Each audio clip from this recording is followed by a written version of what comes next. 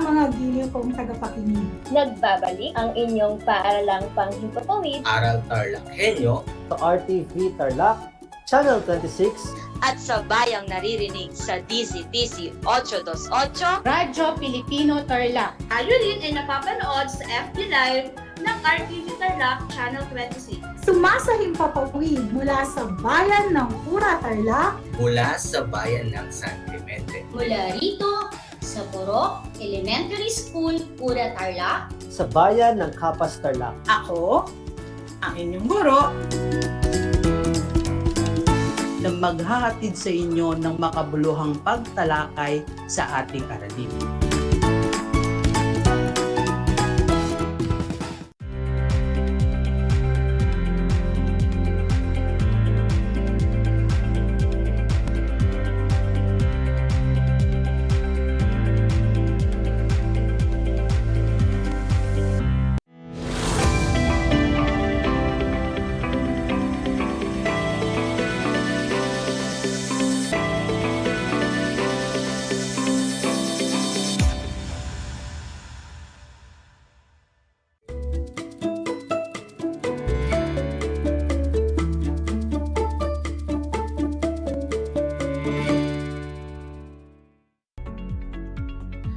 Welcome sa ating Project Shine, Aral TarlakHenyo ng SDO Tarlac Province na kasalukuyang napapanood dito sa RTV Tarlac, Channel 26, Converge Air Cable 100 at sa bayang napapakinggan sa 828 AM DZTC Radyo Pilipino Tarlac.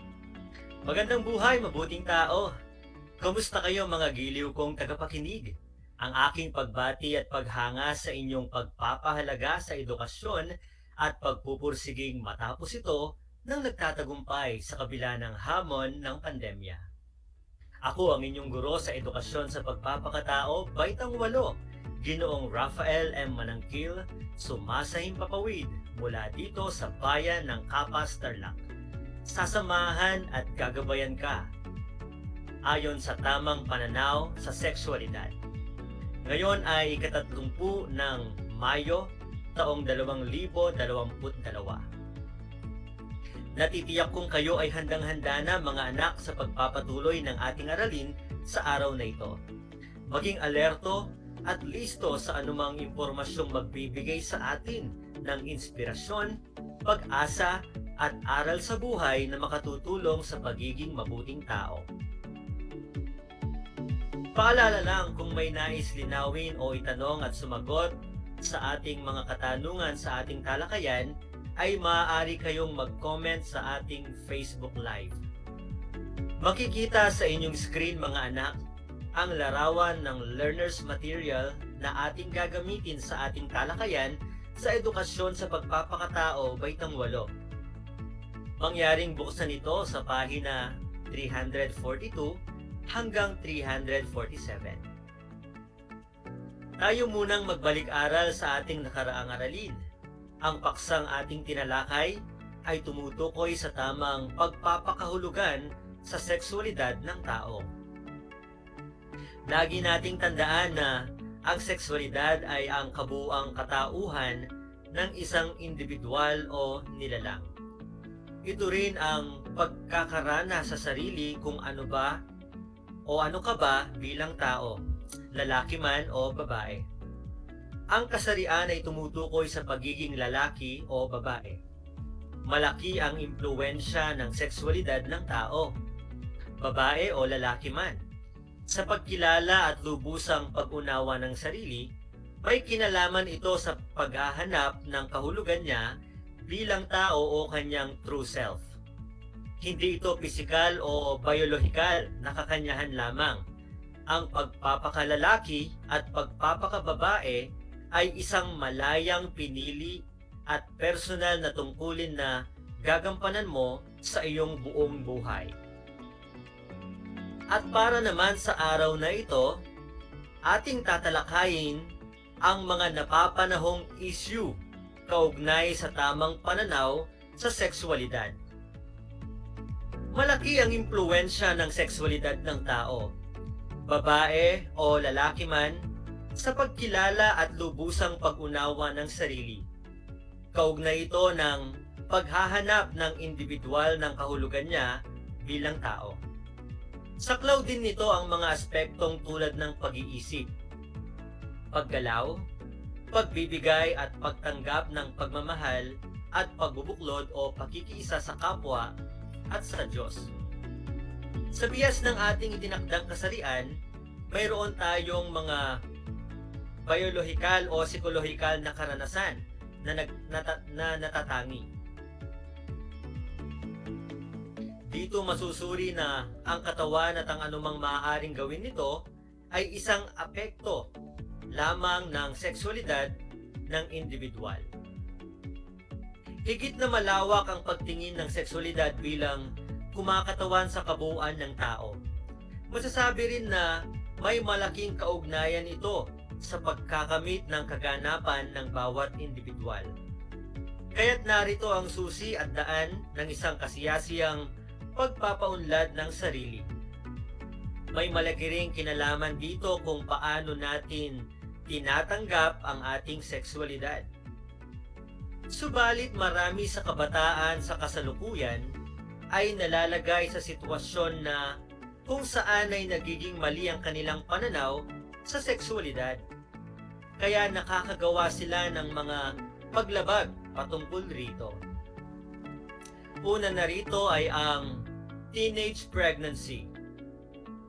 Ang unang issue ay teenage pregnancy. Isa itong kwentong hindi kanais-nais, ngunit madalas nating marinig na nangyayari maging sa ating mga kamag-aral ang teenage pregnancy. Ayon sa pinakahuling census, may 16.5 milyong Pilipino ang kabilang sa grupong 15 hanggang 24 anyos. 30% or 30% ng mga sanggol na ipinanganganak sa bansa ay isinisilang ng grupong ito. Bago pa man sila tumuntong ng 20 anyos, 25% or 25% ng mga kabataang babae ay nagiging mga ina na. Maaring dahil sa kahihiyan at sa pangamba sa bigat na responsibilidad na kaakibat ng maagang pagbubuntis, nakagagawa ang maraming kabataang babaeng isang kalunos-lunos na krimen, ang pagpapalaglag o tinatawag nating abortion. Ayon sa istatistika, taon-taon halos 64,000 na mga kabataang babae ang nagpapalaglag sa ating bansa. Ang abortion ay hindi legal sa ating bansa. Maraming nagiging komplikasyon sa kalusugan ng isang babae ang pagpapalaglag. Tulad na lang halimbawa ng labis na pagdurugo dahil sa pagkasugat ng matris, pagkabaog, pagkakaroon ng cancer sa matris, at sa iba'y kamatayan. Isa ring pangmatagalang epekto ng pagpapalaglag ang tinatawag na post-abortion syndrome or PAS. Isa itong karamdaman sa isip na may hahalin tulad sa depresyon. Ngunit di tulad ng karaniwang depresyon, ang sakit na ito ay di maiibsan ng gamot tulad ng antidepressants. Sinasabing ito ay di naiiwasan. Maaaring dumating ng mas maaga o sa huling bahagi na ng buhay ng isang nagpalaglag o nasangkot sa prosesong ito. Karaniwan ng nagiging sugapa sa alak o droga ang mayroong PAS. Marami rin sa kanila ang nagpapalit-palit ng karelasyon at hindi na muli pang nagkakaroon ng malusog na ugnayan o relasyon sa katapat na kasarian. Ikalawang issue ay ang tinatawag nating premarital sex. Ang kabataang Pilipino ay nakikibaka sa mga isyung may kinalaman sa sex at sexualidad. Mayroon silang iba't ibang pananaw. Una rito ay normal at likas na gampanin ng tao. Pangalawa, maaaring ituring na tama ang pakikipagtalik lalo kapag ito ay may pagsang-ayon. Ikatlo, naniniwala ang mga gumagawa na may karapatan silang sumaya. At pang-apat, ito ay isang ekspresyon ng pagpapahayag ng pagmamahal. Ang premarital sex ay hindi pangangailangang biolohikal tulad ng pagkain at hangin na ating hinihinga. Ang pananaw na kailangang magtalik upang mabuhay ay isang mahinang pagkilala sa pagkatao ng tao dahil ipinagwawalang bahala niya ang kanyang kakayahang ipahayag ang tunay na pagkatao. Ang pakikipagtalik ng hindi kasal ay nagpapawalang galang at nagpapababa sa dignidad at integridad ng pagkatao ng mga taong kasangkot sa gawaing ito. Ngunit tayo ay malaya. Ngunit ang kalayaan ay hindi nangangahulugang malaya tayong piliin kung ano ang gusto nating gawin. Ang kalayaan ay may kaangkop o kaakibat na pananagutan. Malaya tayong pumili, ngunit nararapat na ang piliin ay kung ano ang tama at mabuti. Kaya mahalaga ang sapat na kamalayan at maingat na panghuhusga bago gamitin ang mga kakayahang ito. Ang tunay na nagmamahal na isinasa katawan sa pagtatalik ay bukas sa katotohanang dapat itong humantong sa pagpapamilya. Ang pakikipagtalik ng hindi kasal ay nagpapahayag ng kawalan ng paggalang, commitment at dedikasyon sa katapat na kasarian. Ang kabataang nagsasagawa ng premarital sex ay hindi pa handa sa mga maaaring maging bunga nito sa kanilang buhay. Ikatlong issue, pornografiya o malalaswang babasahin at palabas. Galing sa dalawang salitang Griego na porne, ibig sabihin prostitute o nagbebenta ng panandaliang aliw, at graphos, pagsulat o paglalarawan, anumang larawan o video na nagpapakita ng provocative at suggestive scenes o mga larawang hubad, layuning pukawin ang sexual na pagnanasa na nanonood o nagbabasa, malaswa o mahalay na babasahin, larawan o palabas. Sa pag-aaral ni Eob 2008, ang maagang pagkahumaling sa pornografiya ay may kaugnay na pakikibahagi o paggawa ng mga abnormal na gawaing sexual, lalong-lalo na ang pangahalay. Kadalasang tema ng mga mahalay na palabas na ito ay nakapagpapababa sa pagkatao ng mga babae. Sila'y sinasaktan o pinahihirapan sa karamihan nito. Wari ba'y kinamumuhian sila kung tratuhin sa mga palabas na ito. Ang mga kalalakihang nanonood ng palabas na malaswa ay nagkakaroon ng pagkamanhid sa pananaw nila sa mga kababaihan. Nagiging animoy mga bagay lamang ang mga ito. Nagiging mababaw din ang pagtingin nila sa kasal. Ang pinakamalala, ang pangahalay ay hindi na nila tinitignan bilang isang krimen. May iba't ibang epekto ang pornografiya sa tao. Una, ang maagang pagkahumaling sa pornografiya ay nagkakaroon ng kaugnayan sa pakikibahagi ng tao o paggawa ng mga abnormal na gawain, sexual lalong-lalo na ang pangahalay. Ikalawa, nahihirapang magkaroon ng malusog na pakikipag-ugnayan sa kanilang asawa. Nakakaranas lamang sila ng sexual na kasiyahan sa panonood at pagbabasa ng pornografiya. Pangatlo, pang-aabuso sa sarili. Ito rin ay ginagamit ng mga pedophiles sa internet upang makuha ang kanilang mga bibiktimahin. Ang pedophiles ay mga lalaki o babae na nasa hustong gulang na nagnanasa at bumibiktima sa mga bata at paslit.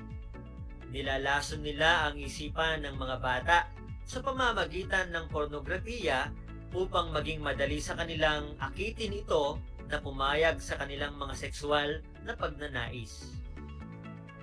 Dagdag pa sa panganib ng pornografiya sa internet at sa mga piniratang palabas na tindahan sa mga bangketa, karamihan ng mga pelikulang drama o aksyon na pinapalabas sa mga sinihan at sa telebisyon ay mayroong mahalay na eksena. Ito nga ang nanghihikayat sa mga kabataan na panoorin ang mga ganitong palabas. Maging sa pelikulang pampamilya ay mayroong eksenang sexual ang tema.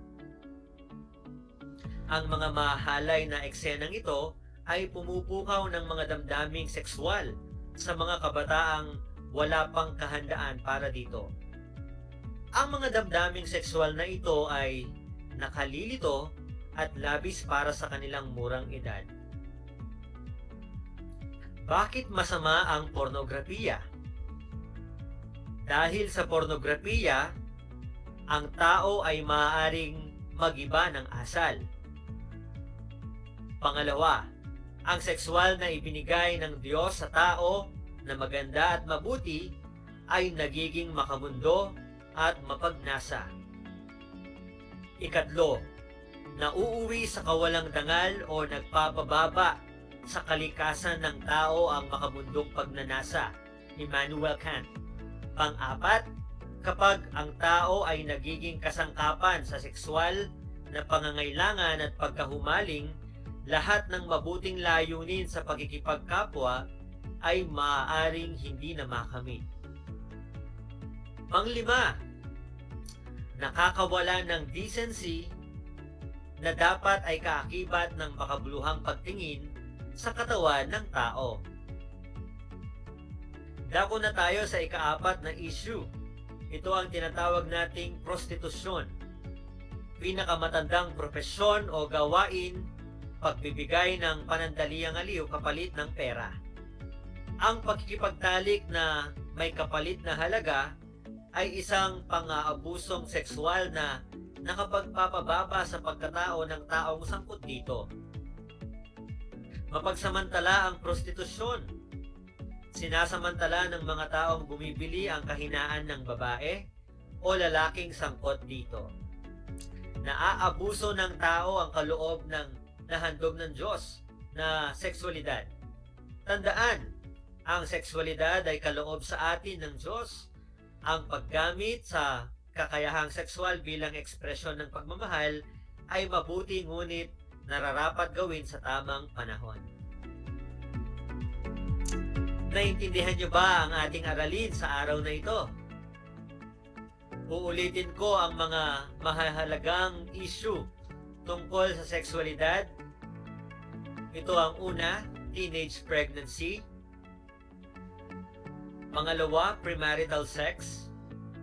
Ikatlo, pornografiya. At ang pang-apat, prostitusyon. Mahalagang tandaan mga anak ang mga sumusunod na konsepto mula sa ating aralin ngayong araw na ito. Una, magkaroon ng malinaw na posisyon o pagpapasya tungkol sa mga isyong napapanahon ukol sa sexualidad. Pangalawa, ang sexualidad ay kaloob sa atin ng Diyos. Ang paggamit sa kakayahang sexual bilang ekspresyon ng pagmamahal ay mabuti, ngunit nararapat gawin sa ito sa tamang panahon.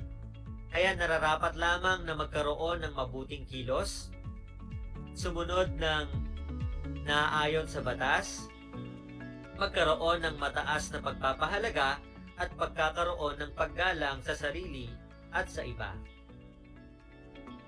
Pangatlo, tayo ay malaya. Ngunit ang kalayaan ay hindi nangangahulugang malaya tayong piliin kung ano ang gusto nating gawin. Ang kalayaan ay may kaakibat na pananagutan.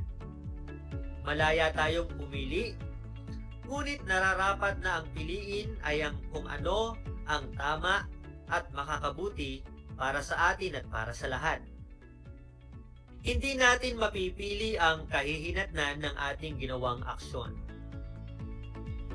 Isang talakayan na naman ang malapit ng matapos. At ako ay masayang masaya sa ipinapakita ninyong aktibong pakikibahagi sa ating aralin ngayong araw. Higit sa lahat ang inyong pagmamahal sa edukasyon, ipagpatuloy ang kagandahang asal na ito mga anak, hakbang tungo sa katuparan ng inyong mga pangarap sa hinaharap. Sa puntong ito, panahon na upang alamin kung kayo ay may natutunan mula sa ating aralin sa pamamagitan ng munting pagsusulit. Sa lahat ng nanonood sa FB Live, gamitin ang FB chat box para sa inyong mga kasagutan. Ihanda naman ang panulat at sagutang papel sa lahat ng mga nanonood sa telebisyon at nakikinig sa radyo.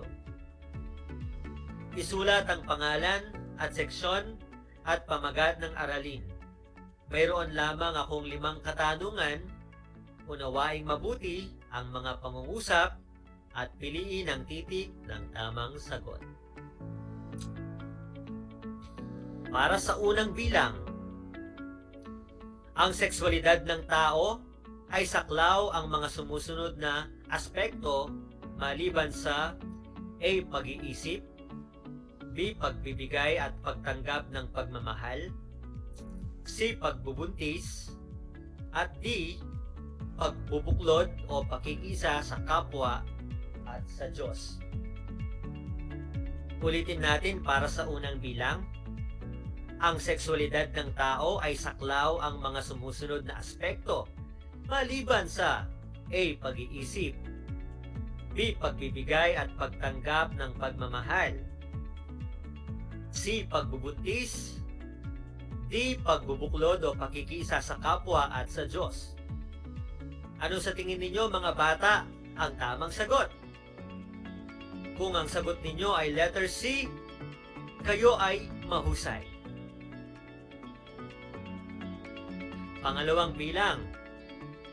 Ayon sa pinakahuling census, 25% o 25% ng mga kabataang babae bago pa man sila tumuntong ng 20 anyos ay letter A. Nagiging mga ina na, B. Nag-aaral ng mabuti, C. Nag-aasawa na, D.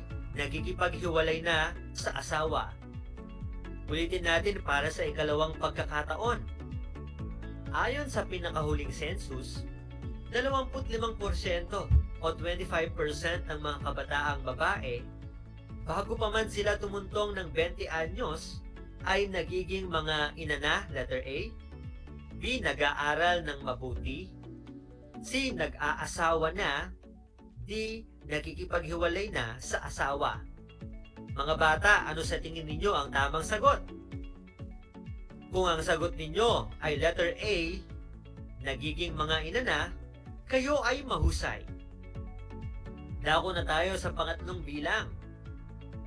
Ayon sa estadistika, taon-taon halos 64,000 na mga kabataang babae ang nagpapalaglag sa ating bansa. Ang pagpapalaglag ay tinatawag ding A. Pagbubuntis, B. Dalaw, C. Operasyon, D. Abortion. Ulitin natin sa ikalawang pagkakataon. Ayon sa estadistika, taon-taon halos 64,000 ng mga kabataang babae ang nagpapalaglag sa ating bansa. Ang pagpapalaglag ay tinatawag ding A. Pagbubuntis, B. Dalaw, C. Operasyon, D. Abortion. Ano sa tingin ninyo mga bata ang tamang sagot? Kung ang sagot ninyo ay abortion, letter D, kayo ay mahusay. Para sa ikaapat na bilang, maraming nagiging komplikasyon sa kalusugan ng isang babae ang pagpapalaglag. Alin sa mga sumusunod ang hindi kabilang sa mga komplikasyon?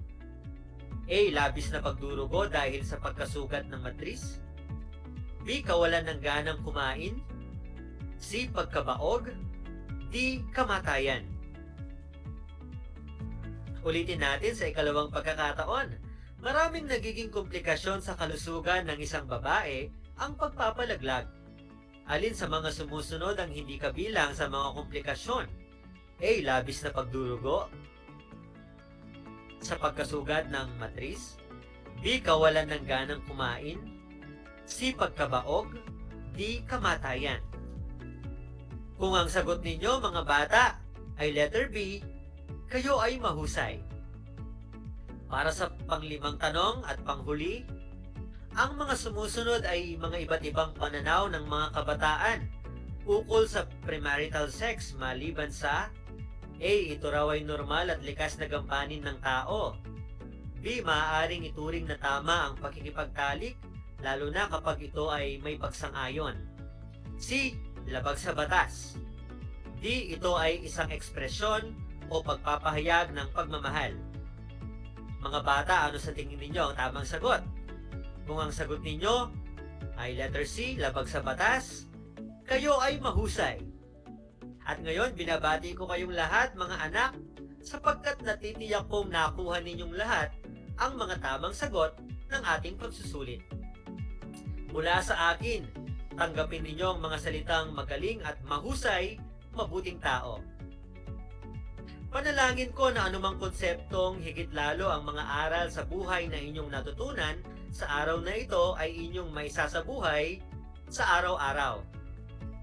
Ugaliing manood ng RTV Tarlac Channel 26, Converge Air Cable 100 at makinig sa inyong talapihitan sa 8 to 8 AM DZTC Radyo Pilipino Tarlac tuwing Lunes at Miyerkules, ganap na 1:00 hanggang 1:25 ng hapon para sa ating mga aralin sa edukasyon sa pagpapakatao, Baitang 8. Muli ako ang inyong guro sa edukasyon sa pagpapakatao, Baitang 8, Ginoong Rafael M. Manangkil na nagpapaalala na piliing maging mabuting tao sa lahat ng panahon at pagkakataon. Hanggang sa muli!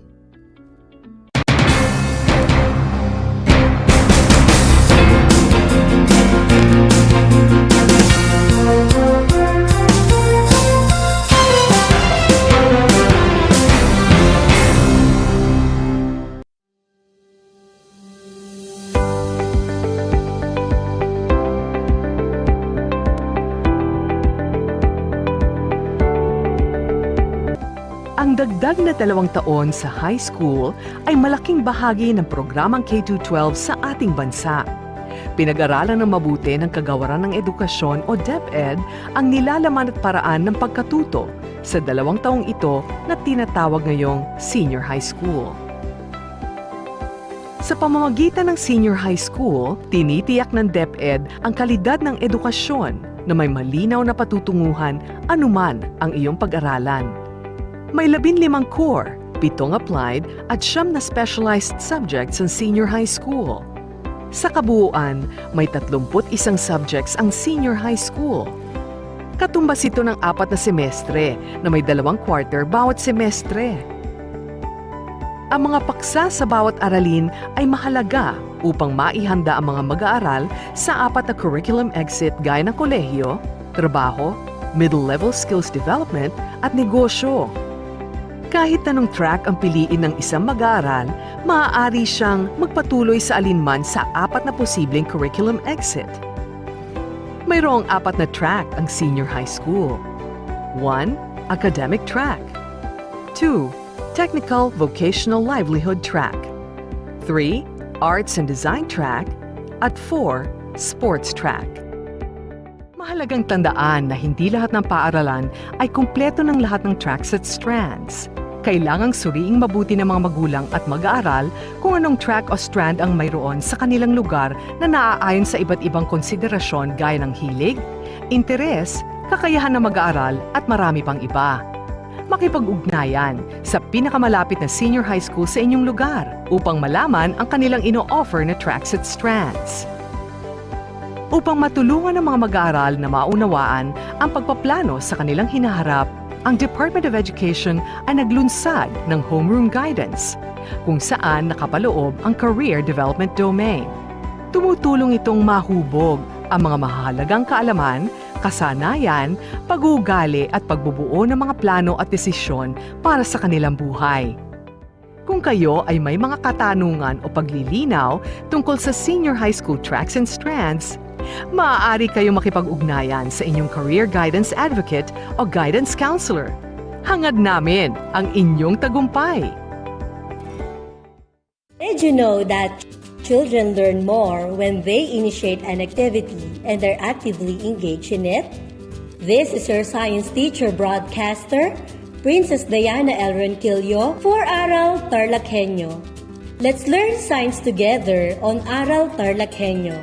Catch us live every Monday to Friday from 8:30 a.m. to 5:30 p.m. Watch Aral TarlakHenyo on RTV Tarlac, Channel 26, simulcast over Radyo Pilipino, DZTC 828 kHz, and streamed live on FB page and YouTube channel of RTV Tarlac, Channel 26.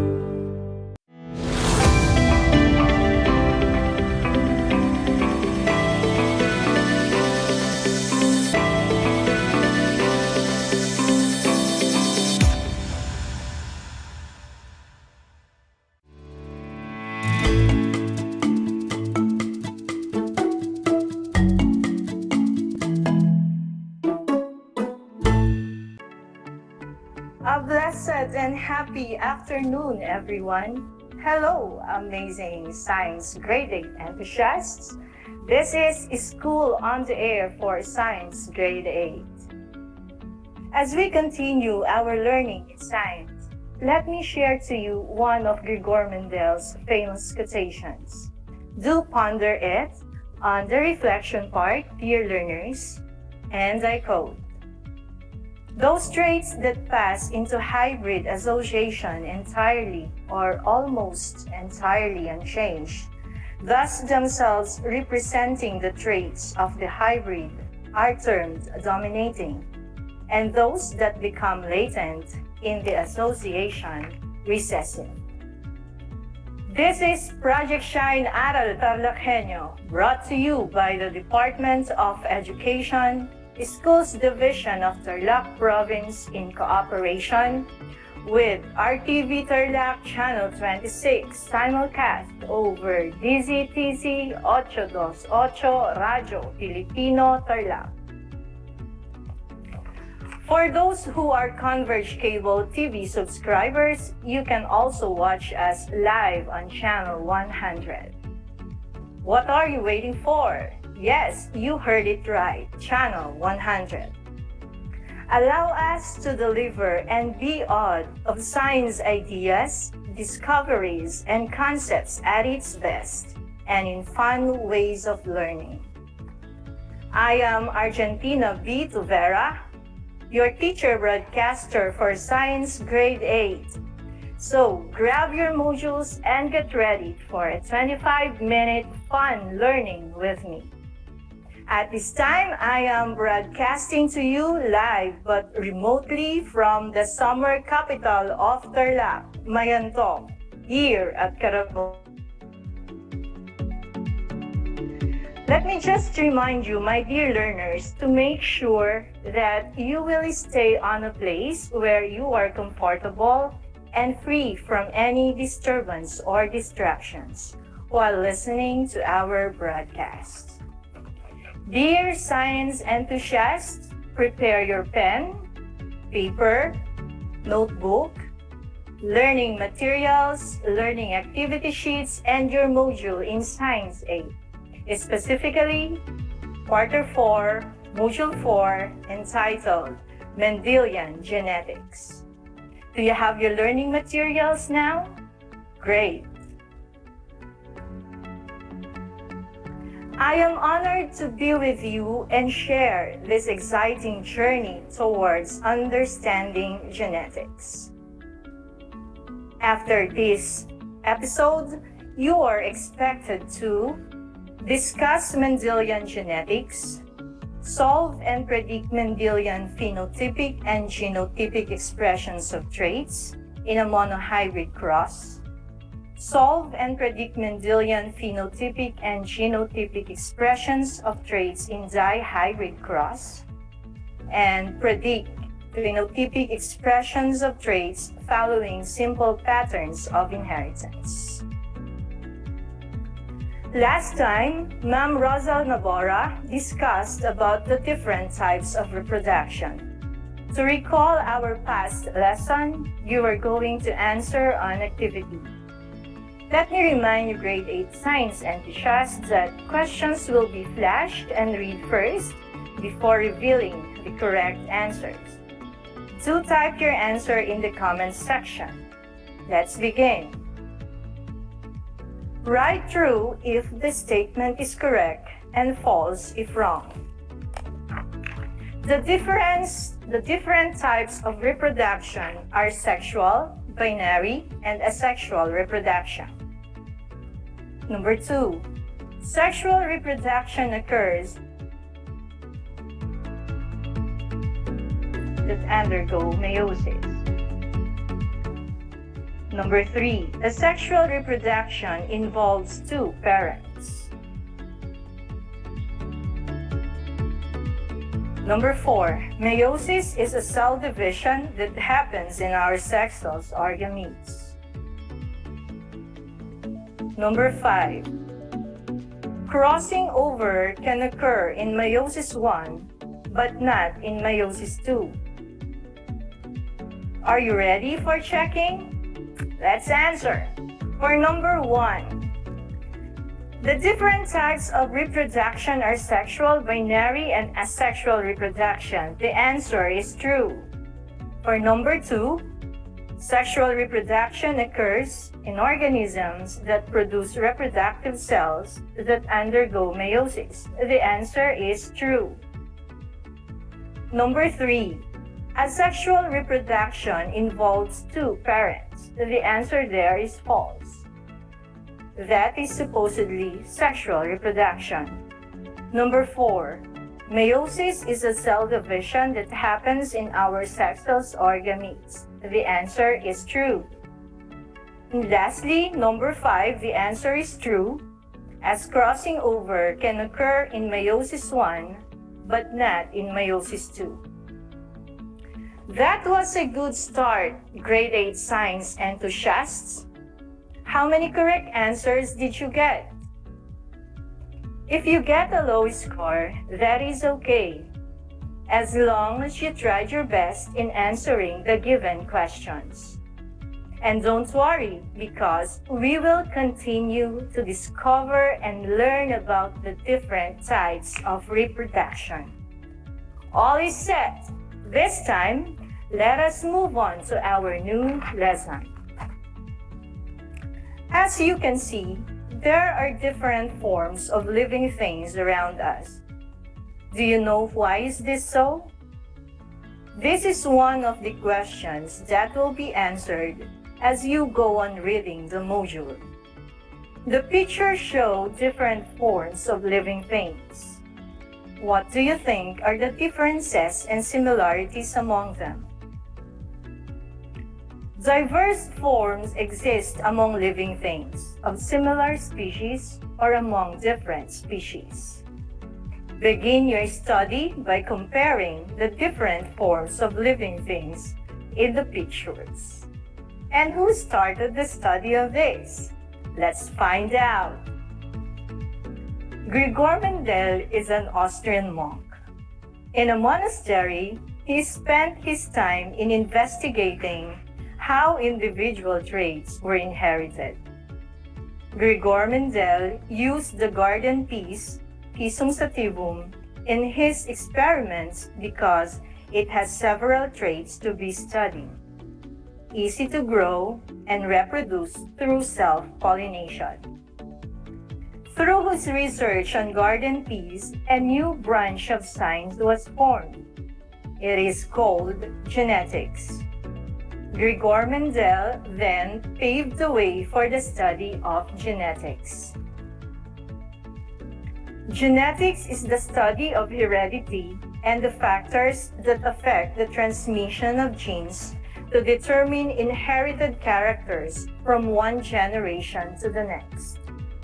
Heredity refers to the transfer of traits genes from parents to offspring. The different traits of garden peas that Gregor Mendel studied are shown in the illustration. Gregor Mendel first produced pure breeding plants through self-pollination for many generations until all the offspring had the same features as the parents. For example, when green seed peas were self-pollinated, all the offspring produced were all green seed peas. Using his pure breeding plants, Gregor Mendel started cross-pollinating the peas with contrasting traits. The pure breeding peas were called parental or P1 generation, and when cross-pollinated, the resulting offspring were called first filial, F1 generation. The F1 generation was also called hybrids because it resulted from a cross between two purebred plants with different traits. For example, when the purebred round seed was cross-pollinated with purebred wrinkled seed, all the offspring produced were all round seeds. A cross using one trait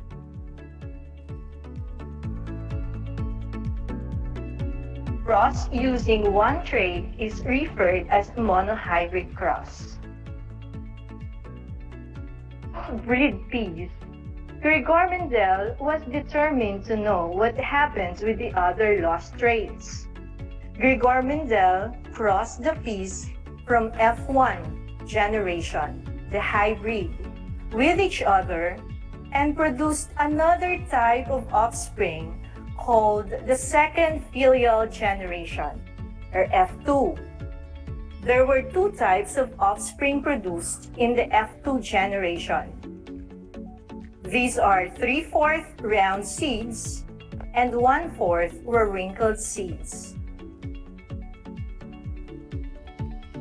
In the F2 generation, Mendel counted 5,474 round seeds and 1,850 wrinkled seeds.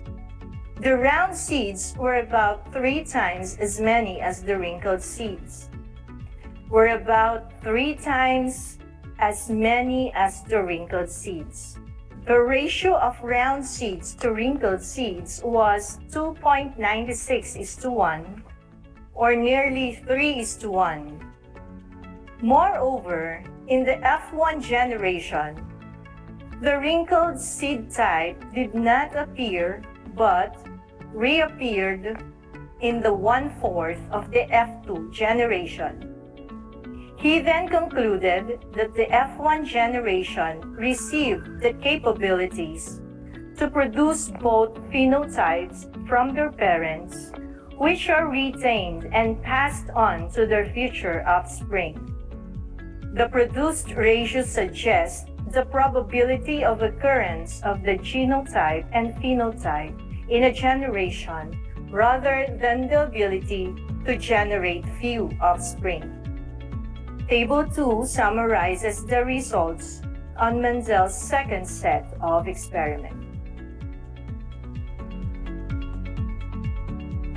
Remember, genetics is the study of heredity and the factors that affect the transmission of genes to determine inherited characters from one generation to the next.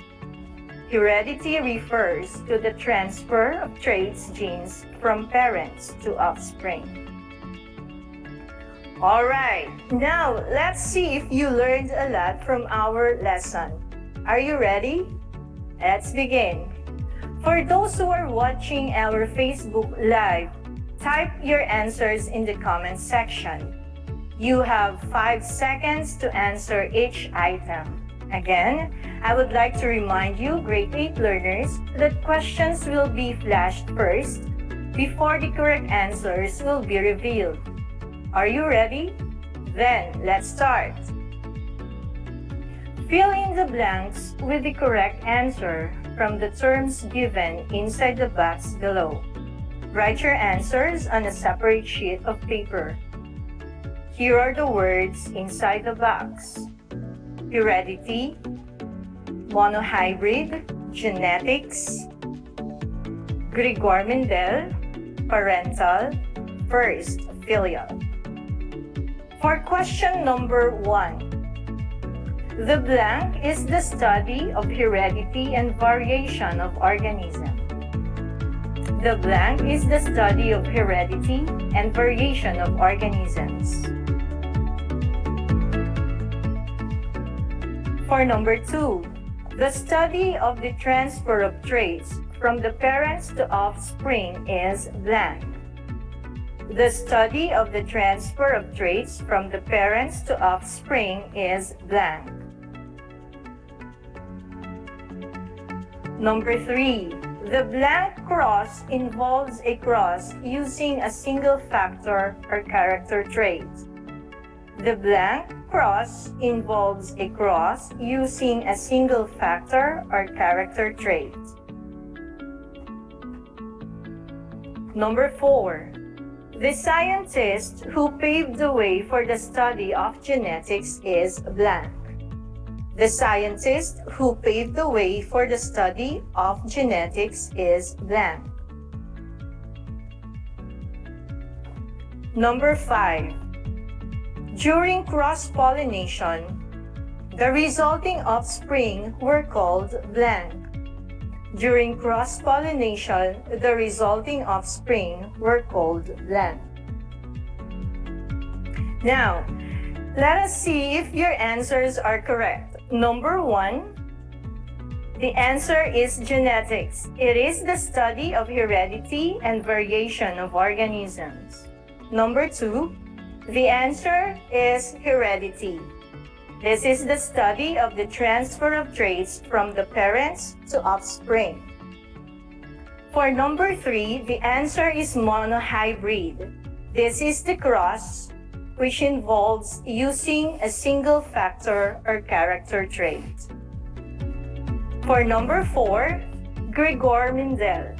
The answer is Gregor-Mendel. For number 5, during cross-pollination, the resulting offspring were called first filial. The answer is first filial. How many answers did you get, grade 8 science enthusiasts? If 5, congratulations and job well done. If not, it's okay because I know you tried your best. For the assessment, let's answer the following questions. Again, you may type your answers in the comment section. Choose the letter of the correct answer. Which describes Gregor-Mendel? A, father of electricity. B, father of biology. C, father of genetics. D, inventor of telephone. Number 2, Gregor-Mendel first produced pure breeding plants through self-pollination for many generations until all the offspring had the same features as the parents. The pure breeding seed is called A, first filial, B, parental, C, heterozygous, D, homozygous. Number 3, it is the study of genes to determine traits inherited by the offspring from the parents. It is the study of genes to determine traits inherited by the offspring from the parents. A, botany, B, genetics, C, histology, D, zoology. For number 4, Gregor-Mendel crossed the peas from F1 generation, also called the hybrid, with each other and produced another type of offspring called A, parental, B, first filial, C, second filial, D, monohybrid. For number 5, Which illustration shows an example of a monohybrid cross? Letter A, letter B, letter C, or letter D? Let's see if you got the correct answers. For number 1, the answer is letter C. Number 2, the answer is letter B. For number 3, letter B. Number 4, letter B. Number 5, letter B. Did you get a perfect score? If yes, thumbs up to you, my dear science-minded learners. Congratulations! If not, try again next time. Again, let's remember, genetics is the study of heredity and the factors that affect the transmission of genes to determine inherited characters from one generation to the next. Heredity refers to the transfer of traits genes from parents to offspring. For today's reflection, have you noticed how siblings look alike or look differently? Even in your family, you shared many traits such as the color of your eyes, the color of your skin, the hairlines, the types of your lips, your height, and a lot of other traits. Everything in this world is unique. So, let us appreciate every individual's differences. As we conclude this week's episode, I want you to know that you all did great in today's lesson. You did such superb performance.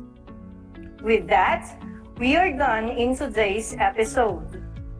For those of you who are sending their answers, questions, and messages using the comment section of our Facebook Live, I will check them out later after our session. Please continue to tune in to Aral TarlakHenyo here on RTV Tarlac Channel 26, simulcast over DZTC 828 Radyo Pilipino Tarlac. Please do like, share, and follow our Facebook page at RTV Tarlac Channel 26. And please do subscribe also to our YouTube channel. Once again, I am Argentina B. Tuvera, your teacher broadcaster in Science A. Thank you very much for joining till the end. See you again next episode. Keep safe and God bless.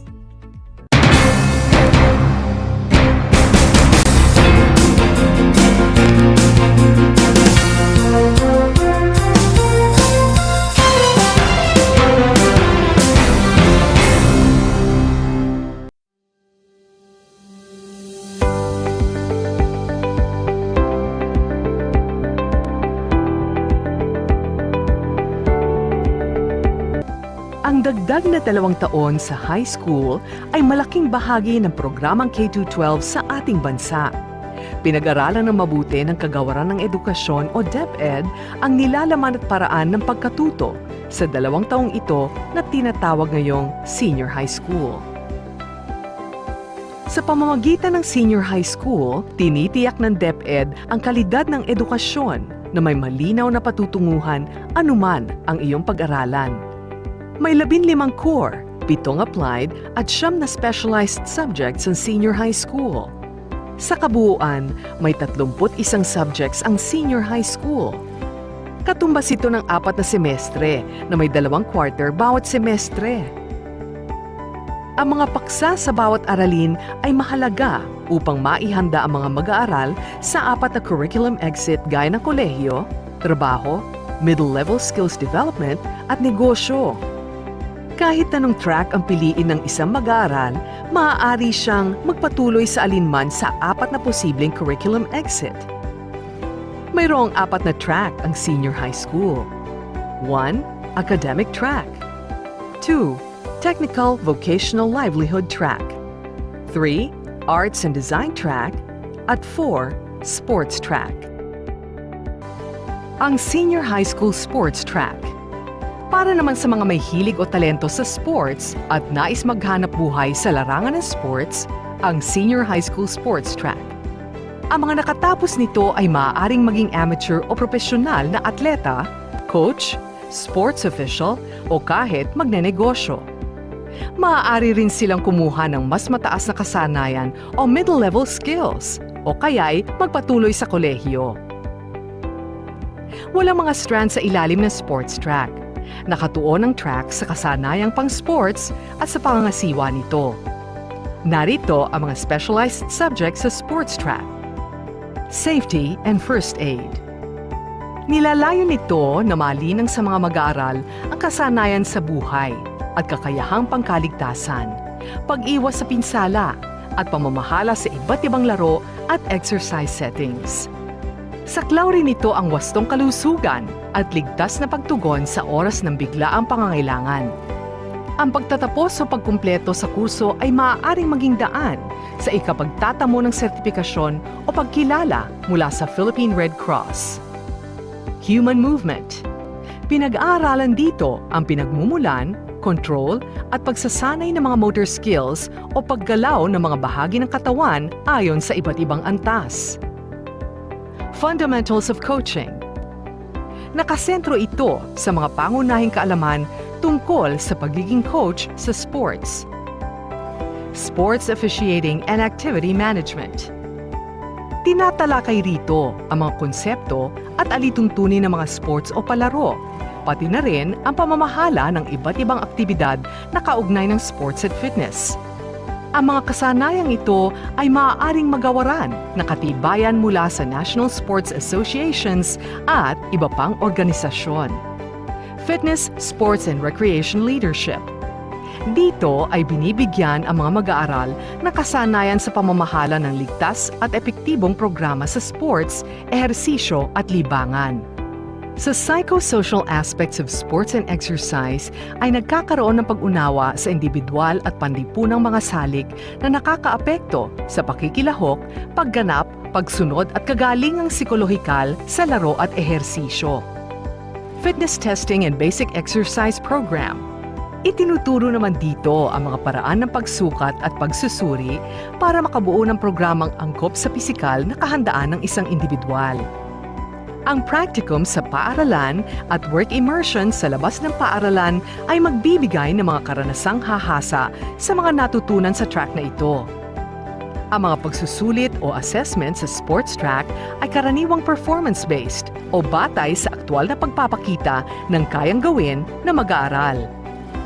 Narito ang ilang mga trabahong nakalinya sa sports track. 1. Referee, umpire o judge. 2. Table officials, tulad ng scorer o timer. 3. Trainer. 4. Coach. 5. Team manager. 6. Athletic scout. 7. Sports broadcaster or writer. 8. Sports analyst. 9. Fitness instructor. 10. Recreational leader. 11. Sports organizer o manager. Bilang requirement sa senior high school, kailangang dumaan ng mga mag-aaral anuman ang kanilang track sa isa sa mga sumusunod: work immersion, apprenticeship, culminating activity, o capstone project. Nakasaad sa DEPED Order No. 39 Series of 2018, clarification and additional information to DEPED Order No. 30 Series of 2017 na ang work immersion ay isang required subject sa TVL track, habang optional naman ito sa academic, arts and design at sports tracks. Alam niyo ba, ang Balanggiga Bells ay kinuha ng mga sundalong Amerikano bilang war trophies pagkatapos ng Balanggiga Massacre noong 1901? Matapos ang 117 years, na ibalik ng US noong December 11, 2018 ang iconic church bells sa Pilipinas. Ang church bells na ito ay naglalarawan ng kalayaan, katapangan, at pananampalataya ng mga Pilipino. Alam nyo na, yan ang Balanggiga Bells.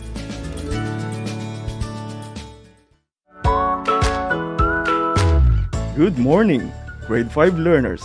How are you today? Welcome to Aral TarlakHenyo here on RTV Tarlac, Channel 26. Simulcast over DCTC, Radyo Pilipino, Tarlac. I am Sir Joshua Evaristo, your teacher broadcaster, aiming to give you another fun-filled learning experience, serving you with the different skills learn and have fun together. Multiply 1089 by 9, you will get an answer, the exact reverse, which is 9801. My name is JRP Duldulao, your teacher broadcaster on Aral TarlakHenyo. For more math trivia and answers to your math questions, catch Aral TarlakHenyo every Monday to Friday from 8:30 a.m. to 5:30 p.m. Learning math is so much fun!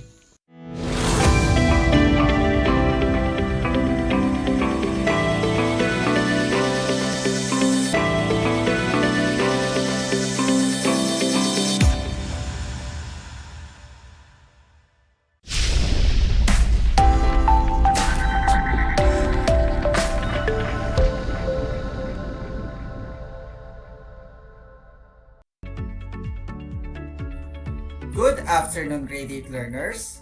Welcome to Aral TarlakHenyo, here on RTV Tarlac, Channel 26. Simulcast over DCTC, Radyo Pilipino, Tarlac. And we are also live on Channel 100 of Converge Cable TV.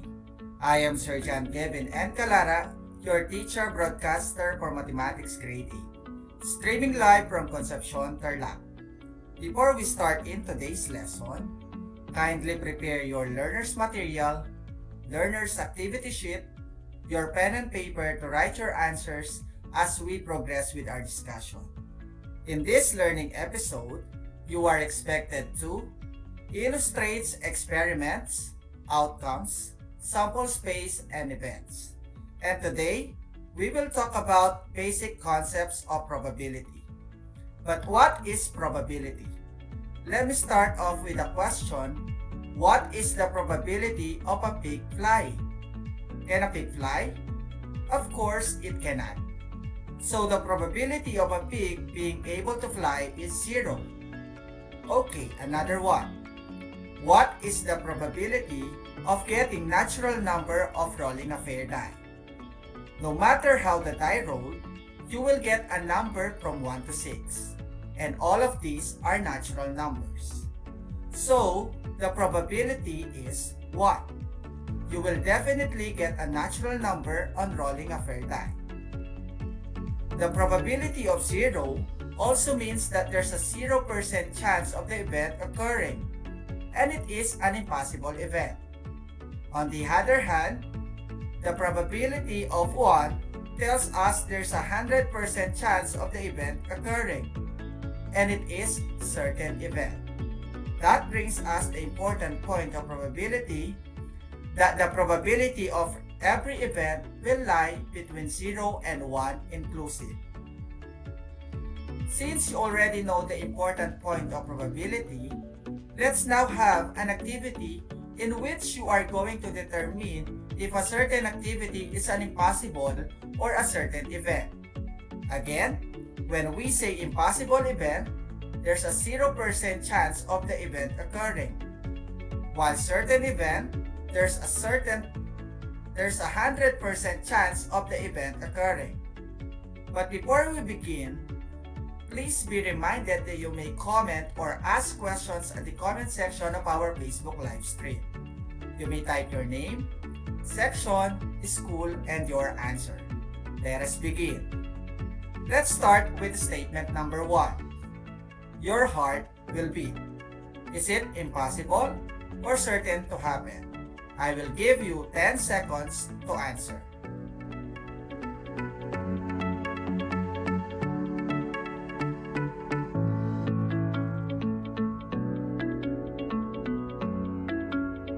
Time's up. If your answer is certain, that's correct, because as long as you are alive, your heart will beat. Next, for statement number 2, there are 3 Fridays in a week. Is it impossible or certain to happen? Your 10 seconds start now.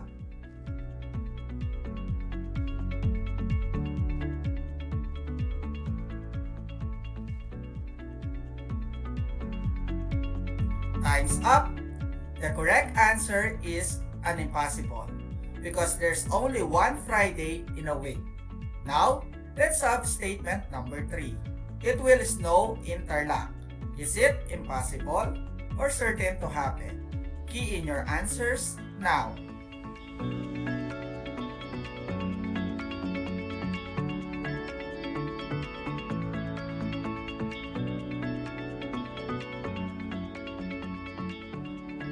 Time's up.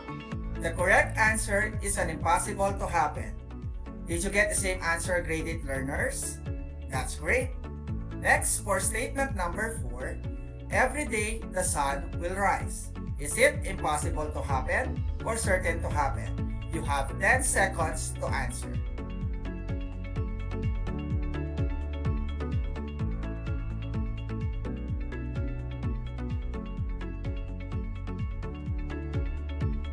Time's up. The correct answer is certain to happen because anytime the sun will rise. Did you get the same answer? That's great, class. And for our last statement, Sunday comes after the Saturday. Your 10 seconds start now.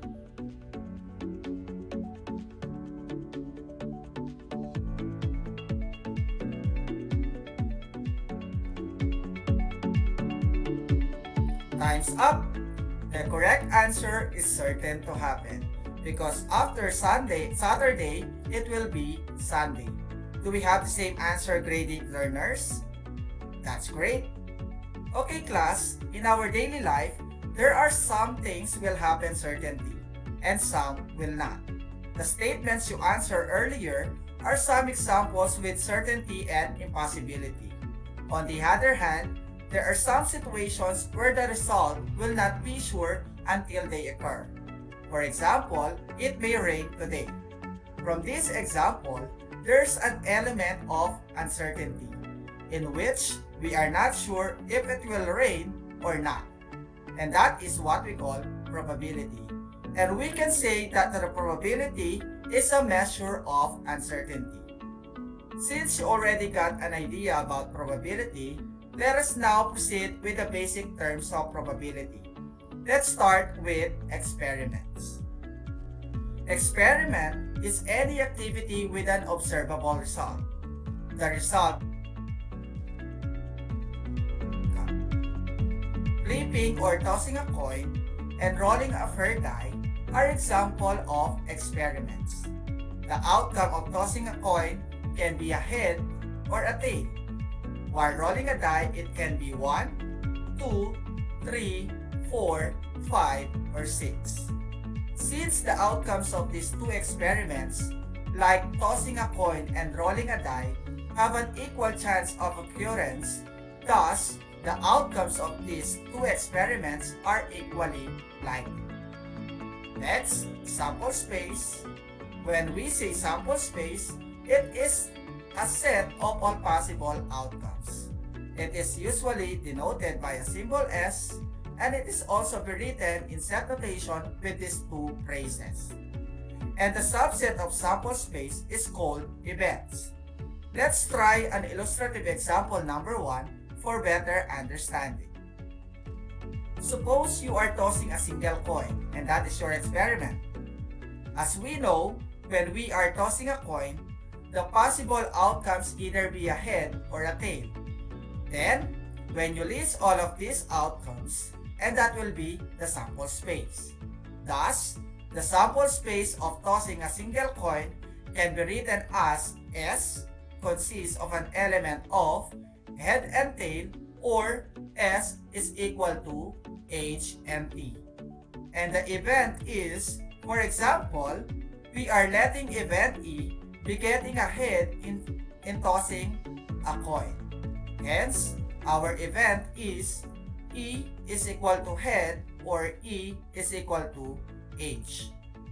Another example, our experiment is rolling a die, and its possible outcomes will be 1, 2, 3, 4, 5, or 6. Therefore, our sample space can be written as S consists of an element of 1, 2, 3, 4, 5, and 6. And the event? Suppose we are letting event E be getting an even number, both one tail and one head. And lastly, for our fourth toss, will be both two tails. Hence, the sample space consists of an element of head, head-tail, tail-head, and tail-tail, where H is head and T is tail. For the event, suppose we are letting event E be getting an exactly one head and one tail. Therefore, our event E is equal to HT and TH. For our illustrative example, the experiment is tossing 3 coins. When we toss 3 coins, the possible outcomes will be both 3 heads, both 2 heads and 1 tail, head, tail, head, both 1 head and 2 tails, both 1 tail and 2 heads, both 2 heads and 1 tail, tail, head, tail, or both 3 tails. Therefore, the sample space is consists of an element of head, head, head, head, head, tail, head, tail, head, head, tail, tail, tail, head, head, tail, tail, head, tail, head, tail, and tail, tail, tail. The event, suppose we are letting event E be getting exactly 2 heads. Thus, the event E is equal to 2 heads and 1 tail, head, tail, head, and tail and 2 heads. Did you understand, grade 8 learners? Or do you have any questions? If you have any questions, feel free to comment your answer on the comment section of this Facebook live stream. Now, let's move on to the summary of the lesson. When we say an experiment, it is any activity with observable result. For example, flipping or tossing a coin, rolling a die, and etc. And the result of this experiment is called outcome. For example, in the given experiment tossing a coin, the outcomes either be a head or a tail. And for rolling a die, either be 1, 2, 3, 4, 5, or 6. Next, sample space, it is the set of all possible outcomes. For example, in the given experiment earlier, tossing a coin, we just have to list of all its possible outcomes. And these are H and T, or head and tail. And for rolling a die, we have 1, 2, 3, 4, 5, and 6. Lastly, event, it is a subset of sample space. For example, in the given experiment like tossing a coin, it is either getting a head or getting a tail. For rolling a die, an event is, for example, getting an even number in rolling a die. Then the event is equal to 2, 4, and 6. Since you have already mastered the lesson, let us now have the part 1 of our activity. What are you going to do? You have to tell whether the given statement is an experiment or an outcome. Are you ready, class? I think you are ready. You may type your answers on the comment section of our Facebook live stream. Now let's have our first one. Tossing a coin. Is it an experiment or an outcome? You have 10 seconds to answer.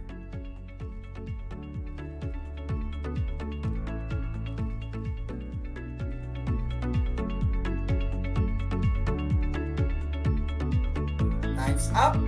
If your answer is an experiment, that's correct. Let's try another one. Rolling a die. Is it an experiment or an outcome? Your 10 seconds start now.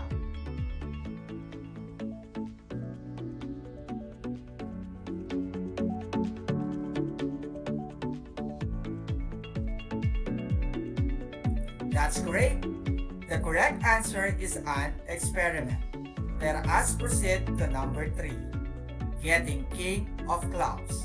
Key your answer now.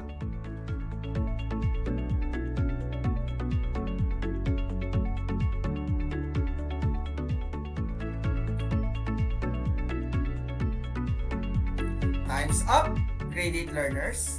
Question number 3 is an example of an outcome. Did you get the same answer? Brilliant. Next, for number 4, we have picking colors from the spinner. Is it an example of an experiment or an outcome? You have 10 seconds to answer.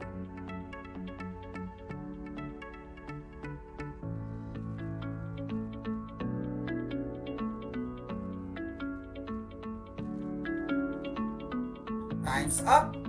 The correct answer is an experiment. Now, we have item number 5. Getting ahead in a single toss coin. Is it an experiment or an outcome? Key in your answers now.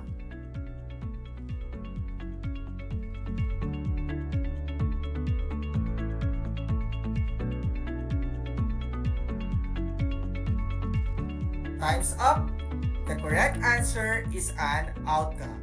Did you get the same answer, class? That's great.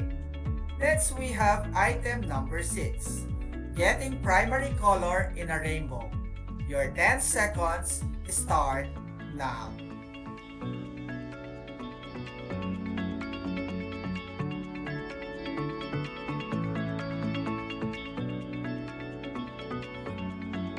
Time's up. The correct answer is an outcome. Next, we have number 7. Looking prime numbers from 1 to 10. Is it an experiment or an outcome? You have 10 seconds to answer.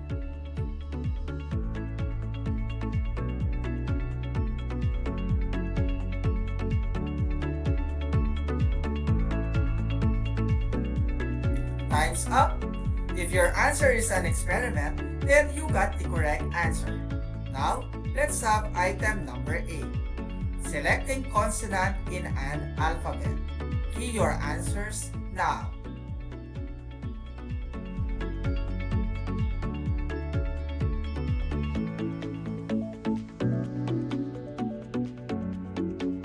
Time's up.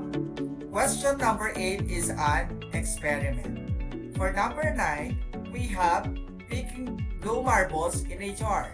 Is it an experiment or an outcome? Your 10 seconds start now.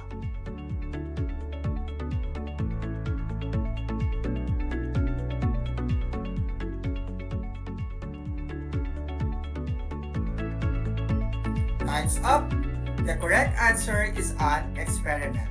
And lastly, for item number 10, getting an even number from 1 to 10. Is it an example of an experiment or an outcome? You have 10 seconds to answer.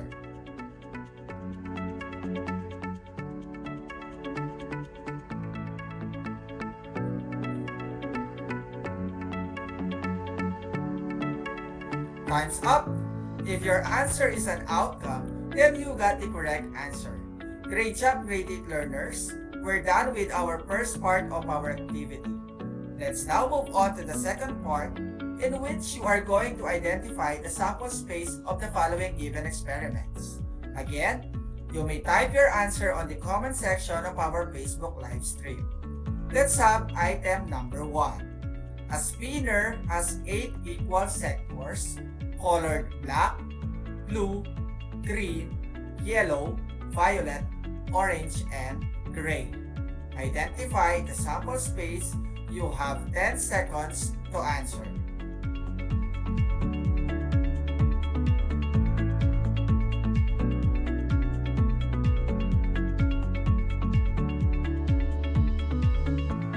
Time's up. The sample space is black, blue, green, yellow, violet, orange, and gray. Did you get the same answer? That's great. Next, for item number 2, determining the children of families having 2 children in birth order. This is the sample space. Your 10 seconds start now.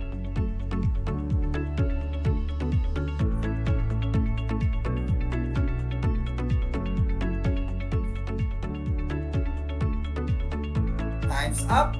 The sample space consists of an element of MM, MF, FM, FF, where M is male and F is female.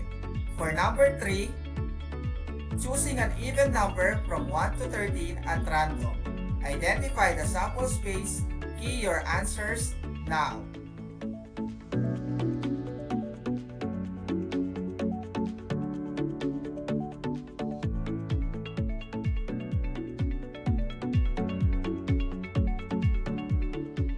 Time's up. The correct answer is 2, 4, 6, 8, 10, and 12. Did you get the same answer, grade 8 learners? That's great. Next, for number 4, choosing a prime number less than 20. List all the elements of sample space. Your 10 seconds start now.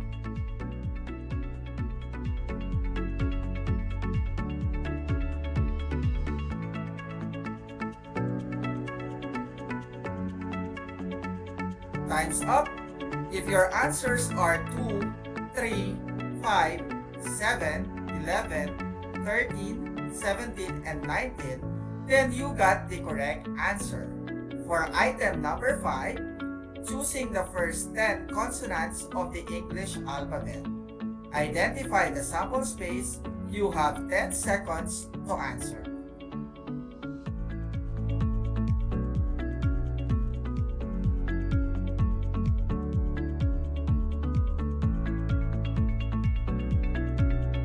Time's up. The list of all possible outcomes of choosing the first 10 consonants in the English alphabet are letters B, C, D, F, G, H, J, K, L, and M. Did you get the same answer, class? That's great. Next, we have choosing one of the days of the week. List the sample space. Your 10 seconds start now.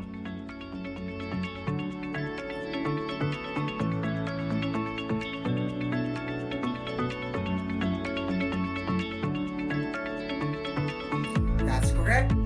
The sample space is equal to Monday, Tuesday, Wednesday, Thursday, Friday, Saturday, and Sunday. Next, for item number 7, we have choosing a vowel from the English alphabet. I repeat, choosing a vowel from the English alphabet.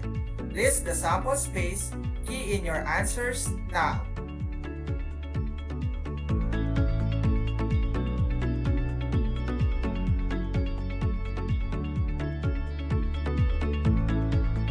Very good.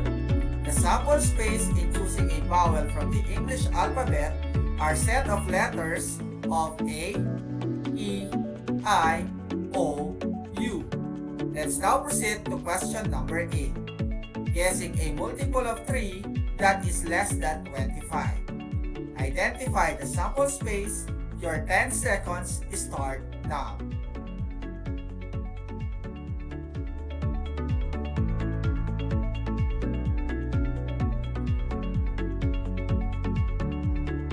That's correct. The sample space is equal to 3, 6, 9, 12, 15, 18, 21, and 24. For our item number 9, we have find the sample space of the given spinner with numbers 1 to 10. I repeat, find the sample space of the given spinner with numbers 1 to 10. You have 10 seconds.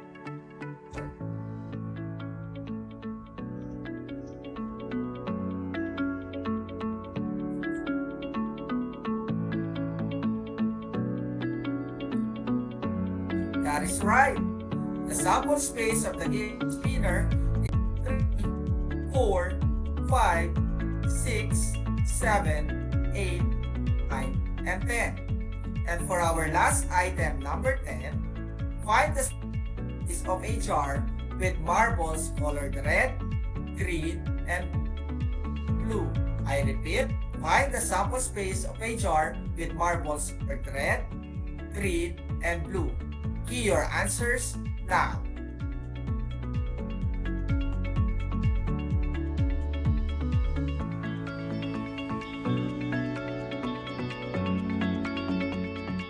rectangle space consists of an element of red, green, and congratulations, graded learners, for another excellent performance. You may take a screenshot of your answer and type in your score. Answers. Answer drills letter from numbers 11 to 15 on page 19 and letter B from page 20. I repeat, answer drills letter A from numbers 11 to 15 on page 19 and letter B from numbers 6 to 10 on page 20 from your instructional support. Okay, that is all for now. I hope you learned and enjoyed our lesson for today. Don't forget to send your answers to your respective math teacher. Tune in every Mondays and Wednesdays here on RTV Tarlac Channel 26 and on Channel 100 of Converge Cable TV. Again, I am Sir John Kevin N. Galara, your teacher broadcaster. Until next time, have a nice day, be safe, and God bless us all.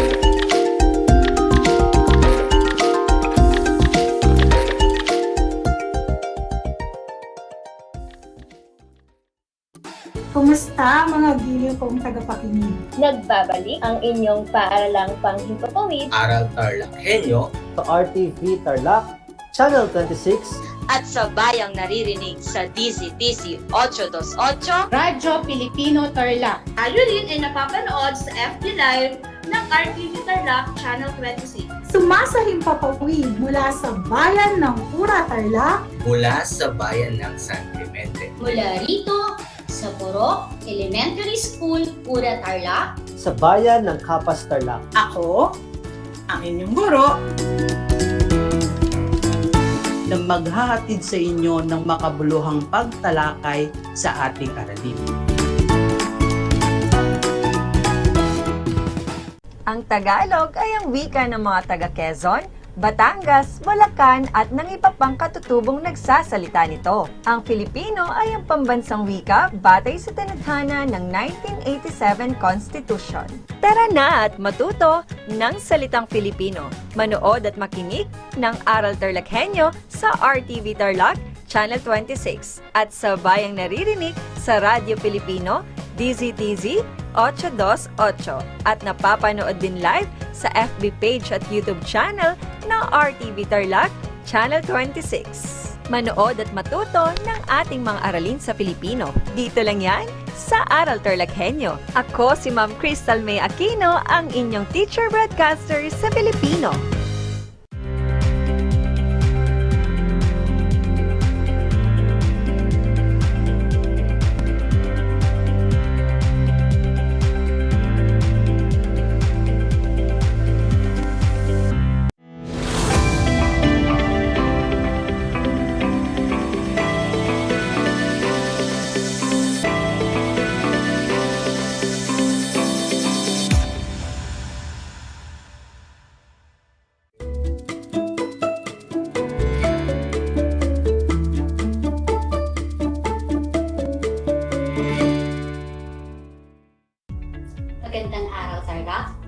masayang buhay sa inyo mga kapantas.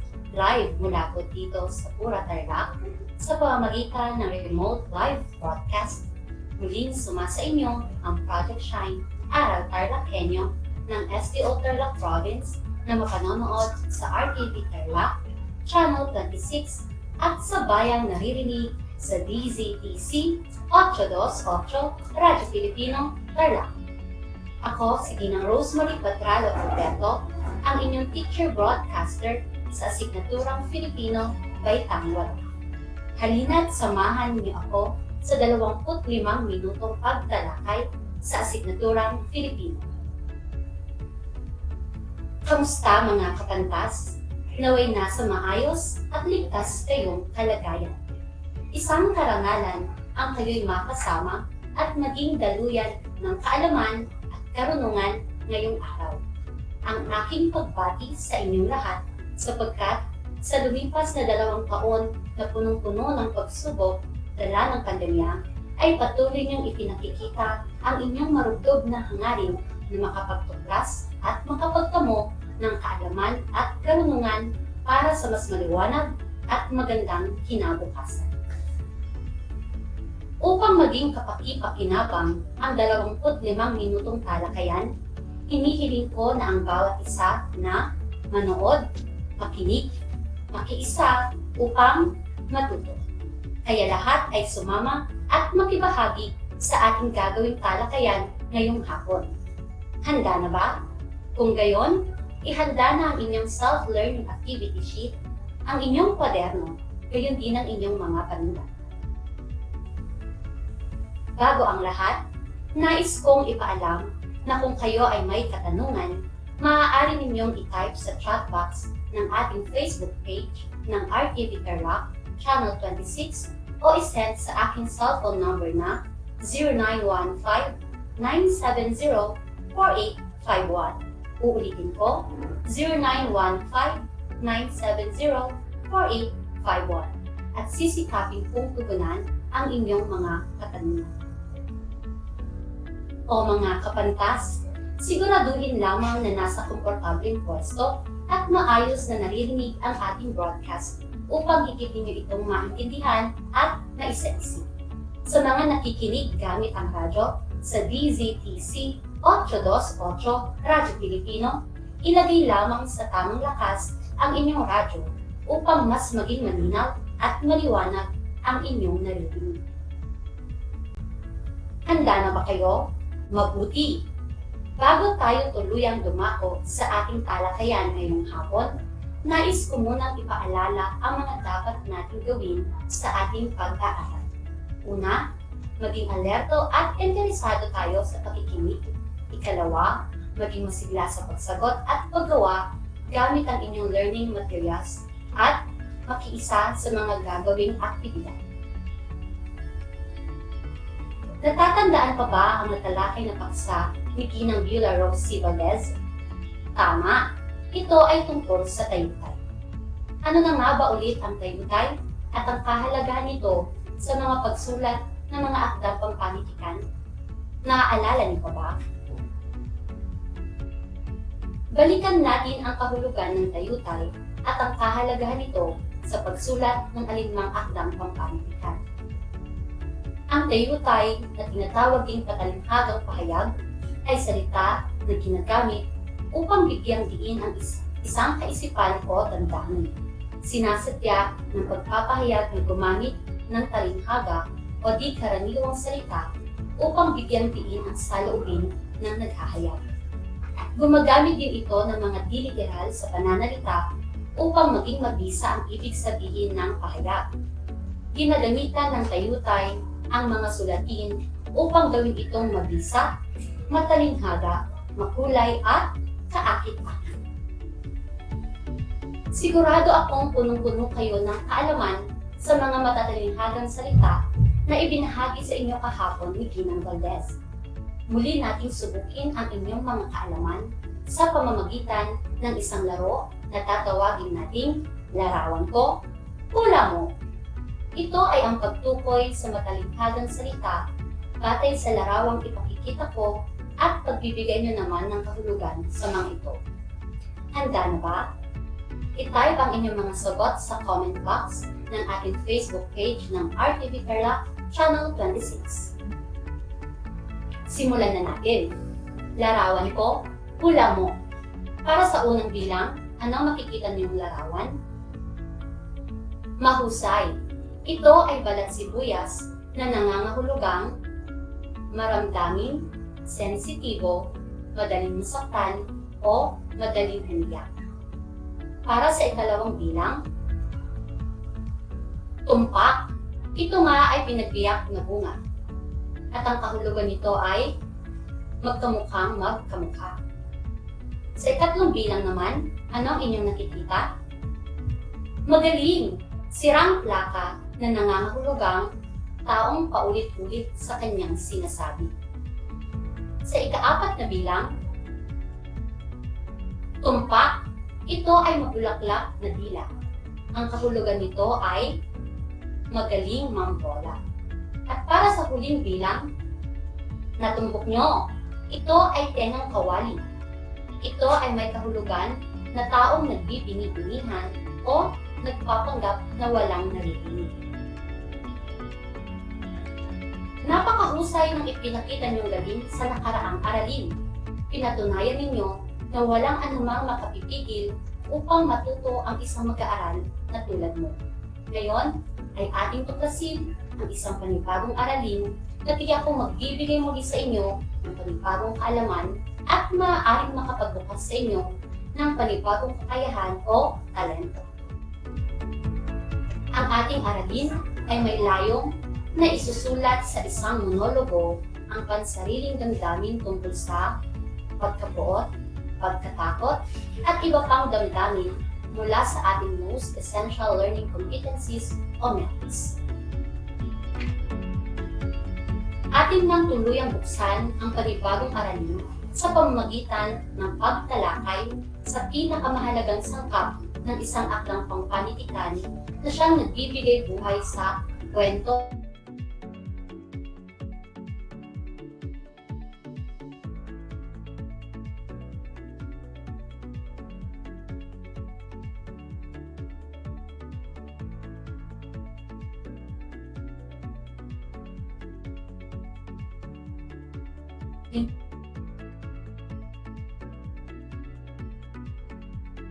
ay mga kwentong may mahalagang sangkap tulad ng tauhan.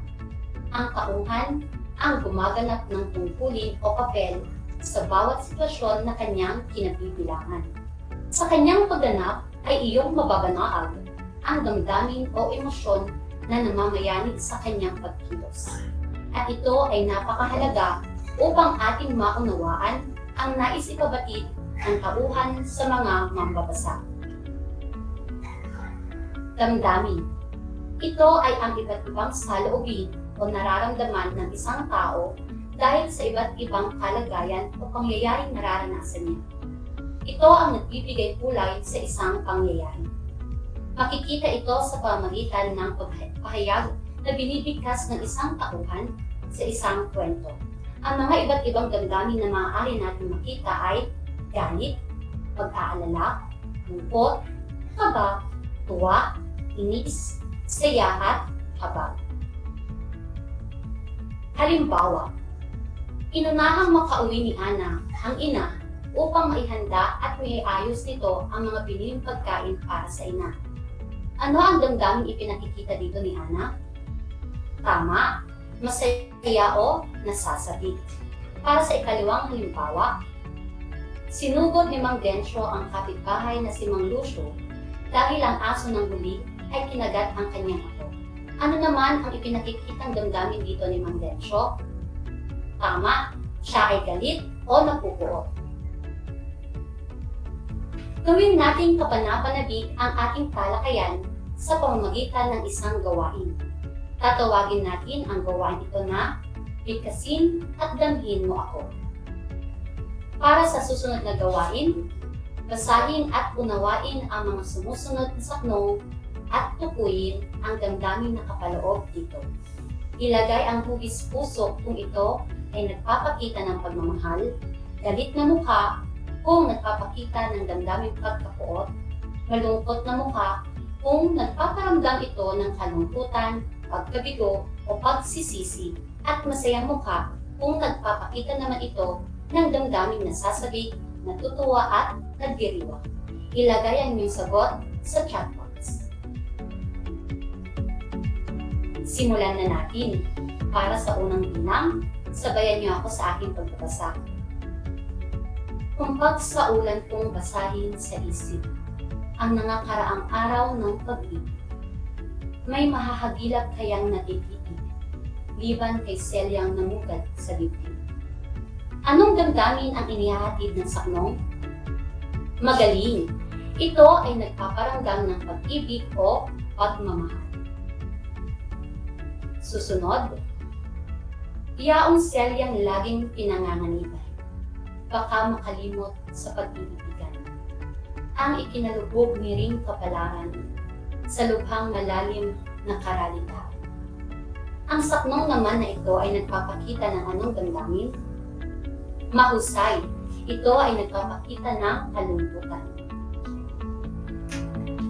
Dumako tayo sa ikatlong bilang. Ngayong namanglaw sa pangungulila, ang ginagawa kong pangaliw sa dusa. Nagdaang panahoy inaalala, sa iyong laraway ninipitang ginhawa. Anong naramdaman niyo sa saknong na ito? Mahusay, ito ay nagpaparamdam ng pangungulila o kalungkutan. Dumako na tayo sa ika-4 na bilang. Sa larawang guhit ng sintang pinsel, kusang inilimbag sa puso't palimdim. Nag-iisang sanlang naiwan sa akin, at di mananakaw magpahanggang bibig. Mararamdaman natin sa saknong na ito ang labis-labis na pag-ibig. Kaya ang ilalagay natin ay mukhang may puso. At para sa huling bilang, ang katauhan ko'y kusang nagtatali sa buntong hininga ng ika'y may sakit. Himutok ko nooy naaaring langit, para iso naman ang may tulong sino. O mga kapantas, ano ang inyong naramdaman habang binabasa niyo ang saknong na ito? Tama, pag-aalala, pagkabalisa, sapagkat ang kanyang sinta ay mayroong karamdaman. At ang damdaming ito ay nahanay sa tumpak, malungkot na mukha. Sa mga kapapasok lamang, kaya ngayon ay nakikinig sa Aral TarlakHenyo sa pamamagitan ng RTV Tarlac Channel 26 at sa bayang naririnig sa DZTC 828 Radyo Pilipino, Tarlac. Ako si Ginang Rosemary Patralo Alberto, ang inyong teacher broadcaster sa asignaturang Filipino, Baitang 8. At sa araw nito ay ating tinatalakay ang pagsulat sa monologo na nagpapakita ng damdaming may pagkapuot, pagkatakot, at iba pang damdamin. Napansin niyo ba na habang binabasa ninyo ang mga saknong sa inyong gawain, kanina ay naramdaman ninyo ang damdamin na nais iparamdam sa inyo ng may akda? Katunayan nito ay ang pagbibigay ninyo ng wastong sagot sa mga ito. Dahil dito, matagumpay nyo rin na ilapat ang inyong sarili sa katauhan ng nagsasalita sa akda. Nagkaroon kayo ng panandaliang pagsasadula at maramdaman ang karakter ng nasa akda. Ang isahang pagtatanghal na inyong ginawa sa panandaliang oras ay tinatawag nating monologo. Ano nga ba ang monologo? Ang monologo ay isang uri ng pagsasadula na pampanitikan na ginagampanan ng isang tao. Maaaring pagsasalita ukol sa mga manonood o sa karakter na ginagampanan. Kadalasang isinasagawa sa panooring pandrama, teatro, pelikula o palabas sa eskwelahan at iba pa. Maraming halimbawa ng komunikasyon tayong makikita. Ito'y nangyayari sa araw-araw nating buhay. Subalit, kapag sinabi nating monologo, kadalasan ay hindi natin makikita sa ordinaryong buhay. Ito'y dahil ang komunikasyon ay isang bagay na dalawa o higit pang tao ang kasama. Ngunit, sa isang monologo, isang tao lamang ang nagsasalita at may pansarili itong pakay o layunin. Ang isang monologo ay ginagawa ng isang tauhan o isang karakter para makimit nito ang kanyang minimiti para sa sarili. Maaari rin na ang pakay lamang nito ay marinig lamang ng iba at hindi ang makinig. Bukod dito, masasabi rin natin na ang monologo ay isang halimbawa ng komunikasyon kung saan ang isang karakter ay bumibigkas ng mga saloobin nito o ang mga bagay na nasa isipan lamang nito. Kadalasan, makikita ang monologo sa mga tula, pelikula at mga palabas sa telebisyon. Ang mga sumusunod naman ay ang mga dapat isaalang-alang sa pagbuo o pagsulat ng isang monologo. Una, pumili ng paksang gusto mo at ayon sa iyong magiging manonood. Magiging madali ang pagbuo ng iyong sulatin kung agad mong matutukoy ang layunin mo sa iyong ipakikitang pagtatanghal o kwento, gayon din ang pagtukoy ng magiging audience o manonood at nakapakinig mo. Ikalawa, piliin ang karakter na aakma sa iyong personalidad upang maging kapani-paniwala ang iyong pagganap. Magiging madali rin ang pagyakap mo sa iyong karakter kung ito ay hindi nalalayo sa iyong personalidad. Susunod, maging maabilidad sa senaryong mataas ang damdaming inilalahad. Kinakailangang mapaghandaan ang mga tagpong nagpapakita ng mataas na emosyon upang magampanan ito ng maayos at epektibo, maramdaman ng iyong mga manonood ang iyong karakter. Dapat ding tandaan, ang kawilian ng mga manonood sa pagpapatuloy ng panonood sa iyo ay ang nakasalalay sa kaiklihan at nilalaman ng kwento. Kaya, piliing maging maikli lamang ito at kasiya-siya ang daloy ng kwento. Panghuli, mahalagang magkaroon ka ng orihinalidad sa iyong sulatin. Iwasan ang pagkopya ng mga pamilyar o sikat na linya sa mga sikat na pelikula o palabas. Tayo ngayon ay nasa huling bahagi na ng ating talakayan. Gawin nating mas makabuluhan ang talakayan ito sa pamamagitan ng panibagong gawain. Tatawagin natin ang aktibidad na ito na arte mo. Sa gawain ito ay muli nating bubuhayin ang inyong kakayahan sa pag-arte. Magbibigay ako ng dialogo na lalapatan ninyo ng iba't ibang reaksyon o damdamin batay sa aking sasabihin. Tukuyin din natin ang pangyayari sa maikling dialogong ipakikita. Handa na ba kayo? Tara, simulan na natin ang masayang gawain ito. Para sa unang bilang, sa unang linya, ang ating damdaming ipapakita ay kalmado. Inay, gising na. Sa ikalawang hanay, papakita natin ang damdaming may pagkairita. Inay, gising na! At sa panghuling linya, ipakikita naman natin ang damdaming may takot o natataranta. Inay, gising na! Ano ang pangyayaring nakikita sa tagatong ito? Magaling! Ang pagkatakot ng anak nang hindi na gumising ang kanyang ina. Sa ikalawang halimbawa o gawain, sa unang linya, ipakikita naman natin ang galit o galit. Tama na! Sa ikalawang linya, may pagmamakaawa. Tama na! Sa ikatlong linya naman, ipakikita natin ang pagkapagal o pagod o pagsuko. Tama na! Nagpapakita ito ng pagbabago ng karakter mula sa galit at sa unti-unting pagsuko at pagmamakaawa. Unti-unting pagtanggap ng kanyang pagkatalo. Para sa ating pangwakas na gawain na tatawagin natin buuin at damhin mo ako. Mula sa kahon ay piliin ang angkop na salita upang mabuo ang dialogo.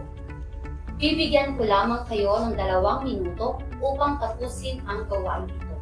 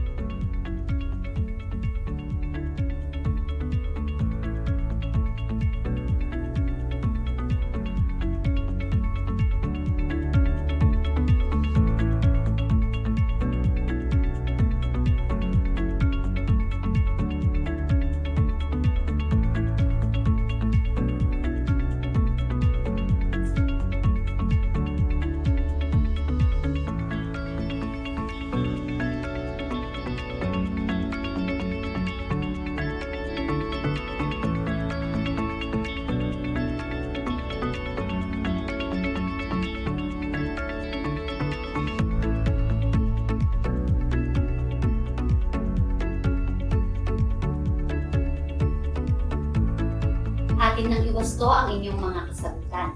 Para sa unang bilang, isanin man ang mundo, tandaang kahit sa kabilang buhay ay ikaw pa rin ang iibigin ko. Ang sagot ay kabilang buhay. Sa ikalawang bilang naman, ikaw Celia na patuloy na hinahanap ng nalulumbay kong puso.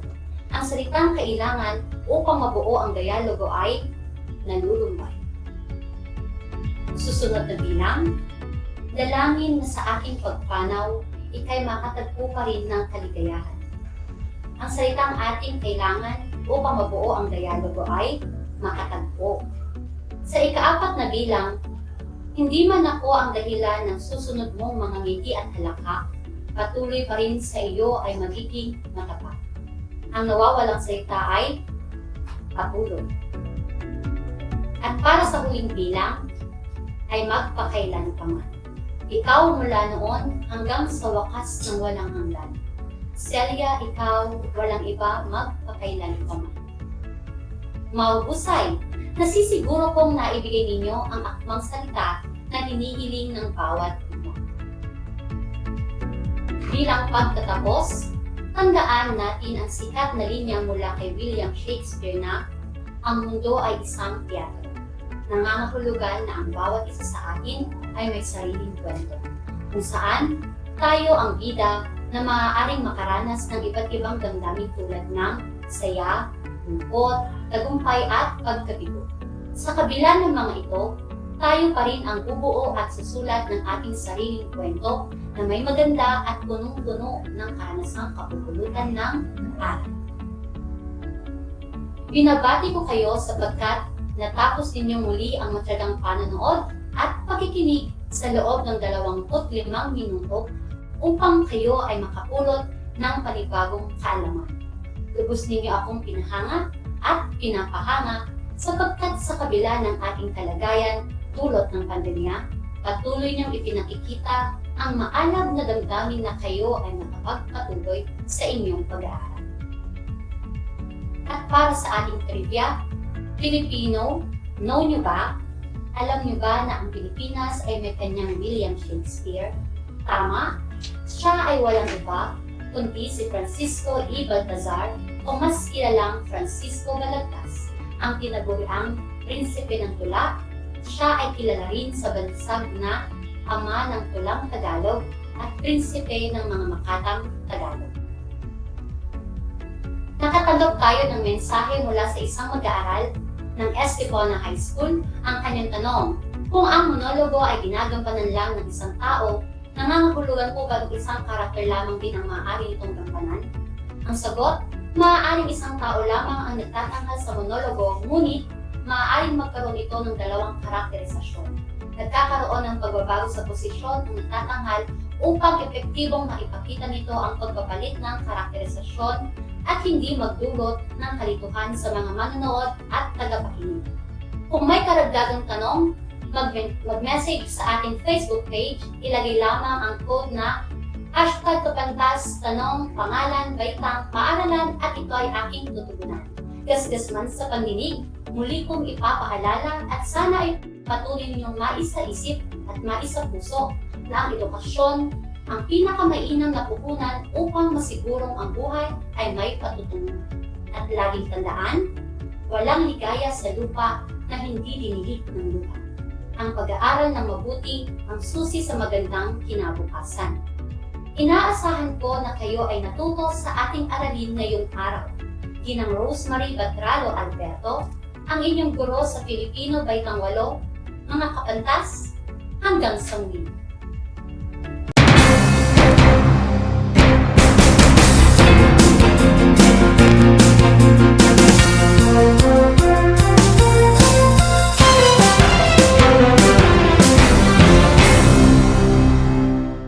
Bahagi mo Radyo Pilipino sa saan mang bahagi ng Pilipinas, saan mang bahagi ng mundo, anumang uri ng pamumuhay, kabahagi mo, Radyo Pilipino, sumasahim papawid sa DWPR 1296, Dagupan, DZTC 828, Tarlac, DZLT 1188, Lucena, DZYM 1539, Mindoro, DWRL 1080, Legazpi, DWRN 657, Naga, DYRB 540, Cebu, DYRL 1035, Bacolod, DYRN 1134, Dumaguete, DXCO 1044, Cagayan de Oro, DXGS 765, General Santos, DXOC 1494, Ozami, DXOW 981, Davao, at Radio Filipino Podcast Center, Manila. Ito ang kabahagi mo, Radio Pilipino, napapakinggan on air, and online, sa buong mundo sa pamamagitan ng www.radiopilipino.com. Impormasyong may kalidad at serbisyong may halaga. Kasama, katuwang, kapinoy, kabahagi mo, Radio Pilipino.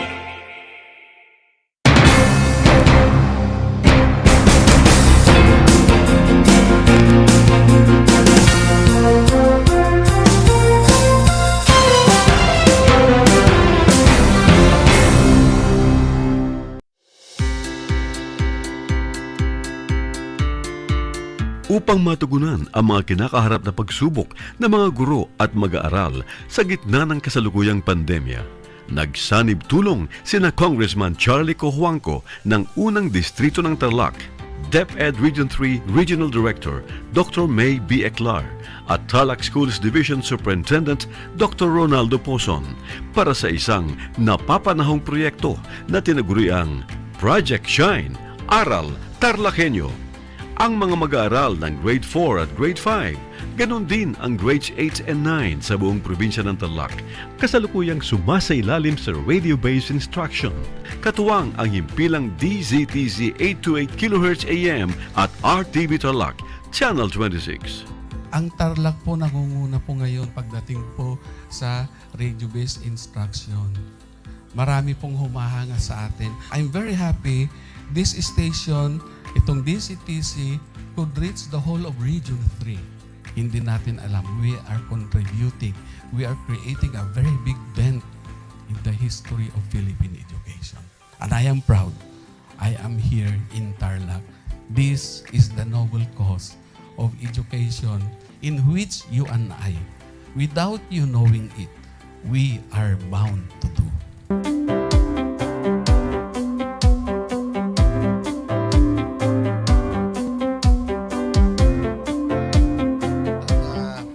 Project natin na Project Shine is a natural consequence dahil sa nangyari sa buong mundo. Let's continue to work together.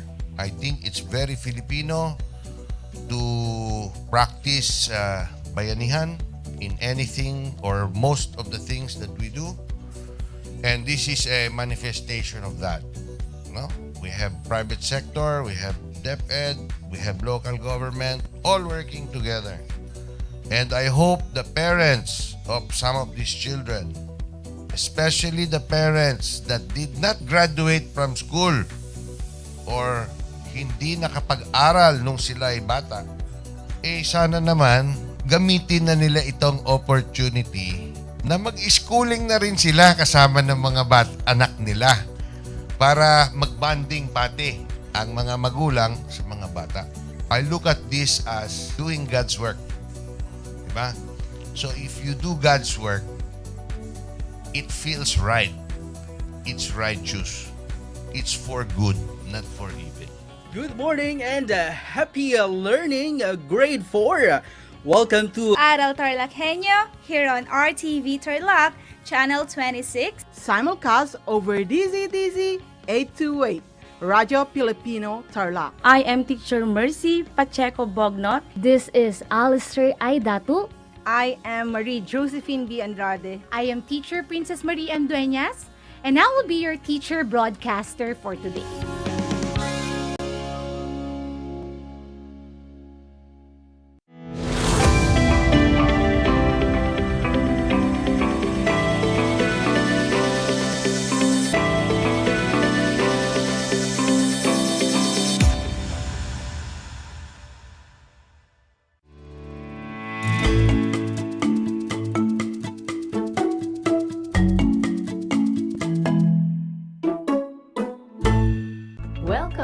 ating Project Shine Aral TarlakHenyo ng Schools Division of Tarlac Province na kasalukuyang napapanood dito sa RTV Tarlac Channel 26 at Converge Cable Channel 100 at sa bayang napapakinggan sa 828 DZTC Radyo Pilipino Tarlac. Magandang buhay, mabuting tao. Kumusta na kayo mga ginigiliw naming tagapakinig? Ang aking pagbati at paghanga sa inyong pagpapahalaga sa edukasyon at ang pagpupursiging matapos ito ng nagtatagumpay sa kabila man ng hamon ng pandemya. Ako ang inyong guro sa edukasyon sa pagpapakatao sa ikasyam na baitang Ginang Maria Lourdes M. Sangkap. Sumasahing papawid mula sa bayan ng Bamban Tarlac. Sasamahan at gagabayan kayo sa inyong pampagkatuto sa Most Essential Learning Competency na natutukoy ang kanyang mga paghahandang gagawin upang makamit ang piniling kursong akademiko, technical vocational, sining at palakasan o negosyo. Halimbawa nito ay ang pagkuha ng impormasyon at pag-unawa sa mga tracks sa senior high school. Natitiyak kong kayo ay handang-handa na mga anak sa ating bagong aralin sa araw na ito. Maging alerto at listo sa anumang impormasyong magbibigay sa atin ng inspirasyon, pag-asa at aral sa buhay na makatutulong sa pagiging mabuting tao. Makikita sa inyong screen ang larawan ng learner's material na ating gagamitin sa ating talakayan sa edukasyon sa pagpapakatao baitang siyam. Mangyaring buksan ito sa pahina 201 hanggang 228. Bago tayo magpatuloy sa ating aralin, atin munang balikan ang ating nakaraang leksyon. Ano-ano ang mga iba't ibang uri ng career path ayon kay Professor Michael Driver? Tama ang iyong kasagutan kung ito ay ang una, steady state view, pangalawa, linear career concept, pangatlo, spiral career concept, at pang-apat, transitory career concept. Naniniwala ako na natandaan pa ninyo ang mahahalagang punto sa ating nakaraang talakayan. Ngayon ay handa na ba kayo sa ating panibagong aralin na may pamagat na mga pansariling salik sa pagpili ng tamang kursong akademiko o technical vocational, sining at disenyo at sports? Simulan na natin ang talakayan. Sa nakaraang talakayan ay binigyang diin natin ang mga pagiging tugma ng mga personal na salik sa mga pangangailangan o requirements sa napiling kursong akademiko, technical vocational, sining at sports o negosyo ay daan upang magkaroon ng makabuluhang hanap buhay o negosyo at matiyak ang pagiging produktibo at pakikibahagi sa pagpapaunlad ng ekonomiya ng bansa. Sa hapong ito, kayo ay makapaghahanda ng gawain upang makamit ang piniling kursong akademiko, technical vocational, sining at palakasan o negosyo. Ang pagpapasya ay may tuturing bilang isang prosesong mental o prosesong kognitibo na nagre-resulta sa pagpili ng isang kurso ng kilos mula sa ilang mga kapalit o alternatibong mga eksena. Bawat proseso ng paggawa ng desisyon ay nakagagawa ng isang pinal o hindi na mababago pang pagpili. Ang kinalabasan ay maaaring isang galaw o aksyon o kaya ay isang napiling opinyon. Mahalagang malaman at maunawaan ang inyong panloob na salik sa pagpili ng track o kurso. Ngunit hindi lamang ang mga ito ang dapat na iyong batayan. Marapat lamang na alam mo rin ang panlabas na salik na maaaring makaapekto sa iyong pagpapasya. Kung magagawa mo ngayon na pumili ng tamang track o kurso para sa baitang 11, makakapit mo ang tunay na layunin nito. Ito ay ang mga sumusunod. Una, ang pagkakaroon ng makabuluhang hanap buhay. Dito, hindi lamang makatutulong na maiangat ang antas ng iyong buhay dahil sa magandang kita o sweldong kalakip nito, kundi ang halaga ng pagkamit ng iyong kaganapan mula sa kasiyahang nakukuha at pagpapahalaga sa iyong paggawa. Mas lalo mong naibibigay ang iyong kahusayan dahil ang talento at kasanayan at interes ang iyong puhunan. Pangalawa, tataglayin mo ang katangian ng isang produktibong manggagawa. Ang produktibong manggagawa ay masasabing isang asset ng kanyang kumpanya o institusyon na kinabibilangan. Katulong siya sa pagpapaunlad ng mga programa at adhikain ng kanyang pinagtatrabahuhan tungo sa sama-samang paggawa. Pangatlo, kung masisiguro ang pagiging produktibo sa iyong mga gawain, ikaw rin ay nakikibahagi sa pagpapaunlad ng ekonomiya ng bansa. Naipamamalas ito sa pamamagitan ng tamang pamamahala ng oras sa pagtapos ng gawain, pagpapasa ng proyekto sa takdang araw, paggamit ng teknolohiya para sa mabilis na produksyon, at maayos na pakikitungo sa iba tungo sa pag-abot ng iyong itinakdang layunin.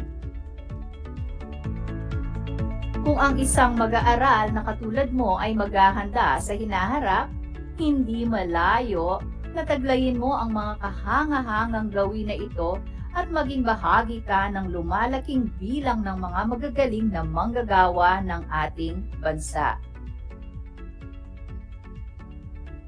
Ang pagsusuri ng maigi at pagbabalanse ng kahalagahan at epekto sa iyo ng mga pansarili at panlabas na salip ay higit na makapagbibigay ng tamang pasya na makatutulong upang maging produktibo bilang isang mamamayan. Mahalaga sa kukunin mong hanapbuhay o negosyo sa hinaharap ay maibalik mo sa Diyos kung ano ang mayroon ka bilang tao. Ngunit ano nga ba ang pansariling salip? Mahalagang alamin ang sariling hilig at kakayahan upang tunguhin ang isang propesyon na magiging bahagi na ng iyong buong buhay. Sa kabanatang ito ng pagpili, hinihiling sa iyo ang tiyak at wastong pasya batay sa personalidad na nais ng isang tao. Maaaring gamitin ang mga tanong na ito para sa mahusay na pagpapasya. Ito ay ang mga sumusunod. Ano ang hilig ko? Saan ako magaling? Anong bagay ang ayaw kong gawin? Bakit gusto kong gawin ang mga hilig ko? Ano ang nararamdaman ko sa tuwing ginagawa ko ito? At ang panghuling katanungan, anong kurso ang bagay sa hilig at husay ko? Narito mga anak ang mga dapat isaalang-alang sa pagpili ng tamang track o kurso. Una, tiyakin at isip.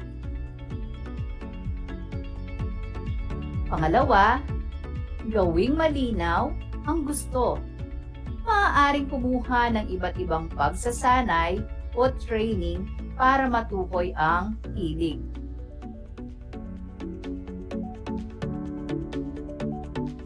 Pangatlo, huwag magpasya ng masaya o malungkot sapagkat malaki ang epekto nito sa gagawing pagpili.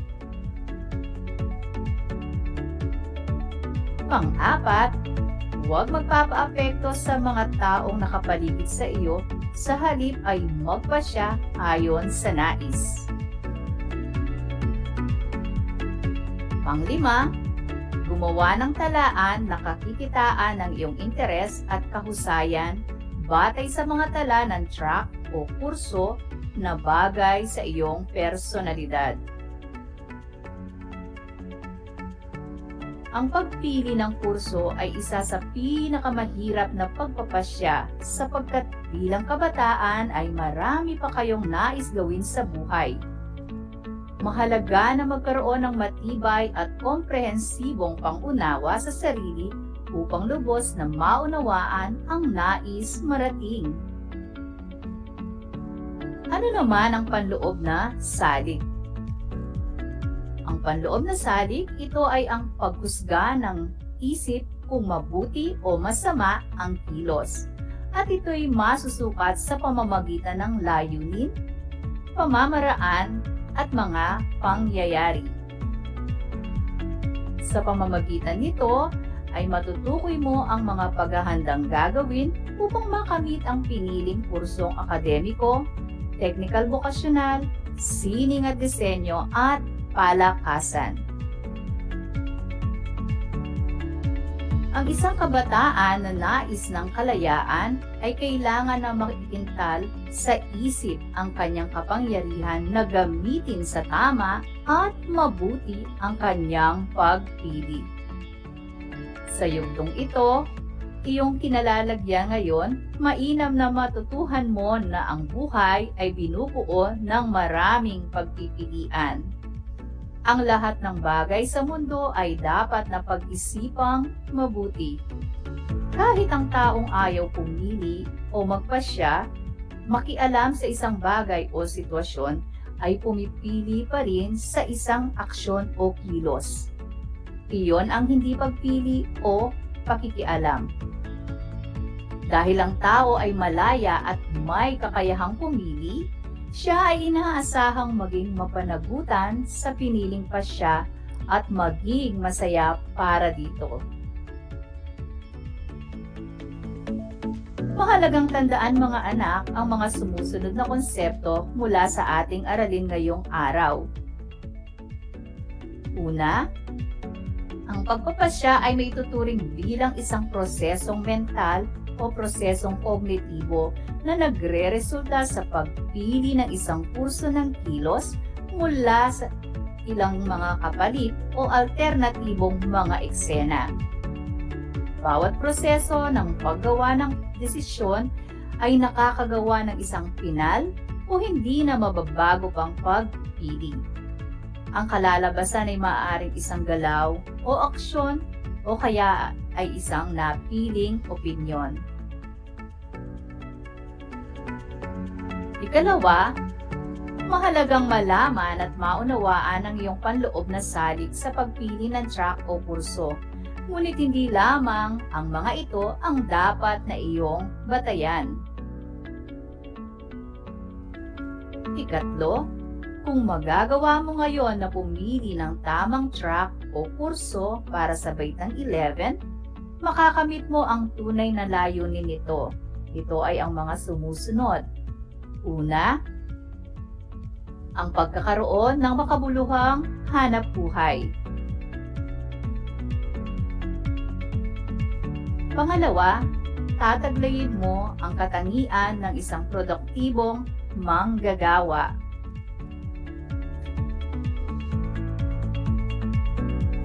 Pangatlo, kung masisiguro ang pagiging produktibo sa iyong mga gawain, ay magiging kabahagi ka sa pagpapaunlad ng ekonomiya ng bansa. Ngayon naman ay may ipakikilala ako ng mga kilalang personalidad na nagtagumpay sa kanilang karera at naipamalas ang kanilang husay at galing sa mundo ng paggawa. Una ay walang iba kung hindi si Ginoong Henry C. Siya ay nagtinda ng sapatos sa Carriedo noon. Isang batang sapaterong pinadpad ng kapalaran sa bansang umampon sa kanya, ang Pilipinas. Ilang dekada matapos ang gyera, sa pagtitiyaga at pagiging masikap, si Mr. C na ang pinakamayaman sa buong bansa sa total assets na $9 billion at 52nd richest sa buong mundo batay sa Forbes magazine. Isa si Henry C. sa hinuhugutan ng inspirasyon ng maraming Pilipino higanting ng negosyante man sila o kahit pa isang backyard hog racers. Sa tuwing titignan mo ang kanyang mga malls, mag-iisip ka rin kung paano niya iyon nagawa. Mula sa mga department stores, nag-diversify na rin si Mr. C sa real estate business sa pamamagitan ng kanyang SMBC. Pumasok na rin sila sa hotel, resort and casino sa pamamagitan ng Bell Corporations. SM din ang may-ari ng Radisson Hotels, Conrad Tagaytay Highlands at MOA Arena. Sa dami ng negosyong pinasok at pinalaki ni Mr. C, maraming mga Pilipino ang nagkaroon ng trabaho. Maraming pagkakataong nakatulong sa malakas na paggalaw ng ekonomiya ng bansa ang kanyang mga negosyo. Kung mayroon mang Filipino-Chinese na masasabing monumento ng tagumpay, si Mr. Henry C. na marahil iyon. Si Mr. Henry C. ang naging padron ng mga maliliit at malalaking negosyante. Sa ating probinsya naman ng Tarlac ay may mga kilalang naging matagumpay sa larangan ng negosyo. Isa na rito ay si Ginoong Eduardo Dandig Murphy Coangco Jr., isang negosyante at politiko sa Pilipinas. Siya ay naging tagapangulo o chairman at punong kawaning tagapagpaganap o CEO ng San Miguel Corporation, ang pinakamalaking korporasyon ng pagkain at inumin sa Pilipinas at Timog Silangang Asya. Siya ay naglingkod bilang embahador ng Pilipinas at gobernador ng Tarlac. Noong 2016, ang kanyang pansariling yaman ay tinansya na $1.1 billion. Tinansya na sa isang panahon, ang kanyang imperyong negosyo ay kabilang sa 25% ng kabuuang gawang pambansa o GNP ng Pilipinas. Hulyo taong 2017, ang kanyang pansariling yaman ay tinansya na $1.16 billion. Siya ay tinawag na isa sa nangungunang mga negosyante ng ating bansa. Sa larangan naman ng sports, may pagmamalaki si Romel Nino Cañaleta na mas kilala na tawag na Best Asian Dunker. Kilala din sa tawag na The Big Ticket at Da Vinci Asian Dunker. Siya ay nanalo ng PBA Slam Dunk Contests noong 2005, 2006, 2007, 2010 at 2012 na tubong kapas Tarlac. Naipamalas niya ang kanyang galing sa ring ng basketball at nagtagumpay din sa kanyang karera. Sa larangan naman ng sining, si Ronnie Pascual na tubong Tarlac ay nagtagumpay at nakilala sa kanyang husay at galing sa pagpinta. Siya ay OFW sa bansang Saudi Arabia, naging guro sa sining, at maraming ipinintang larawan na umani ng parangal.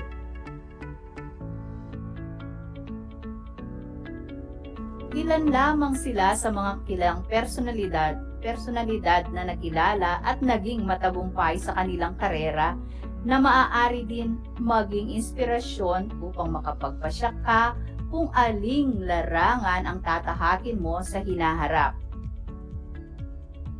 Isang talakayan na naman ang malapit ng matapos. Ako ay masayang-masaya sa ipinapakita ninyong aktibong pakikibahagi sa ating aralin ngayong araw. Higit sa lahat ang inyong pagmamahal sa edukasyon. Ipagpatuloy ang kagandahang asal na ito mga anak, hakbang tungo sa katuparan ng inyong mga pangarap sa hinaharap. Sa puntong ito, panahon na upang alamin kung kayo ay may natutunan mula sa ating aralin sa pamamagitan ng munting pagsusulit. Sa lahat ng nanonood sa FB Live, gamitin ang FB chat box para sa inyong mga kasagutan. Ihanda naman ang panulat at sagutang papel sa lahat ng mga nanonood sa telebisyon at nakikinig sa radyo. Para sa panuto, suriin ang pangungusap. Isulat kung ito ay tama o mali. Para sa unang bilang, mahalagang malaman at maunawaan mo ang iyong mga pansariling salik sa pagpili ng tamang track o kurso.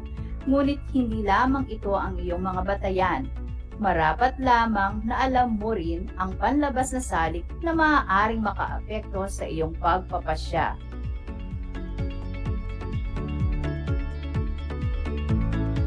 Kung ang iyong sagot ay tama, mahusay. Para sa pangalawang bilang, ang pagkakaroon ng makabuluhang hanap buhay ay hindi lamang makatutulong na maiangat ang antas ng iyong buhay, kundi ang halaga ng pagkamit ng iyong kaganapan mula sa kasiyahang nakukuha sa pagpapahalaga sa iyong paggawa. Kung ang iyong sagot ay tama, magaling! Para sa pangatlong bilang, ang produktibong manggagawa ay masasabing isang asset ng kanyang kumpanya o institusyon na kinabibilangan. Kung ang iyong kasagutan ay tama, mahusay mga anak.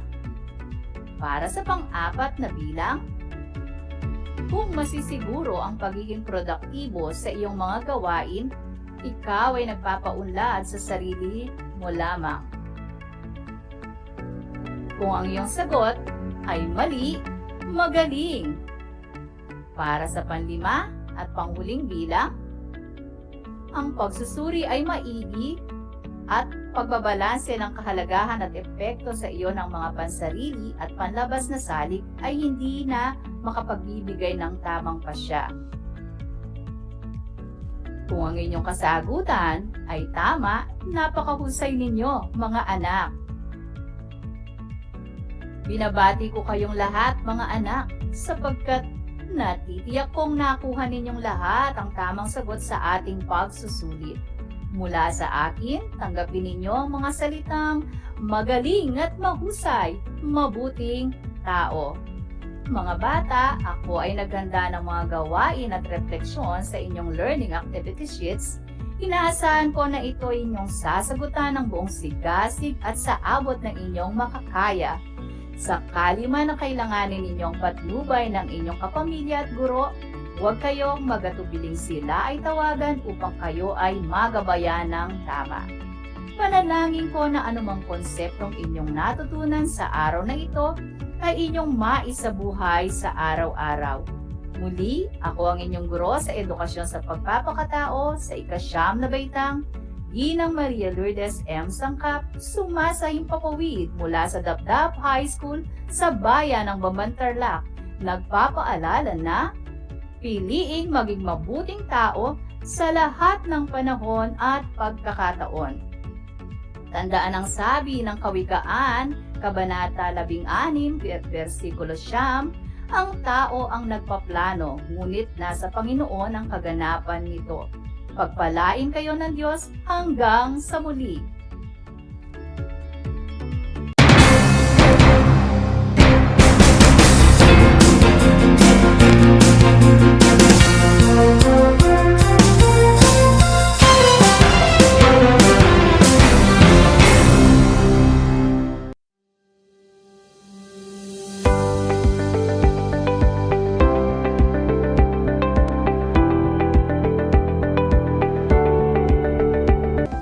Ang dagdag na 2 taon sa high school ay malaking bahagi ng programang K-12 sa ating bansa.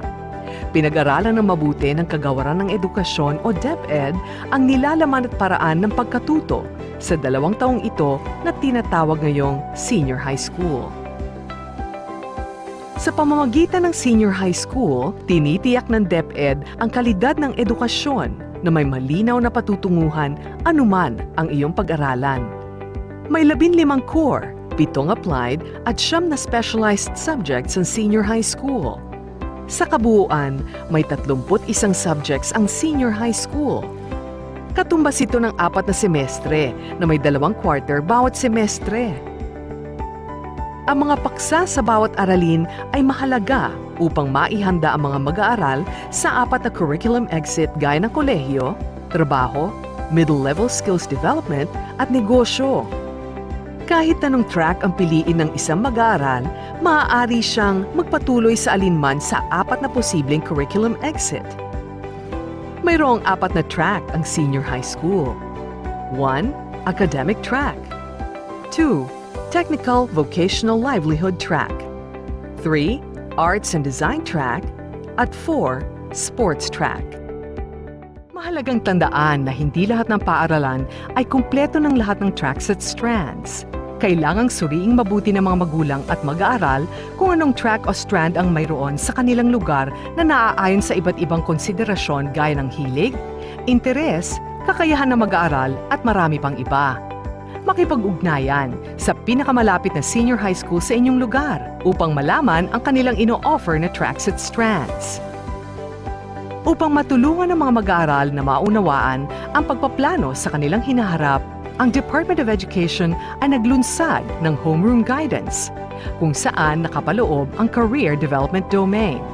Tumutulong itong mahubog ang mga mahalagang kaalaman, kasanayan, pag-uugali at pagbubuo ng mga plano at desisyon para sa kanilang buhay.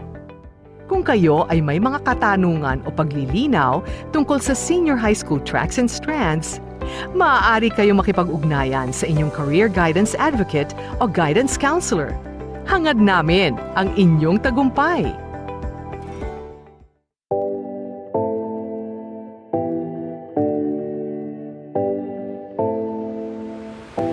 Alam niyo ba na ang 2014 Philippine Basketball Marathon ay ang pinakamahabang basketball match ayon sa Guinness World of Records?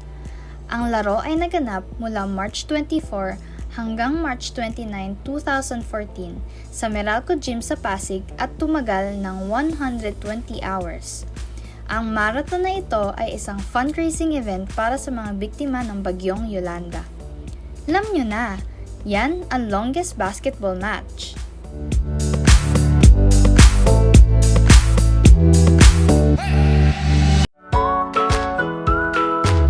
Good morning, grade 5 learners. How are you today? Welcome to Aral TarlakHenyo here on RTV Tarlac, Channel 26. Simulcast over DCTC, Radyo Pilipino, Tarlac. I am Sir Joshua Evaristo, your teacher broadcaster, aiming to give you another fun-filled learning experience, serving you with the different skills learned and have fun together. Did you know that children learn more when they initiate an activity and are actively engaged in it? This is your science teacher broadcaster, Princess Diana L. Ronquillo for Aral TarlakHenyo. Let's learn science together on Aral TarlakHenyo. Catch us live every Monday to Friday from 8:30 a.m. to 5:30 p.m. Watch Aral TarlakHenyo on RTV Tarlac, Channel 26, simulcast over Radyo Pilipino, DZTC, 828 kHz, and streamed live on FB page and YouTube channel of RTV Tarlac, Channel 26.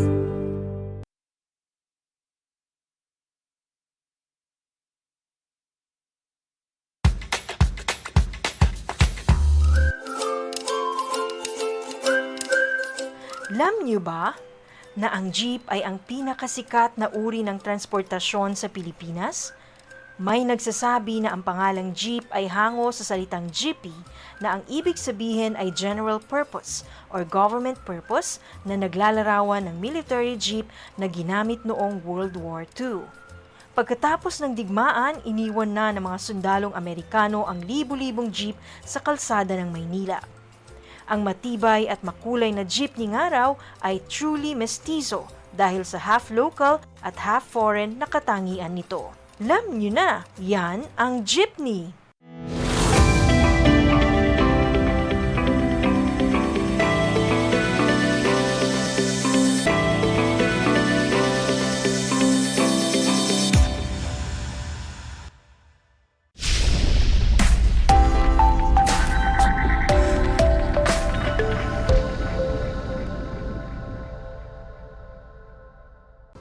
Good afternoon, grade 9 learners. Welcome to Aral TarlakHenyo, here on RTV Tarlac Channel 26, simulcast over DZTC Radio Filipino Tarlac, and we are also live on Channel 100 of Cambridge Cable TV. This is Teacher Russell E. Garcia, your teacher broadcaster for Science Grade 9, streaming live from Concepcion, Tarlac. How was your weekend, my dear learners? I hope you had a great weekend as I am, and spend it well for yourself and with your family.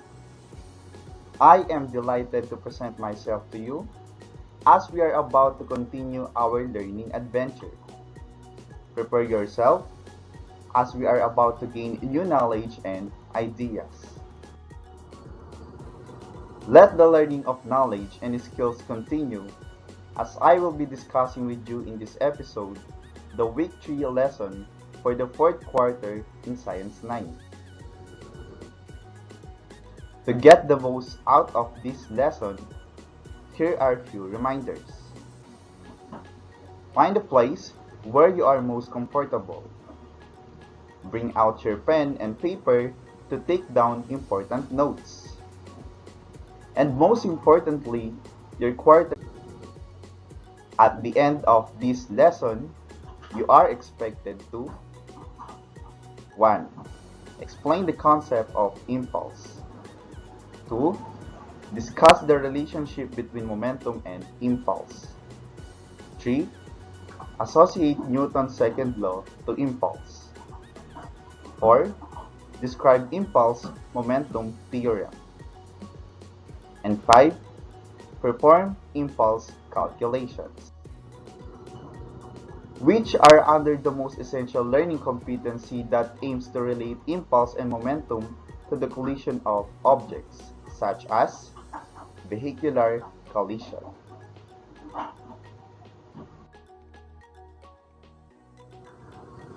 As we go on, let us have a short review of the discussed lesson last week by Ma'am Micaela L. Senido. We will have a quick recap about momentum before proceeding to the lesson. You have learned that momentum refers to an object's quantity of motion. A sports team that is on the move has the momentum. If an object is in motion or on the move, then it has momentum. Momentum is a vector quantity. As discussed in an earlier unit, a vector quantity is a quantity that is fully described by both magnitude and direction. Again, momentum is a vector quantity. To put it simply, momentum can be defined as mass in motion. Again, momentum can be defined as mass in motion.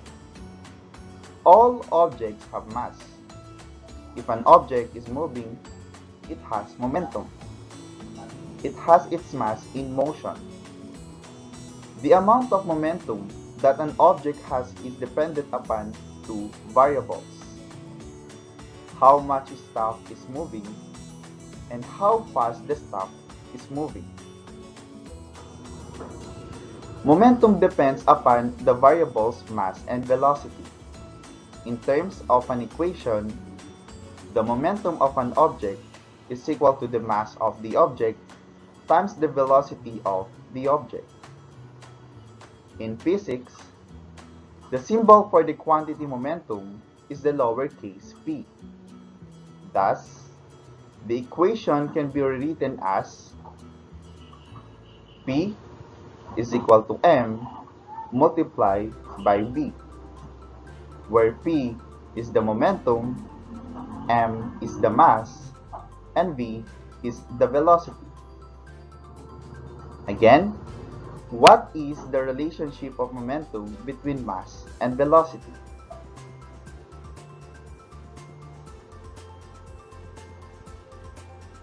Great! Momentum is directly proportional to an object mass and directly proportional to the object's velocity.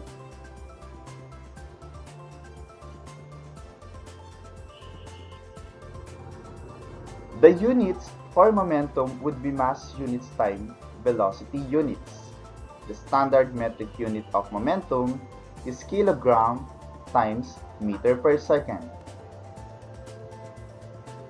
While the kilogram times meter per second is the standard unit of momentum, there are a variety of other units that are acceptable units of momentum. Examples include kilogram miles per hour or kilogram kilometer per hour and grams centimeter per second. In each of these examples, a mass unit is multiplied by a velocity unit to provide momentum unit. This is consistent with the equation for momentum. Again, what is the standard metric unit for momentum?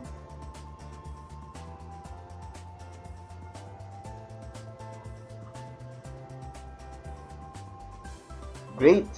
The standard metric unit of momentum is kilogram meter per second.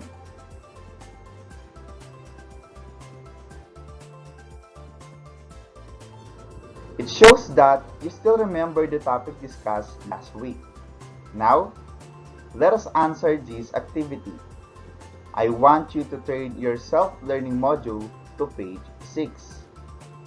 Again, turn your self-learning module to page 6. Are you ready? Let us consider the following situation and try to answer the given questions.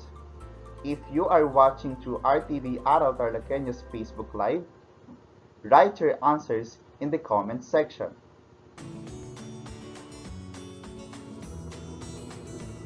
For question number 1, suppose you ride a bus from Iligan City to Cagayan de Oro City. What do you think will happen to the bus after if it passes along a curvy road? Again, suppose you ride a bus from Iligan City to Cagayan de Oro City. What do you think will happen to the bus after if it passes along a curvy road? And here are the choices. A. The bus will slow down. B. The bus will speed up or move faster. C. The velocity of the bus will not change. For 5 seconds, comment on your answer.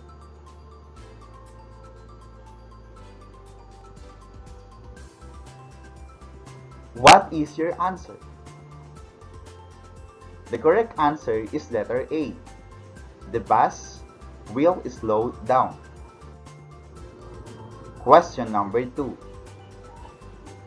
The same situation as the first.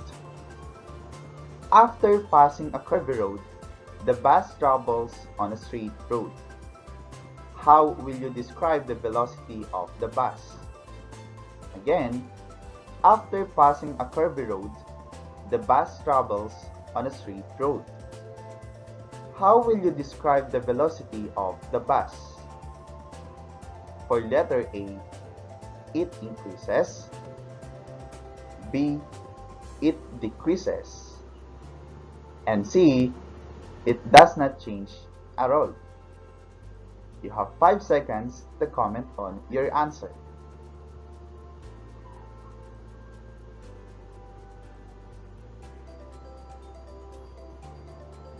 My dear learners, what is your answer?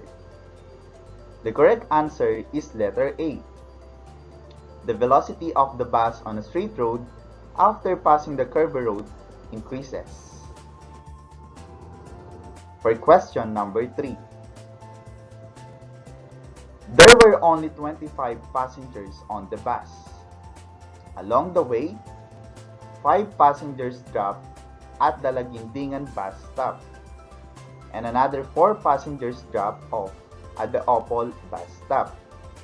What can you say about the mass of the bus? Again, there were only 25 passengers on the bus. Along the way, 5 passengers dropped at the Lagindingan bus stop, and another 4 passengers dropped off at the Opol bus stop. What can you say about the mass of the bus? The choices are A. It increases. B. It decreases. C.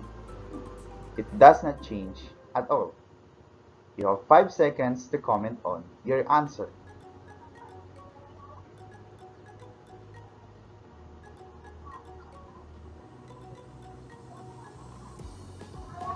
Learners, what is your answer?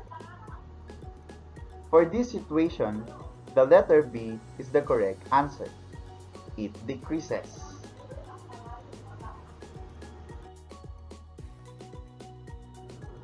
If you answered A, the bus slows down on the first question, and A, it increases on the second, and B, it decreases on the third question, then all your answers are correct.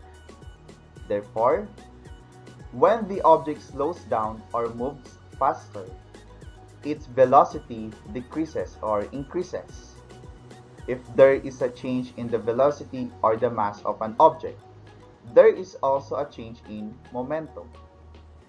That change of momentum is called impulse. Let us now explain the concept of impulse. Impulse is the change in momentum. What do you think is the impulse of an object moving with constant momentum?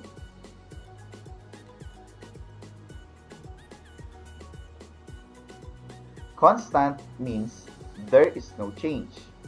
Therefore, there is no impulse or zero impulses for objects moving with constant momentum. In this formula, momentum P equals mass m times velocity v. Momentum is a vector that is equal to the product of mass and velocity, which is also a vector. But how is momentum related to impulse? When a force acts on an object for a short amount of time, the impulse is the measure of how much the force changes the momentum of an object. The formula for impulse looks like this. Impulse is equal to force multiplied by time.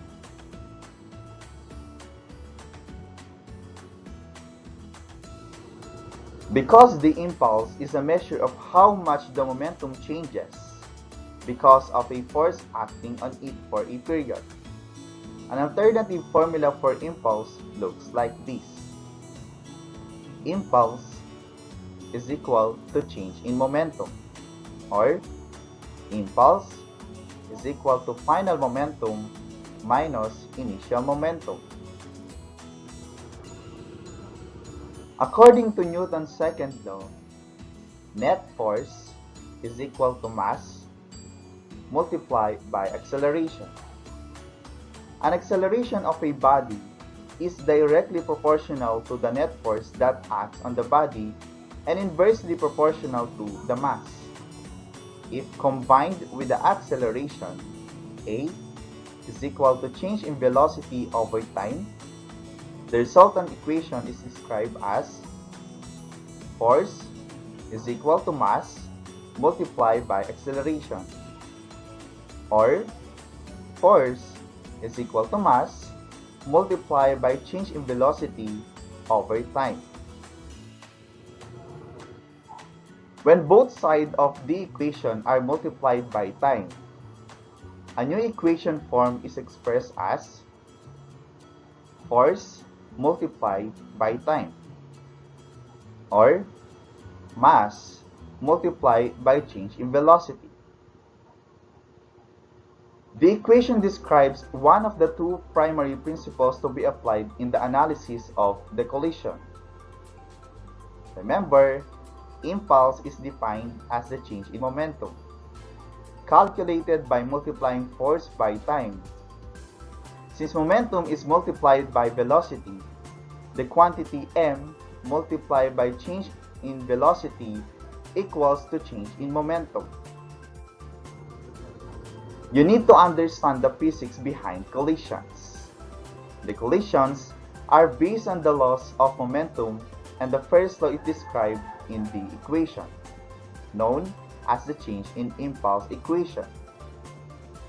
The body experiences a force in a collision for a particular period, resulting in a momentum change.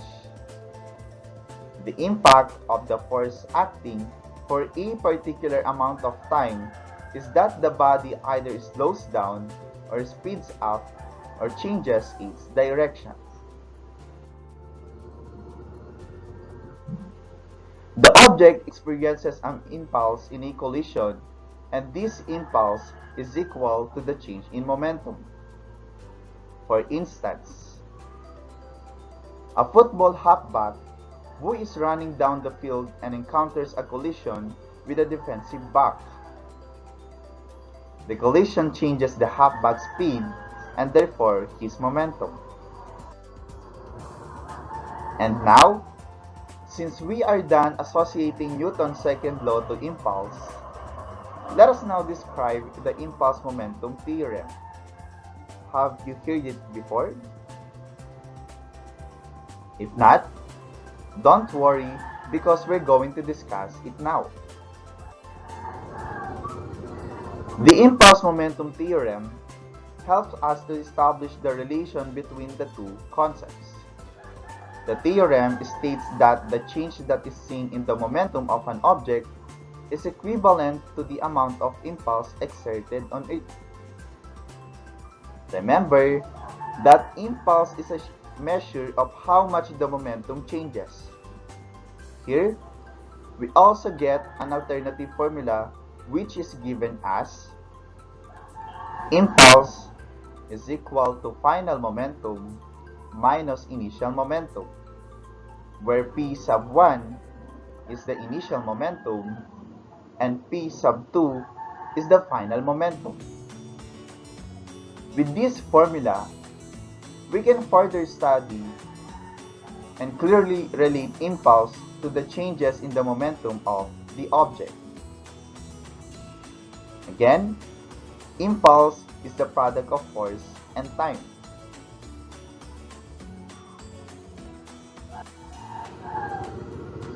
Now we learned that the impulse momentum theorem states that the impulse applied to an object will be equal to the change in its momentum.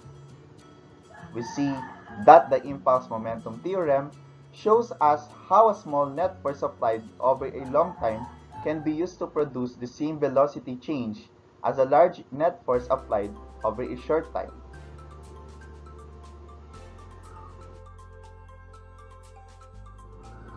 Let's learn more about impulse on how it is calculated. But before that, let's remember that impulse is the change in momentum, and the equation of impulse would be impulse equals force multiplied by time. Again, what is the equation for impulse?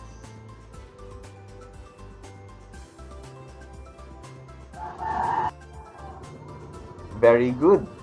Impulse equals force multiplied by time. And the standard metric unit of impulse is Newton times second. Let us try to work on impulse calculation. For number 1, an average force of 50 Newton is exerted on a 4 kg cart for 2 seconds. What is the impulse? Again, an average force of 50 Newton is exerted on a 4 kg cart for 2 seconds. What is the impulse? The first thing to do is to list the given variables. From the given problem, force is given, which is 50 Newton. The mass of an object is also presented, which is 4 kilogram. And for the time, it is 2 seconds.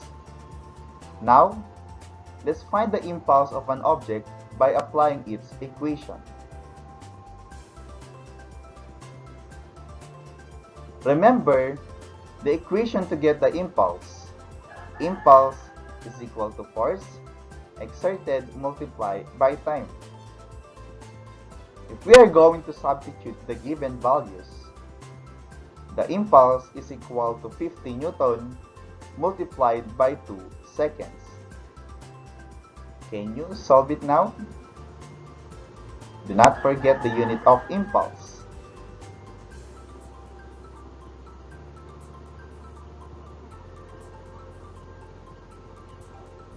What answer did you get? If your answer is 100 Newton times second, you got the correct calculation. Let's have another example. If the football halfback experienced a force of 800 Newton for 0.9 seconds to the north, determine the impulse. Again, if the football halfback experienced a force of 800 Newton for 0.9 seconds to the north, determine the impulse.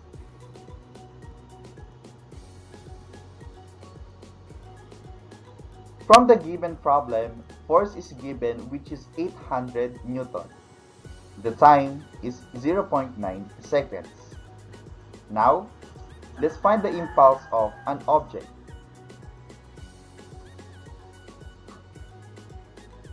Let's have impulse, which equals force exerted multiplied by time. Let us substitute the given values. Impulse is equal to 800 Newton multiplied by 0.9 seconds. Can you solve it now?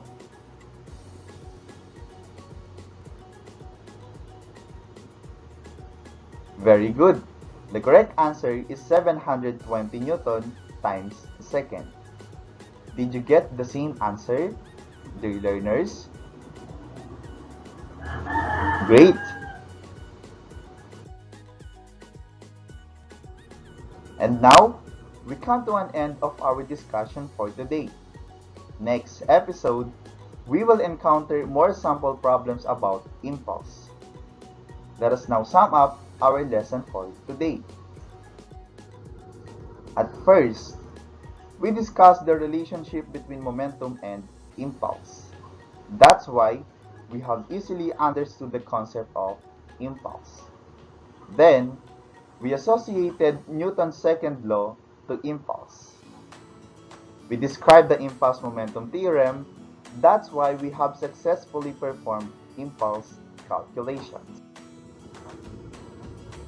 For your advanced reading, read more about the impulse in real-world applications.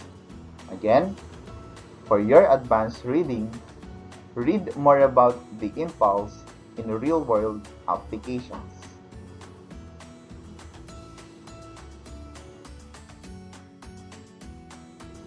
That's all for now. I hope you learned and enjoyed a lot in today's lesson. Tune in again on Wednesday as we will continue our learning adventure here on RTV Tarlac Channel 26 and Channel 100 of Converge Cable TV, Aral TarlakHenyo. This has been Teacher Russell E. Garcia, your teacher broadcaster for Science Grade 9. Saying a cup of science a day is a medicine to ignorance. Streaming live from Concepcion, Tarlac. Until next time, goodbye!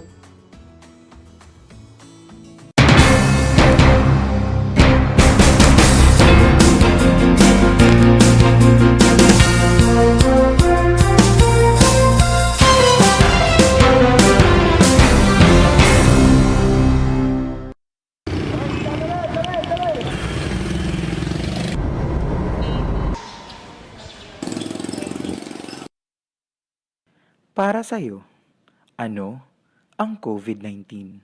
Virus. Malungkot. Pagkawala. Pandemya. Ito isang pahirap. COVID-19 para kanyak kat peligro. Sa nga pandemic, makurit nga magka-pandemic kay makaradlok ito nga sakit halimbawa sugod ito nga virus nga nakasulod aton delikado ito parte mga tao. Pandemic ngayon para kumbaga dapat ito nga distruso habang sa kalibutan. Ikaw, paano ka makakatulong? Para makuha natin ito nga mga pandemic, kinakailangan po protocol, social distancing, nganhin may face mask. Make sure na itamang prepare nga food, naka-guideline siyahan cleanliness, tapos pinipapalo naman itong social distancing. So kada kung driver ako, amo, nagtong kamihin mga barrier para ng motor, para proteksyon gihapon, dirila para akong pati nga tatakong pamilya. Mga tulong nga maiwasan iti COVID-19, iti pamamagitan iti pagsunod ko, iti health protocol kan hanak arumwa DJ Balaymi. Sa gagayam ni Peter Amigable, salamat.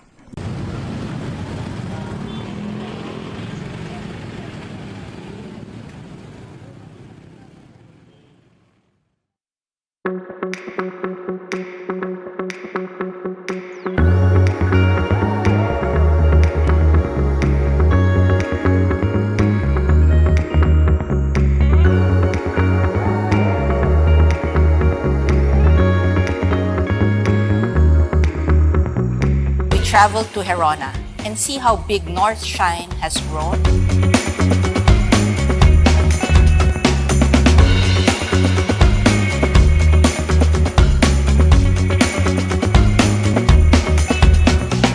Doon ho sa bayan ho namin, nakilala ho kami dahil sa North Shine. Nakita man yun, dati ho, parol capital ho kami dati ng Tarlac.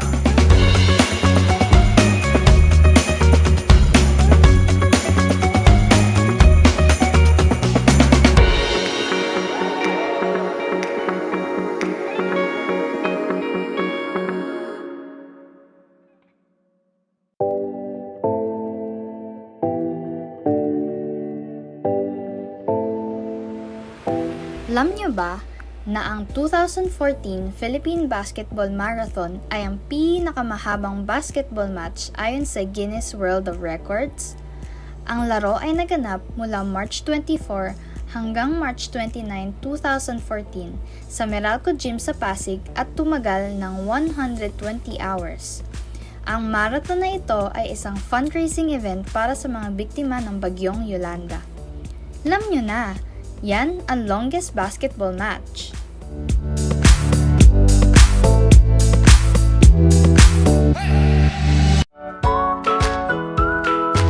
How are you today? Hello, everyone. Hello, learners of Tarlac. Good morning, Math Talino Grade 4 learners. Welcome to Aral TarlakHenyo here on RTV Tarlac Channel 26. Simulcast over DCTC Radio Pilipino Tarlac. I'm Sir Glenn, your teacher broadcaster. Broadcasting live here at Paniki Tarlac. Remotely here in Concepcion, Tarlac. Live here at Barangay Pedro Elquines, Mayantok, Tarlac. Broadcasting live from Ramos National High School. Your anchor teacher today for grade 9 mathematics. Your partner in education this time of pandemic. Multiply 1089 by 9. You will get an answer, the exact reverse, which is 9,801.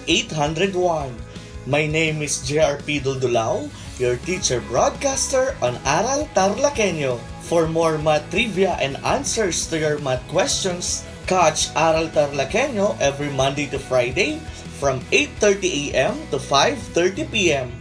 Learning math is so much fun!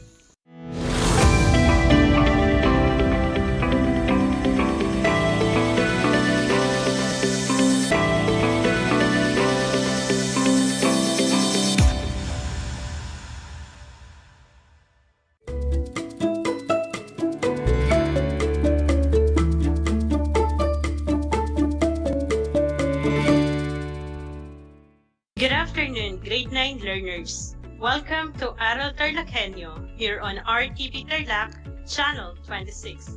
simulcast over DZTC, Radio Filipino Tarlac. And we are also live on Channel 100 of Converge Cable TV. I am Ana Rose Alquizon, your teacher broadcaster for Mathematics Grade 9, streaming live from Concepcion, Tarlac. For today's episode, I will be guiding you in the last part of the Week 3 lesson for the 4th quarter, which is Illustrating Angle of Depression. At the end of this lesson, you are expected to illustrate angle of depression and apply the 3 primary trigonometric ratios to solve problems involving angle of depression. In the previous episode, you have learned about the angle of elevation. Again, an angle of elevation is the angle formed by horizontal line and a line of sight to a point above the line. And we use angle of elevation to find the distances, heights of buildings or towers, etc. with the help of the 3 primary trigonometric ratios, the sine, cosine, and tangent. And the angle of depression, which is our lesson for today, is similar to it. But what do we mean by angle of depression? Well, an angle of depression is the angle formed by a horizontal line and a line of sight to a point below the line. To better understand it, let's have an illustration. Let's say you are standing in a field and you are straightly looking on your front. We call it as the horizontal line of sight or horizontal line. Let's say that is line AB.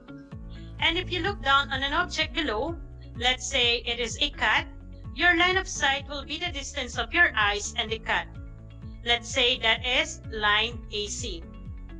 There is an angle formed by the 2 lines, line AB and line AC. And we can name this angle as theta. Theta is the angle of depression. Again, an angle of depression is the angle formed by a horizontal line and a line of sight to a point below the line. In here, if we join an imaginary line between the object below and end of the horizontal line, a right angle triangle is formed. Thus, just like the angle of elevation, we can use a trigonometry concept to find the distances, heights of buildings or towers, etc. with the help of the 3 primary trigonometric ratios, which is the sine, cosine, and tangent. Also, some of the important notes that you need to remember about the angle of depression: when we create a line by your distance from the cat, the angle formed between the line created and the line of sight, which is also known as angle of elevation, is similar to the measure of the angle of depression. If the angle of depression is 30 degrees, then the angle of elevation formed too is equal to 30 degrees. Why is that? It is due to the application of alternate interior angle theorem. When 2 parallel lines are cut by a transversal, the resulting alternate interior angles are congruent. And if we create an imaginary line between point A, your eyes, down to the ground or end of the horizontal distance between you and the cat, a right angle is formed too. Then the angle formed between the line created and the line of sight complements the angle of depression. If the angle of depression is 30 degrees, to get the complementary angle, we subtract 30 from 90 degrees. The complementary angle measures 60 degrees. Now, let's have some real-life examples where can we apply the angle of depression. Example number 1. From the top of a 120-feet tower, an air traffic controller observes an airplane on the runway at an angle of depression of 19 degrees. How far from the base of the tower is the airplane? Okay, to determine the distance of the airplane to the tower, we first draw the figure to visualize the problem. Our illustration will be, we have a 120-feet tower, and from the tower, an air traffic controller, horizontal line of sight, and line of sight on the airplane formed an angle of depression, which measures 19 degrees. Then we have a line that shows the distance of the tower to the airplane, which we are going to denote as D. Then, an angle formed between the line created and the line of sight of the air traffic controller is equal to 19 degrees. Then, the measurement of the complementary angle is 71 degrees. So, how do we solve for the distance of the airplane to the tower? So, we have two options here. Since it is impossible for us to solve it using the angle of depression, we can use the other angle measurements. It can be the alternate interior angle or the complementary angle. Either of the two, we will still come up with the same answer. Let us try using the alternate interior angle first. Using the alternate interior angle, what would be the given? As mentioned, the measure of the alternate interior angle is the same as the angle of depression. Therefore, we have 19 degrees. Let's name it as the theta. The height of the tower is also given, which is equal to 120 feet. This will serve as the opposite side of the alternate interior angle of the angle of depression. And in this problem, we are asked to find the distance of the airplane to the tower. The line between the airplane and the tower is considered as the adjacent side of the alternate interior angle of the angle of depression. Now, based on the given data, which of the three primary trigonometric ratios are we going to use? Very good! Since we have the adjacent side and the opposite side, we can use the tangent. So the formula that we are going to use to determine the distance of the airplane from the tower will be tan theta is equal to opposite side over the adjacent side. Substituting the given data to the formula, we have tan 19 degrees is equal to 120 over d. Then we are going to have a cross multiplication. Tan 19 degrees multiplied by d is equal to 120. Then to isolate d, we will divide tan 19 degrees on both sides. Tan 19 degrees multiplied by d divided by tan 19 degrees is equal to 120 divided by tan 19 degrees. And using a calculator, the value of d is equal to 348.5053. But for us to have a uniform answer, we will round off all our answers in this session to the nearest hundred or in 2 decimal places. So we have d, which is approximately equal to 348.51 feet. Therefore, the distance is approximately 348.51 feet. Did you get it right, class? Well, that's how we solve it using the alternate interior angle. How about using the complementary angle? We have the same problem, same illustrations, but we are going to solve the problem in terms of the complementary angle, which is equal to 71 degrees. Let us identify the given. Theta in here will be 71 degrees, and the height of the tower is adjacent to the complementary angle. And the unknown distance of the base of the tower from the airplane is considered as the opposite side of the complementary angle. Now, based on the given data, which of the three primary trigonometric ratios are we going to use? Very good! Since we are given the adjacent side and the opposite side, we will still use the tangent. Tan theta is equal to opposite side over the adjacent side. Substituting the given data to the formula, we have tan 71 degrees is equal to d over 120. And to isolate d, we are going to have a cross multiplication. Tan 71 degrees multiplied by 120 is equal to d. And using a calculator, tan 71 degrees multiplied by 120 is equal to 348.5053. But again, we will round off our answer into 2 decimal places. So we have d, which is approximately equal to 348.51 feet. Therefore, the distance is approximately 348.51 feet. Well, as you see, we will still come up with the same answer no matter what we use. Are you now ready for the next example? Awesome! Let's get started. For example number 2, on a windy day, a 90-foot rope tightly secures a hot air balloon to a stake in the ground. From the balloon, the angle of depression of the stake is 62 degrees. Find the distance of the balloon from the ground, assuming the wind to be constant. Again, our first step in identifying a certain distance or height in an angle of depression word problem is to visualize the problem. Our illustration will be, we have a hot air balloon that floats above. As we are looking for its distance to the ground, we mark it as h.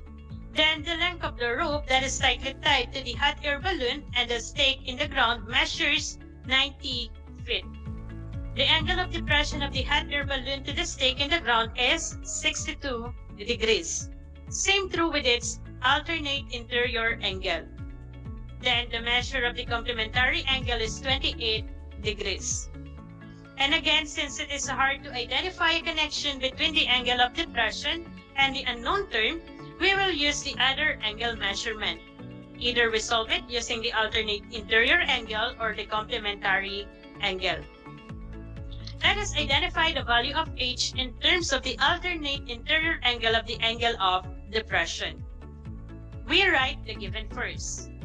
The alternate interior angle of the angle of depression shares the same measurement, so we have 62 degrees. Let's name it as the theta. Then the 90-foot rope is considered as the hypotenuse. And lastly, the distance of the hot air balloon from the ground, or h, is the opposite side. Now, based on the given data, which of the three primary trigonometric ratios are we going to use? That is right. Since we have the opposite side and the hypotenuse, we will use the sine.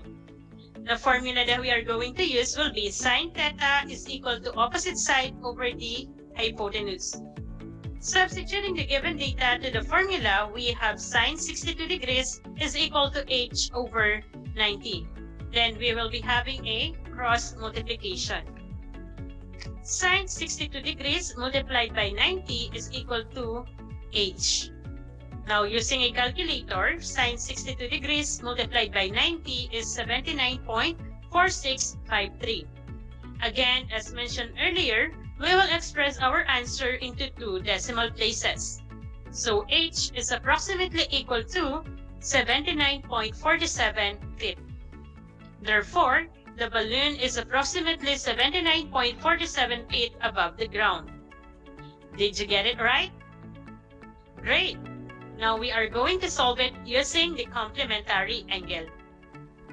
Again, we have the same problem, same illustration, but we are going to solve the problem in terms of the complementary angle, which is equal to 28 degrees.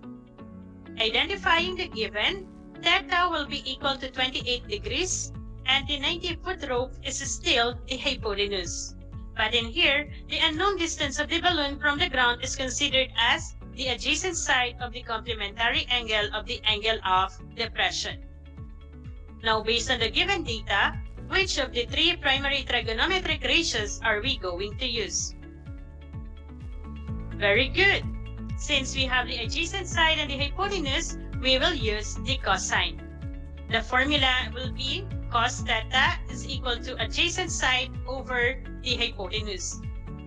Substituting the given data to the formula, we now have cos 28 degrees is equal to h over 90. Then we will be having a cross multiplication to isolate h. Cos 28 degrees multiplied by 90 is equal to h. Now, using a calculator, cos 28 degrees multiplied by 90 is equal to 79.4653. Expressing our answer into two decimal places, we have h is approximately equal to 79.47 feet. Therefore, the balloon is approximately 79.47 feet above the ground. Did you get it right, class? Awesome! I guess you are now ready to try it out on your own.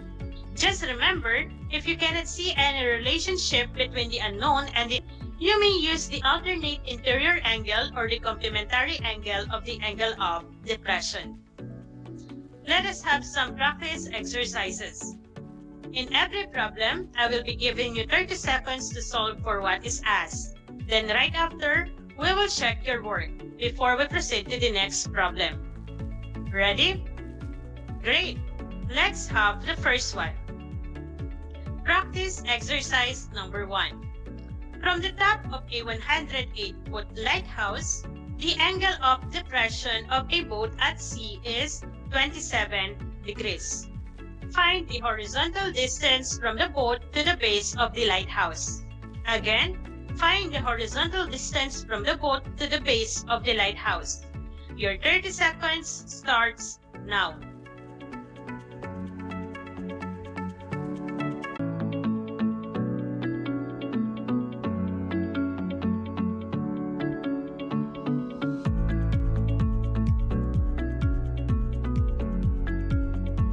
Time is up. Did you get the correct answer? Well, let us check your work. Again, the given problem is from the top of a 108-foot lighthouse. The angle of depression of a boat at sea is 27 degrees. Find the horizontal distance from the boat to the base of the lighthouse. If we visualize the problem, we will be having a 108-foot lighthouse. Then the measure of the angle of depression, seen with its alternate interior angle, is equal to 27 degrees. And the complementary angle of the angle of depression is equal to 63 degrees. Then we will mark the distance between the base of the lighthouse and the boat as D. In solving for the value of D, we have two options. Either we use the alternate interior angle or the complementary angle of the angle of depression. Either of the two, we will still come up with the same answer. In here, I will be using the alternate interior angle of the angle of depression. The theta is equal to 27 degrees, and 108-foot lighthouse is considered as the opposite side of the alternate interior angle of the angle of depression. And we are looking for the distance of the boat to the base of the lighthouse, which we denote as D earlier. D is considered as the adjacent side. Now, based on the given data, the trigonometric ratio that we are going to use is the tangent. We have tan theta is equal to opposite side over adjacent side. Substituting the given data to the formula, we have tan 27 degrees is equal to 108 over D. Then we will be having a cross multiplication. Tan 27 degrees multiplied by D is equal to 108. To isolate D, we will divide tan 27 degrees on both sides. Tan 27 degrees multiplied by D divided by tan 27 degrees is equal to 108 divided by tan 27 degrees. And using a calculator, 108 divided by tan 27 degrees is equal to 211.9619. Again, as mentioned earlier, we will express our answer into two decimal places. So D is approximately equal to 211.96 feet. Therefore, the horizontal distance from the boat to the base of the lighthouse is approximately 211.96 feet. If you use the complementary angle of the angle of depression, your answer should be 211.96 feet too. Did you get it right? Great! Let's proceed to the last item of your practice exercise. Practice exercise number 2.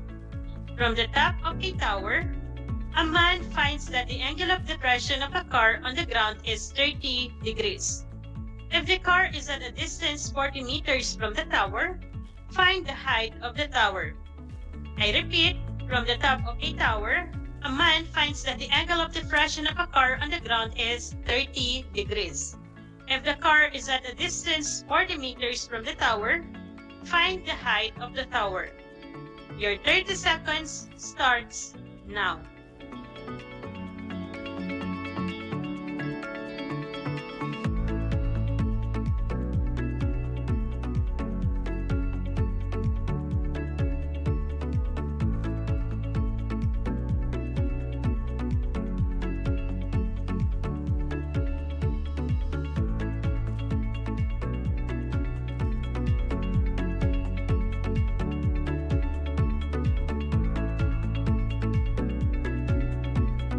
time is up.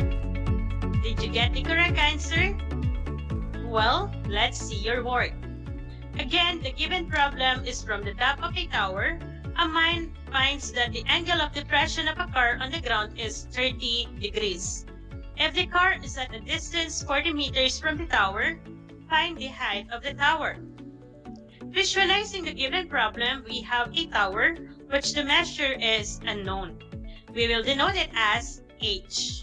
Then 40 meters away from the base of the tower, a car can be seen.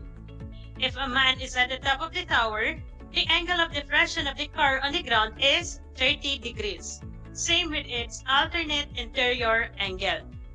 Lastly, the measure of the complementary angle of the angle of depression is equal to 60 degrees. In solving for the height of the tower, we have two options. Either we use the alternate interior angle or the complementary angle of the angle of depression. Either of the two, we will still come up with the same answer. Since we used the alternate interior angle in the previous example, I'll be showing the solution if we solve the value of h using the complementary angle of the angle of depression in this word problem. The theta here is equal to 60 degrees. And the 40-meter distance of the car to the base of the tower is considered as the opposite side of the complementary angle of the angle of depression. And we are looking for the height of the tower, which we denote as h earlier. H is considered as the adjacent side. And now, based on the given data, the trigonometric ratio that we are going to use is the tangent. We have tan theta is equal to opposite side over the adjacent side as the formula. Substituting the given data to the formula, we have tan 60 degrees is equal to 40 over h. Then we will be having a cross multiplication. Tan 60 degrees multiplied by h is equal to 40. To isolate h, we will divide tan 60 degrees on both sides. Tan 60 degrees multiplied by h divided by tan 60 degrees is equal to 40 divided by tan 60 degrees. Using a calculator, 40 divided by tan 60 degrees is equal to 23.0940. Again, as mentioned earlier, we will express our answer into two decimal places. H is approximately equal to 23.09 meters. Therefore, the height of the tower is approximately 23.09 meters. If you use the alternate interior angle of the angle of depression, your answer should be 23.09 meters too. Did you get it right? Very well. And that's how we solve word problems involving angle of depression. Again, an angle of depression is the angle formed by a horizontal line and a line of sight to a point below the line. And just like the angle of elevation, the angle of depression is also used to find the distances, heights of buildings or towers, etc. with the help of the three primary trigonometric ratios: the sine, cosine, and tangent. Great job, grade 9 learners! So we were able to apply our understanding about illustrating angle of depression. Now let us put that understanding to the test by answering your learning activity sheet provided for you. You may take a screenshot of it or just turn your instructional support material in Math 9 on page 9. Then answer it and submit it to your math teachers. If there are questions, feel free to ask on the comment section or your subject teacher. And before we part ways, I want to share this quotation by Jose Rizal for you to ponder. He who doesn't know how to look back at where he came from will never get to his destination. Well, that's all for now. I hope you learned and enjoyed our lesson for today. Tune in every Mondays and Wednesdays for more mathematics grade 9 lessons here on RTV Tarlac channel 26 and on channel 100 of Converge Cable TV. Aral TarlakHenyo. Again, this is Ana Rose Alquizon, your teacher broadcaster for today. Until next time, stay safe and God bless everyone.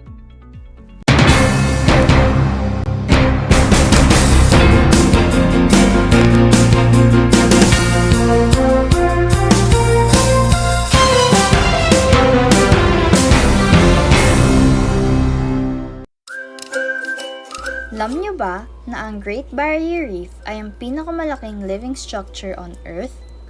Matatagpuan ito sa baybayin ng Queensland sa Australia. Ito ay pinamamahayan ng 3,000 coral reefs at 900 coral islands na matatagpuan sa ilalim ng Coral Sea. May haba itong higit sa 2,000 kilometers at makikita lamang sa outer space. Ngunit, dahil sa fragile coral colony nito, unti-unti na itong nasisira sa paglipas ng panahon at dulot na rin ng climate change, polusyon at man-made disasters. Alam nyo na, yan ang Great Barrier Reef.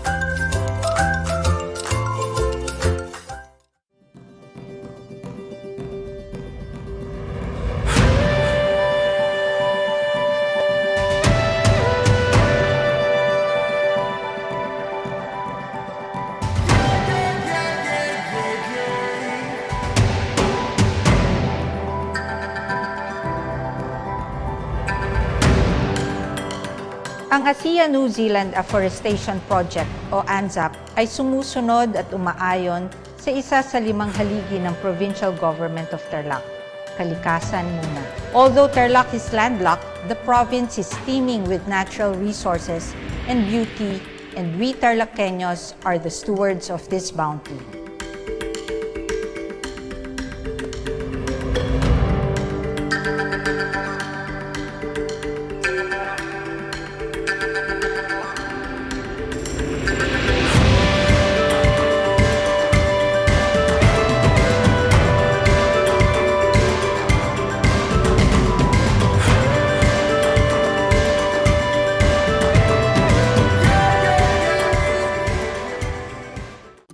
Kumusta mga giliw kong tagapakinig? Nagbabalik ang inyong paaralang panghimpapawid, Aral TarlakHenyo, sa RTV Tarlac, Channel 26, at sa bayang naririnig sa DZTC 828, Radyo Pilipino Tarlac. Tayo rin ay napapanood sa FB Live ng RTV Tarlac Channel 26. Sumasahimpapawid mula sa bayan ng Pura Tarlac, Mula sa bayan ng San Clemente. mula rito sa Purok Elementary School, Pura Tarlac. sa bayan ng Kapas Tarlac. Ako, ang inyong guro, na maghahatid sa inyo ng makabuluhang pagtalakay sa ating aralin. Ang Tagalog ay ang wika ng mga taga-Quezon, Batangas, Bulacan at ng iba pang katutubong nagsasalita nito. Ang Filipino ay ang pambansang wika batay sa tanathana ng 1987 Constitution. Tara na at matuto ng salitang Filipino. Manood at makinig ng Aral TarlakHenyo sa RTV Tarlac, Channel 26 at sa bayang naririnig sa Radyo Pilipino, DZTZ 828 at napapanood din live sa FB page at YouTube channel na RTV Tarlac Channel 26. Manood at matuto ng ating mga aralin sa Filipino. Dito lang yan sa Aral TarlakHenyo. Ako si Ma'am Crystal May Aquino, ang inyong teacher broadcaster sa Filipino.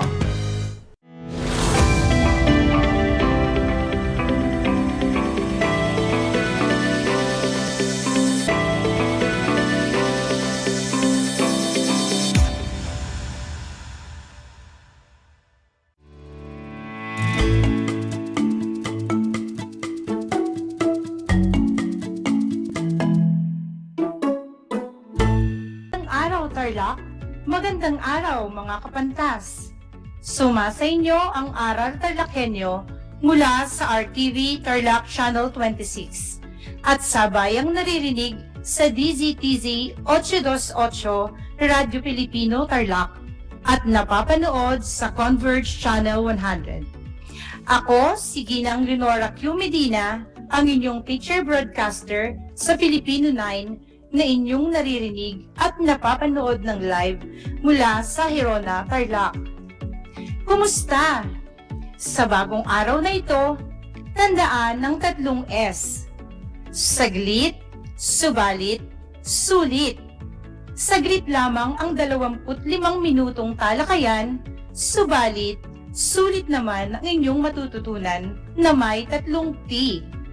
Tumpak, tiyak, at tatatak. Inaasahan kayong ay nasa pinakakomportableng lugar at maayos na nakikinig sa ating live broadcast. Kasabay niyan, alam kong hawak na ninyo ang inyong self-learning activity sheets. Kumuha ng malinis na papel at panulat para sa ating maikling pagsasanay mamaya. At gamitin ninyo ang mga ito para itala ang mga mahalagang detalye mula sa ating aralin.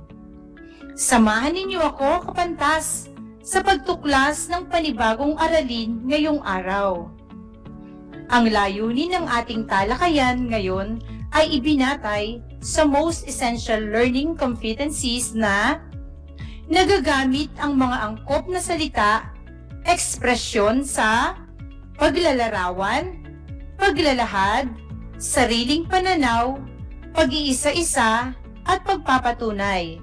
Ikalawa, na isusulat ang isang makahulugan at masining na script ng isang monologo tungkol sa isang piling tauhan. Muli, sa ikalawang bahagi tayo ng ating talakayan sa Kabanata 14 hanggang 24 ng Noli Me Tangere. Balikan natin ang ilang mahalagang pangyayari. Bago iyon, magkakaroon muna tayo ng isang masayang gawain. Balikan natin ang ilang mahalagang tauhan. Sagutin ang pagsasanay 2 sa pahina 25 ng inyong mahiwagang kompendyum.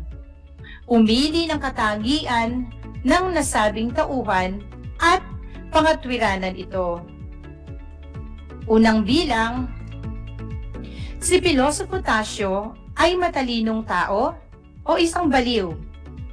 Panindigan ng sagot.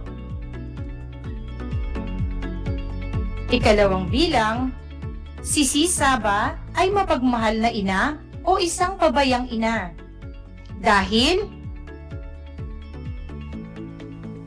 Ikatlong bilang, Padre Salvi ay mabuti ba o masama?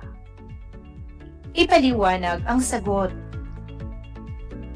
Subukin din nating sagutin ang pagsasanay 3 sa pahina 25 ng kompendyum. Umili ng 2 tauhan na nakita sa Kabanata 14 hanggang 24 at ipakilala sila. May napili ka na bang tauhan? Ilarawan sila, isa-isahin ang kanilang mga katangian. Simulan natin sa pariralang ako si... Maya-maya, iguguhit mo ang mga tauhang ito na inilarawan mo sa mga pangungusap. Napakahusay! Kilalang-kilala mo na ang mga tauhan sa mga binasang kabanata. Palakpakan ang inyong mga sarili. Balikan natin ngayon ang ilang mahalagang pangyayari sa nakaraang tinalakay ng mga kabanata. At atin ngayong sasagutin ang mga katanungan kanina. Sa unang bilang, si Pilosopo Tasyo ay matalinong tao ba o isang baliw? Nakilala natin si Pilosopo Tasyo. Siya ay matalinong taong itinuturing na baliw ng iba. Binatay siya sa Kuya Pasyano ni Dr. Jose Rizal. Kung gano'n din ang sagot ninyo, mahusay, kapantas. Ikalawang bilang, si Sisa ba ay mapagmahal o pabayang ina? Isinalaysay rin ang kasawian ng mananahing si Sisa, na binatay naman sa katauhan ng ina ni Rizal na si Teodora Alonso. Nakapangasawa siya ng isang abusado at sugalero. Kung kaya, naghirap sila ng kanyang mga anak. Ang pagkawala ng kanyang mga anak at ang pamamahiya sa kanya sa San Diego ay mga naging sanhi ng pagkasira ng kanyang bait. Hindi pa din tiyak ang kapalaran ng mga anak ni Sisa. Si Crispin ay huling nakitang kasama ang nagmaltratong sakristan mayor. Samantala, dugo ang damit na basilyo ang huling natagpuan ni Sisa? Kung katulad din ito ang iyong sagot, magaling! Ikatlong bilang, si Crisostomo ay isa bang pusong bayani o manlilinlang? May naging pagtatalo sina Maria Clara at Crisostomo Ibarra. Patuloy sa pagiging tapat sa pag-ibig si Maria, subalit naging insensitibo si Crisostomo sa kanyang nararamdaman. Kung ganon din ang iyong sagot, mahusay! Huling item, si Padre Salvi ba ay mabuti o masama? Nakita naman natin ang tunay na katauhan ni Padre Salvi. Bagaman isang praile, nagkaroon siya ng pagtingin sa isang may kasintahan ng si Maria Clara. Wala siyang pakialam sa sinapit ng sarili niyang mga sakristan at kanilang ina. Nais din niya na ang kagustuhan lamang niya ang masunod. Lagi siyang nagpapakita ng galit at selos. Lalalim kaya ang paninibugho kay Crisostomo? Kung gayon din ang iyong sagot, magaling kapantas. Muli, pagbati. Malalim na naman ang patutunguhan natin sa nobelang Noli Me Tangere. Mahusay ang inyong pinapakita. Tama lang na lagi mong ipakita at patunayan ang angking husay. Alam niyo na ito, nagpakita ng naiibang husay sa pagsulat ng nobela si Dr. Jose Rizal. Ginamit niya ang husay sa pagpili ng mga salita upang madaling maunawaan ang kanyang sinulat. Ginamit niya rin ang husay na ito upang iparating ang kanyang mensahe sa mga Pilipino man o dayuhang mananakop. Kaya mo rin na maging ala Rizal sa pagsulat. Simulan natin sa susunod nating gawain. Ang pagsulat ng monologo. Ano nga ba ang monologo? Kung ang naiisip mo ay may kinalaman sa acting o drama, tumpak ka. Bigyan natin ito ng kahulugan. Ang monologo ay isang madulang talumpati ng iisang tauhan sa isang drama. Ito ay mula sa salitang Griego na monologos, na nangangahulugang pagsasalita ng mag-isa. Ito ay vokalisasyon o pagsasatinig ng nasa sa isip ng isang tauhan. Ginagamit na ito hindi lamang sa mga dula, pati na rin sa telebisyon at pelikula, at maging sa mga praktikal na paggamit tulad ng mga patalastas. Paano nga ba sumulat ng script ng monologo? Una, kailangan mong malaman ang kasaysayan at kwento ng tauhan. Makakatulong ang isang storyboard upang maitala ang mga mahalagang pangyayari sa isang tauhan. Halimbawa na, ang nasa pagsasanay isa, pahina 25 ng inyong compendium. Kailangan din nating tandaan na hindi natin boses o pagkatao ang ginagampanan sa isang monologo. Mahalaga na alam mo ang karakterisasyon ng tauhang pinili mo. Bigyan mo rin ng malinaw na layunin ang iyong script. Bakit kailangan magsalita ng iyong tauhan? Kanino niya ito inaalay o pinatutungkol? Ano ang kanyang motibasyon upang ibahagi ang kanyang naiisip? Huling paalala, isa pa rin itong anyo ng pagtatanghal o drama. Siguraduhin na ang script ng iyong isusulat ay maaring lapatan ng pagkilos, musika, o iba pang elemento sa isang dula. Ibabahagi ko ngayon ang aking sariling monologo.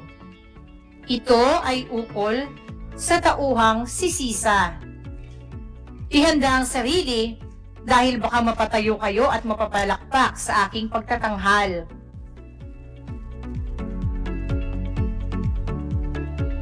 Crispin! Basilio! Crispin! Basilio!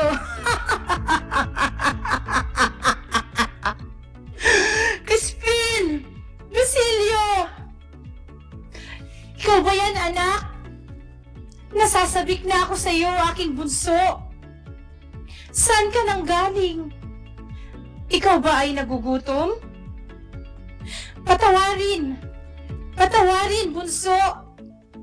Hindi sapat ang ating pagkain sa hapag. Dahilan na ba ito para magnakaw ka? Hindi! Sisa? Baliw? Hindi! Sila ang baliw, anak!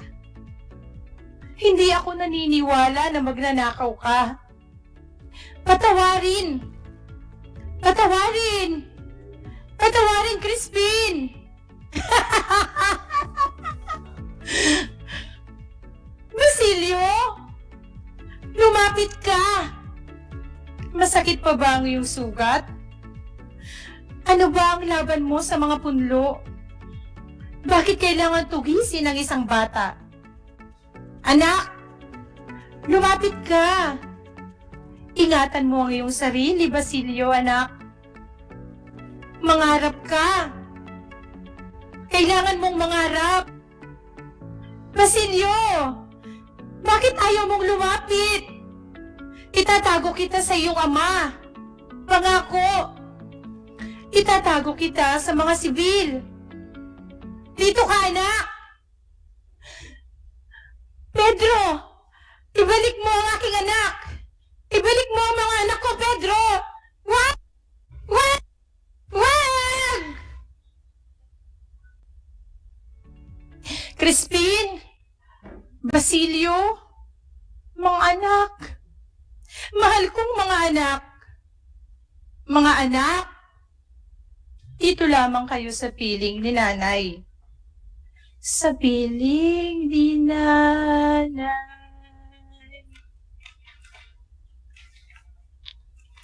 Nagustuhan ba ninyo ang aking pagtatanghal?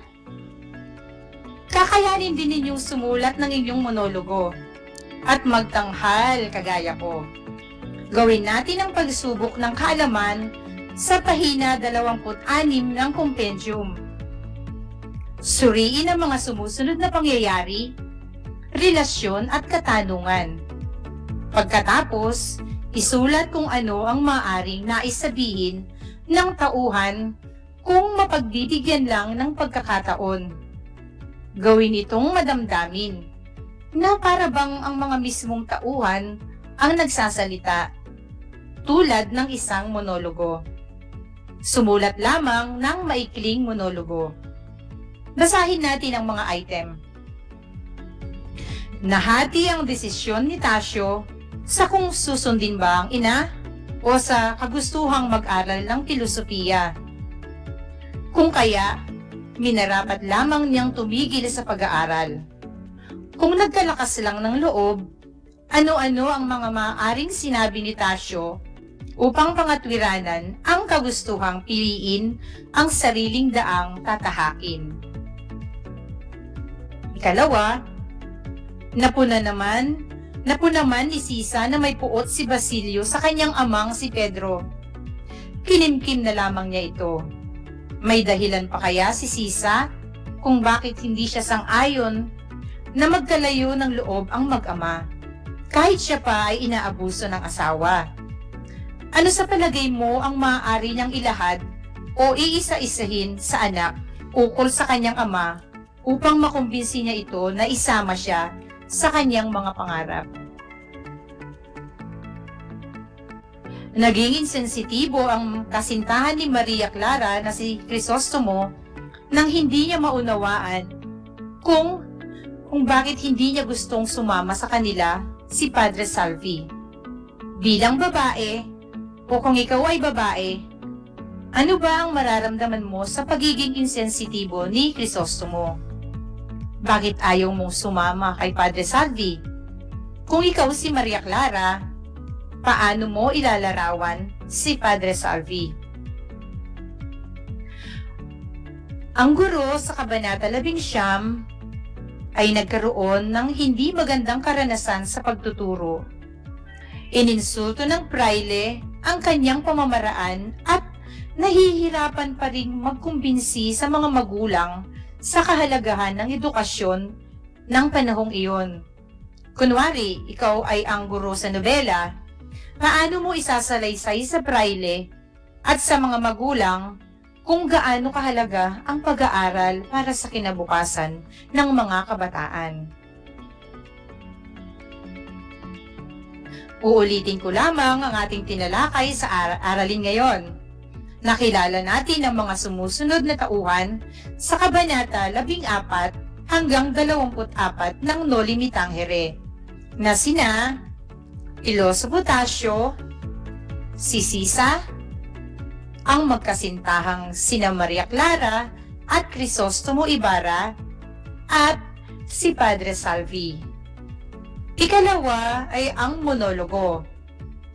Uulitin ko, ang monologo ay isang madulang talumpati ng iisang tauhan sa isang drama. Mula sa salitang Grego na monologos na nangangahulugang pagsasalita ng mag-isa. Ito rin ay vokalisasyon o pagsasatinig ng nasa sa isip ng isang tauhan. Ginagamit din ito sa mga dula, pati na rin sa telebisyon at pelikula, at maging sa mga praktikal na paggamit tulad ng katalastas. Sana'y naunawaan ninyo ang patungkol dito. Paghusayan ng pagsusulat ng inyong mga monologo. Ngayon pa lamang ay babatiin na kita sa patuloy na pagpursige sa pagsubok sa ating mga pagsasanay. Mahusay, nararapat kang palakpakan. Diyan nagtatapos ang ating talakayan ukol sa Kabanata 14 hanggang 24 ng Noli Me Tangere. Naway ang lahat ng aral na napulot ninyo ay maisagawa at maibahagi sa iba. At kung may mga katanungan kayo, ay i-text lamang sa numerong 0939-1632-976 o kaya'y itanong sa inyong guro sa asignaturang Filipino, ika-9 na baitang.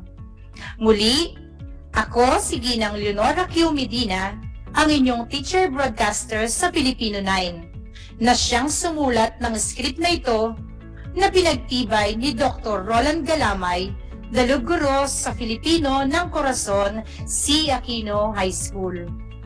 Laging tandaan mga kapantas, walang ligaya sa lupa na hindi dinilig ng luha. Ang pag-aaral ng mabuti ang susi sa ating magandang kinabukasan. Hanggang sa muli!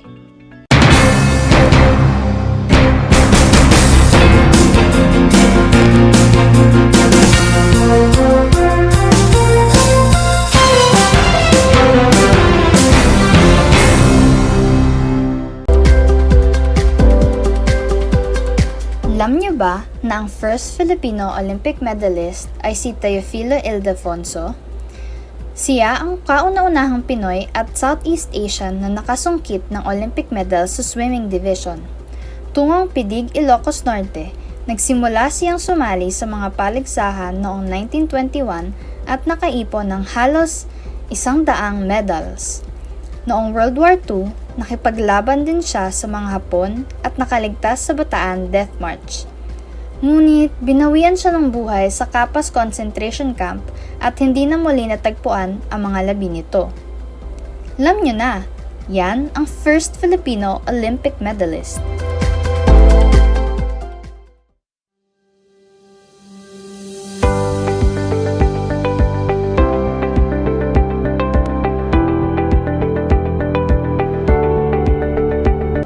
Ang Dagdag na 2 taon sa high school ay malaking bahagi ng programang K-12 sa ating bansa. Pinag-aralan ng mabuti ng Kagawaran ng Edukasyon o DEPED ang nilalaman at paraan ng pagkatuto sa 2 taong ito na tinatawag ngayong senior high school.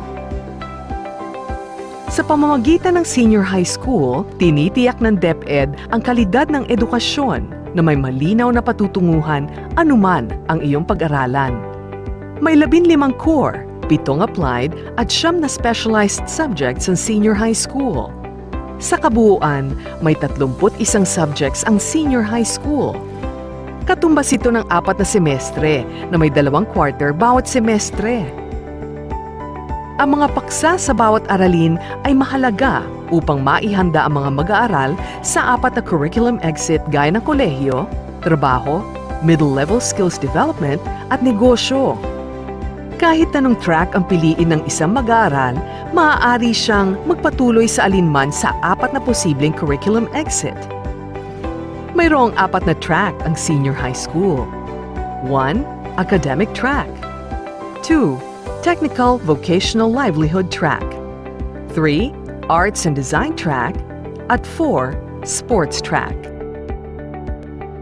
Ang senior high school academic track.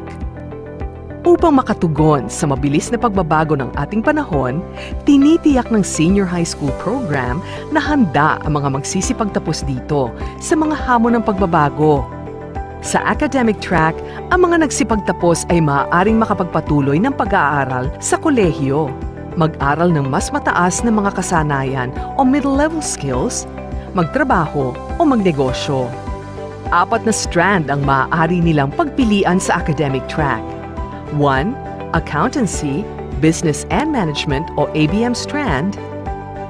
2. Science, Technology, Engineering and Mathematics o STEM strand. 3. Humanities and Social Science or HUMS strand. At 4. General Academic strand o GAS. Ang ABM strand ay para sa mga mag-aaral na nais kumuha ng kurso sa kolehiyo, kaugnay ng finance, business o accounting. Ang STEM strand ay para naman sa mga mag-aaral na may kakayahan o interes sa science, technology, engineering at mathematics.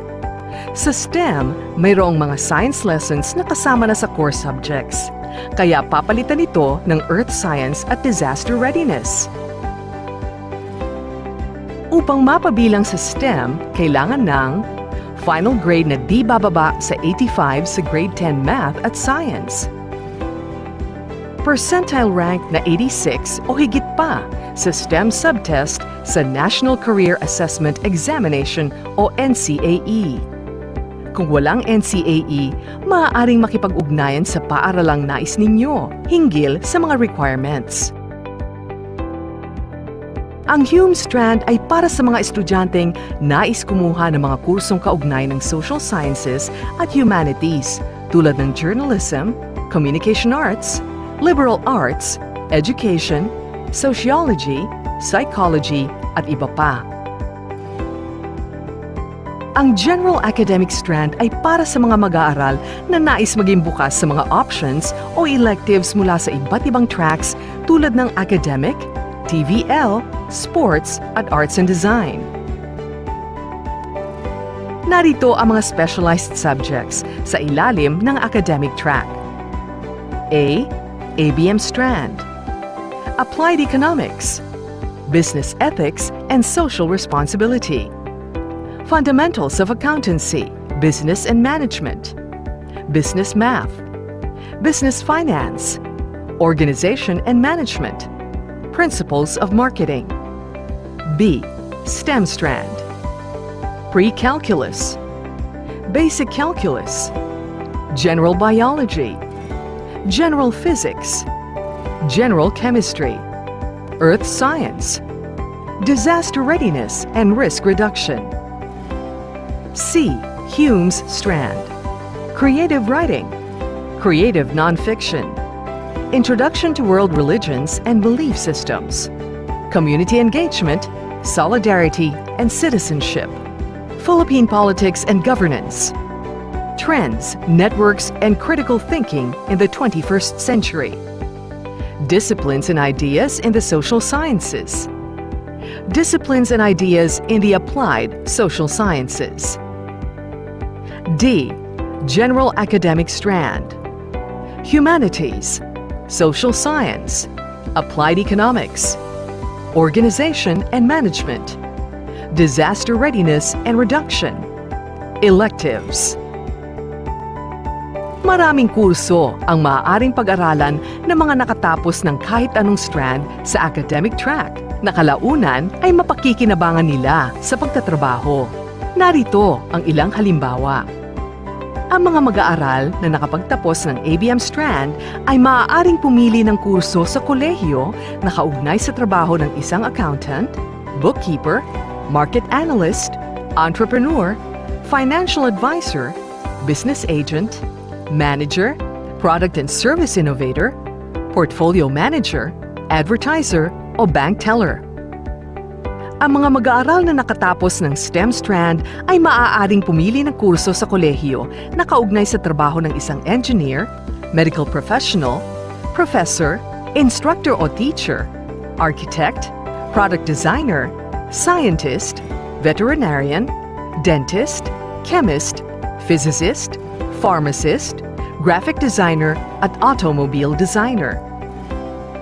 Ang mga mag-aaral na nakapagtapos ng Hume Strand ay maaaring pumili ng kurso sa kolehiyo na kaugnay sa trabaho ng isang teacher, instructor o professor, education specialist, guidance counselor, lawyer, writer o author, psychologist, social worker, public servant, journalist, film director, social entrepreneur, o influencer.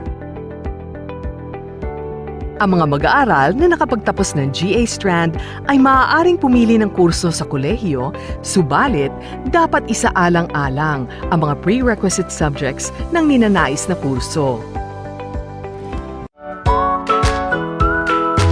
How are you today? Hello, everyone. Hello, learners of Tarlac. Good morning, Math Talino Grade 4 learners! Welcome to Aral TarlakHenyo. Here on RTV Tarlac Channel 26. Simulcast over DCTC. Radyo Pilipino Tarlac. I'm Sir Glenn, your teacher broadcaster. Broadcasting live here at Paniki Tarlac. Remotely here in Concepcion, Tarlac. Live here at Barangay Pedro Elquines, Mayantok, Tarlac. Broadcasting live from Ramos National High School. Your anchor teacher today for grade 9 mathematics. Your partner in education this time of pandemic.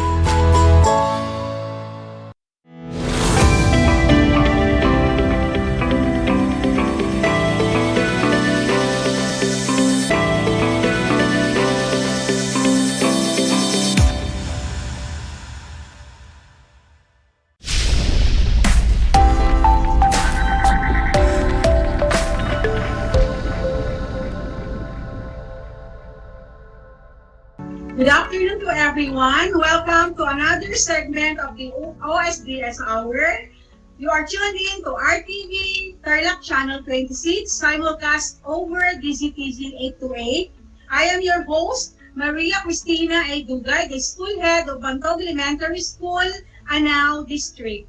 Before we start, let us first greet our school's Division Superintendent, Dr. Ronaldo A. Pozon, our Assistant Schools Division Superintendent, Dr. Armando C. Capili, Madam Maria Selena L. Vega, the Chief of the School's Governance Operations Division, Dr. Noel L. Insao, the Chief of Curriculum Implementation Division, Dr. Paulino D. Depano, all the Education Program Supervisors, Public Schools District Supervisors, school heads, and everyone who are watching right now. A pleasant afternoon po. Everyone who is watching right now, good afternoon po sa mapagpalang hapon po sa inyong lahat.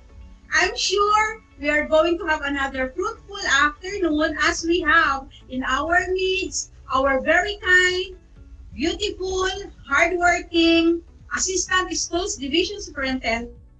So welcome, Madam Maria Selena L. Vega. Madam, good afternoon po. Kumusta na po kayo? Pabuti ng pabuti, paganda ng paganda, pagaan ng pagaan, at paangat ng paangat ang buhay, Ma'am Chris. Ganyan tayo sa SDO Tarlac Province. Kapag tayo ay kinakumusta, siguradong sasabihin natin, paangat ng paangat ang buhay. Kaya, yun ang sagot ko sa tanong mo, Ma'am Chris. Ikaw, kamusta ka na, Ma'am Chris? Yan, mabuti naman po. Katulad din po ng nabanggit ninyo, ma'am. Tayo po ay nandito upang higit po natin paigtingin ang mga serbisyo na ating pong ibibigay sa ating mga mag-aaral ngayon. A few weeks back po, ma'am, na-introduce na po ang Learning Recovery Plan, yung objectives po nito, yung operational frameworks, and other features po. At last week naman po ay guest po natin ang ating Superintendent, Dr. Ronaldo A. Pozon. At yun nga po na banggit po niya na patapos na po ang Division LRT. Ma'am, ngayon po maaari po bang muli po natin balikan o i-review po ang ilang bahagi po ng LRT, lalo na po ang pillars nito? Yes, Ma'am Chris. Ibibigay po natin ang naging journey natin, paglalakbay natin sa pagbuo ng ating Division Learning Recovery Plan. Pero bago po yun, ako muna ay babati sa lahat ng ating tagapakinig sa ating DZTC 828 at sa ating RTV Channel 26. Ako po ay bumabati sa inyo ng isang napakasayang buhay sa lahat po, no, ng matapat at mayap na tao ng Tarlac. Sa lahat po ng TarlakHenyo, magandang hapon po. Makulimlim man po ang ating paligid, subalit patuloy po na nagniningning ang mga programa ng kagawaran ng edukasyon. Nais ko rin pong batiin ang ating mga staff sa ating DCTC at ang lahat po ng mga punong guro, lahat po ng mga staff ng SDO Tarlac Province, lahat po ng ating mga supervisors, at syempre sa ating pong Schools Division Superintendent, Dr. Ronaldo Pozon. Tama ka, Ma'am Chris, nung mga nakaraang linggo, habang atin pong binubuo yung ating Learning Recovery Plan, tayo po ay nagkaroon po ng kahapyaw na kwento kung paano natin ito ginagawa. No?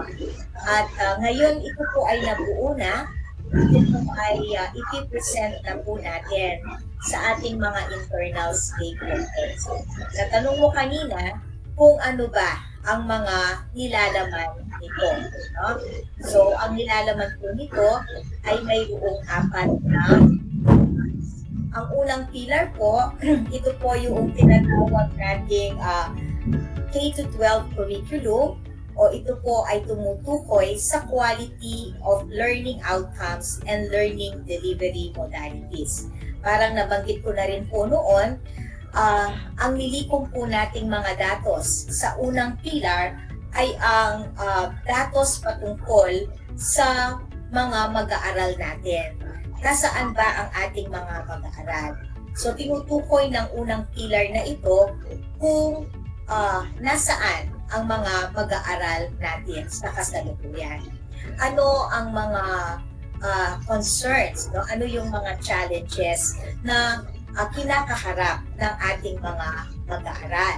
So, makikita po natin dito, dahil sa ating naranasang pandemya, nabanggit ko rin po last time, sa bawat taon na hindi natin na-meet ang ating mga mag-aaral face-to-face, sila ay nawawalan ng 2 taon.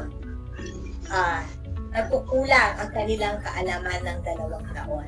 So yung 2 taon na hindi natin nakita face-to-face ang ating mga mag-aaral, 4 years, parang 4 years ang kakulangan sa kanila. So yung Pillar 1, K-12, makikita natin doon, Ma'am Christina, na kailangan nating paigtingin ang ating mga programa pagdating sa literacy, sa reading, sa numeracy, at saka sa scientific skills. So, dyan po tayo panahon. Ang pillar number 2 naman po ay may kinalaman sa ating mga operasyon, sa ating learning environment. No? Ano po ba yung mga kinakailangan na suporta ng ating mga mag-aaral o ng sistemang pang-edukasyon nang sa gayon ay matugunan natin ang mga naging gaps kung ating tawagin ito. So papasok dito ang mga datos na may kinalaman sa access, sa equity, and inclusive education. No? So tinignan lahat natin ang mga datos na ito nang sa gayon ay makatugon tayo sa mga pangangailangan, sa mga kakulangan na na-identify natin. At sa mga datos din ito, natin nakita yung mga challenges, Ma'am Chris, ano? So yun naman ang pillar number 2. Ang pillar number 3 naman ay may kinalaman doon sa ating upskilling ng ating mga guro. Yung mga training na binibigay ba natin sa ating mga guro ay sapat na?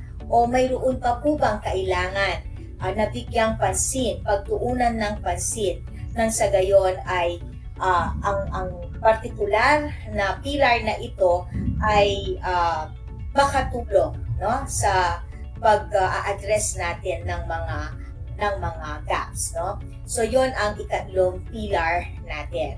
At ang ikaapat na pillar naman, ito ay may kinalaman sa ating engagement sa ating mga stakeholders. So, ano ba ang importansya, no? Ano ba yung impact, I should say, no? So, yung uulitin ko lang, yung una, ito ay may kinalaman sa ating mga learners, sa ating curriculum. Yung pillar number 2, may kinalaman sa learning environment. Yung pangatlong pillar, yung upskilling and reskilling ng ating mga personnel, particular na ang ating mga guro, ano yung kalidad ng ating mga guro ngayon. No? At ang apat naman, natawag nating engagement natin sa ating mga stakeholders. Pag ganyan, ang naiisip ng iba ay yung solicitation, no?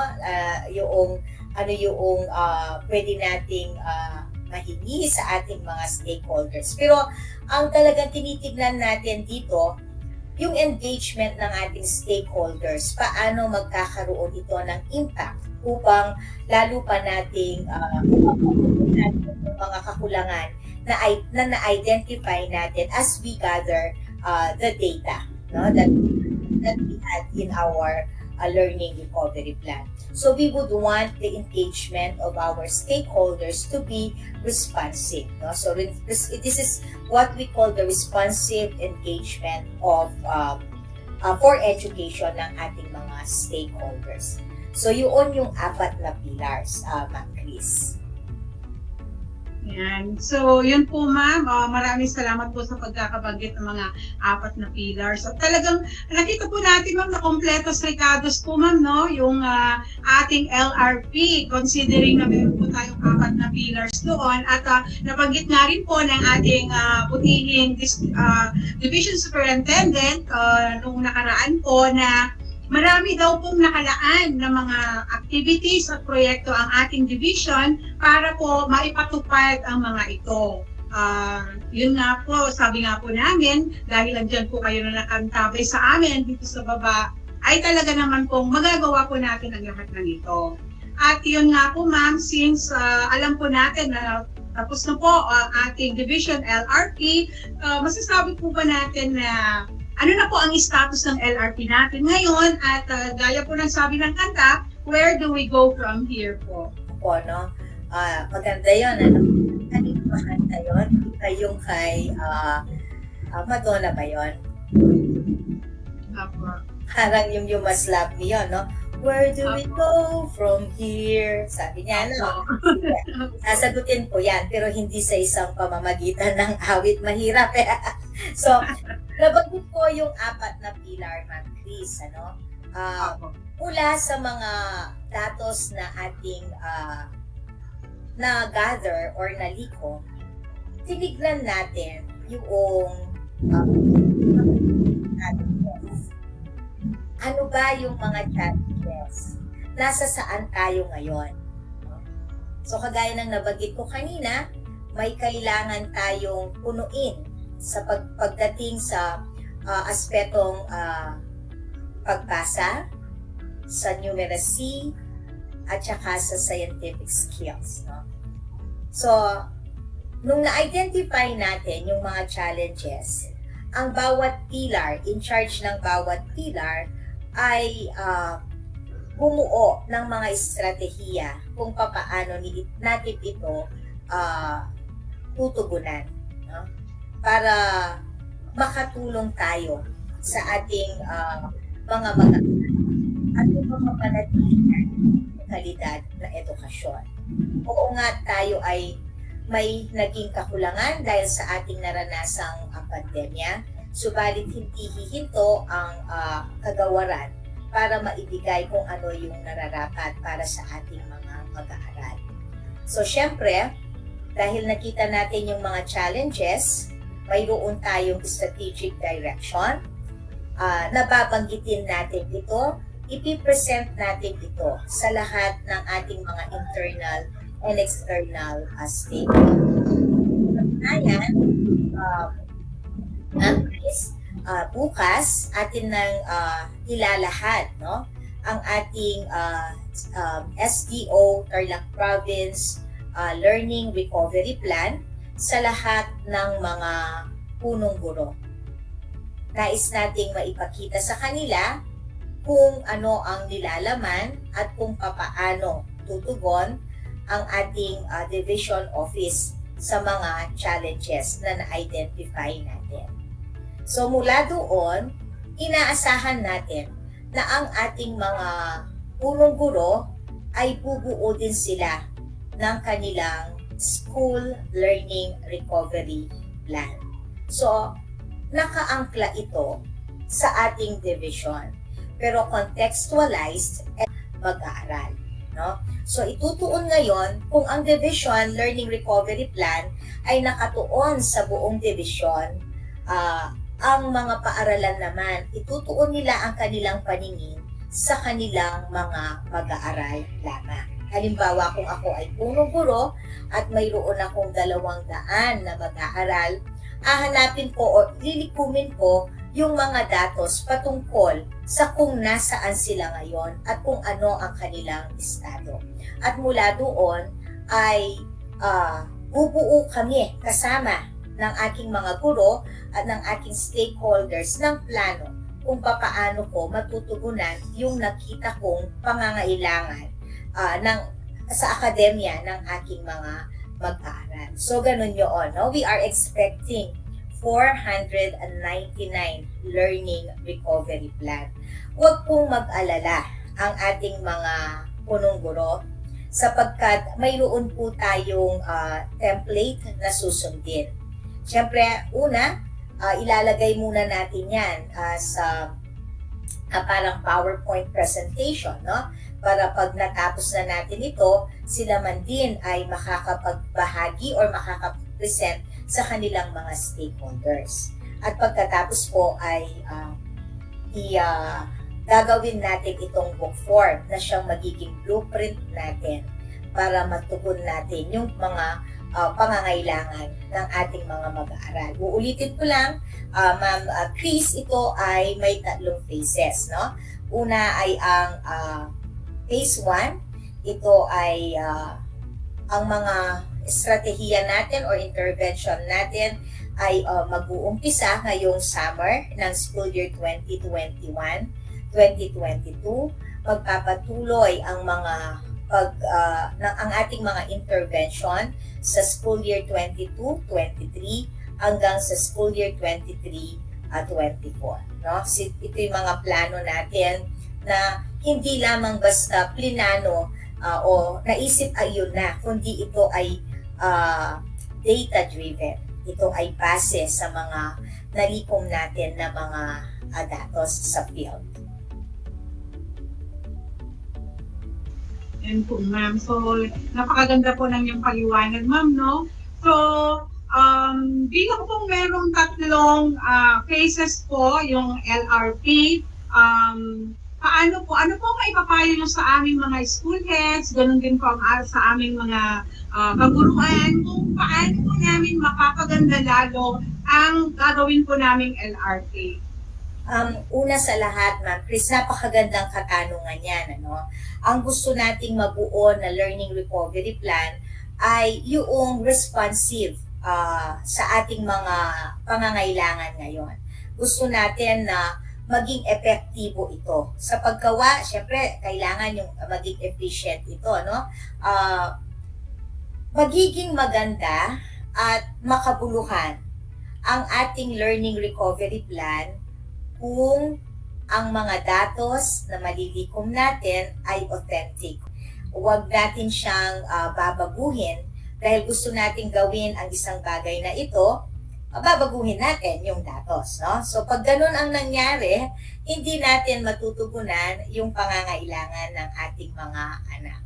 So mga mag-aaral. So ang pinaka-importante, sa paglikom pa lamang natin ng mga datos, ito ay ang mga genuine, hindi siya fabricated. No? Ito yung totoo na datos na natin. Ito talaga yung authentic na mga datos.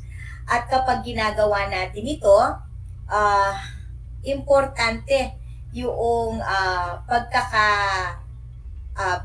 hindi lang pagkakaisa, no? Yung pagiging open natin sa pagbabahagi ng ating mga ideya, hindi lamang ng mga punong guro, kundi ng mga teachers din na nasa sa school, pati na rin yung mga external stakeholders natin.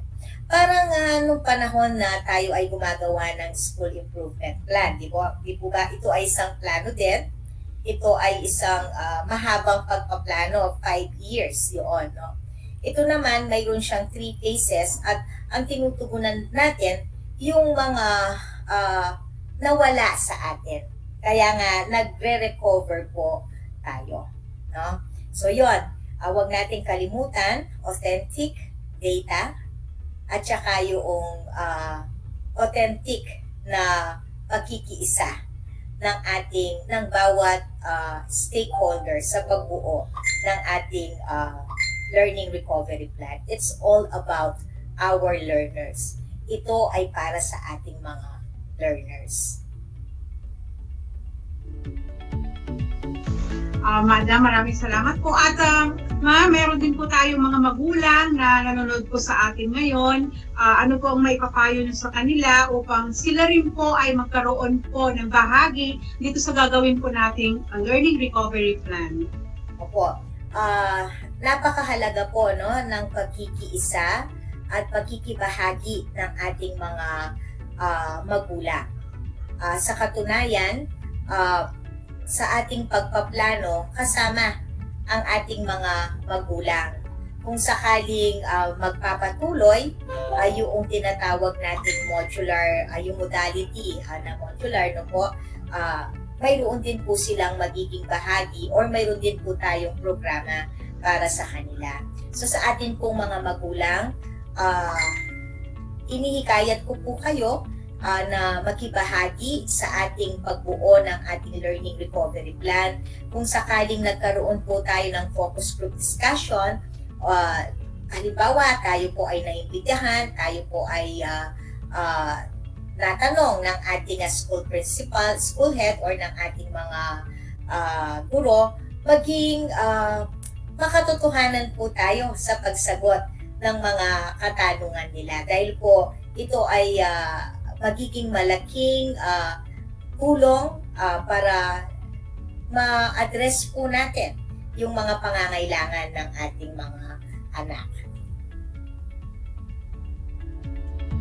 Maraming salamat po, Madam Celine, sa napaka-makabuluhang panayam po tungkol po sa Learning Recovery Plan. Alam po namin na ang LRP na ito ay isang undertaking po na makakatulong upang lalo po nating maiangat po ang kalidad ng edukasyon sa kabila po ng pandemya. Gaya po nga ng nabanggit niyo noon na we should rise above the pandemic. Yan. Kaya po nating labanan yan basta sama-sama po tayo. At yan nga po, Madam, gaya po na nabanggit nyo, hihintayin na lang po namin dito sa aming parke, dito sa baba, sa mga elementary schools, high schools, senior high schools na yung po presentation nyo po ng Division Learning Recovery Plan. At alam po namin na sa pamamagitan po nito, ay lalo po namin maintindihan, lalo pong maliwanag, ang gagawin po natin LRT, lalo na po sa bahagi ng school. So muli po, Madam Celine, any parting words po para po sa aming lahat? Opo, ma'am, please, bibigyan diin ko lang yung ating schedule para bukas.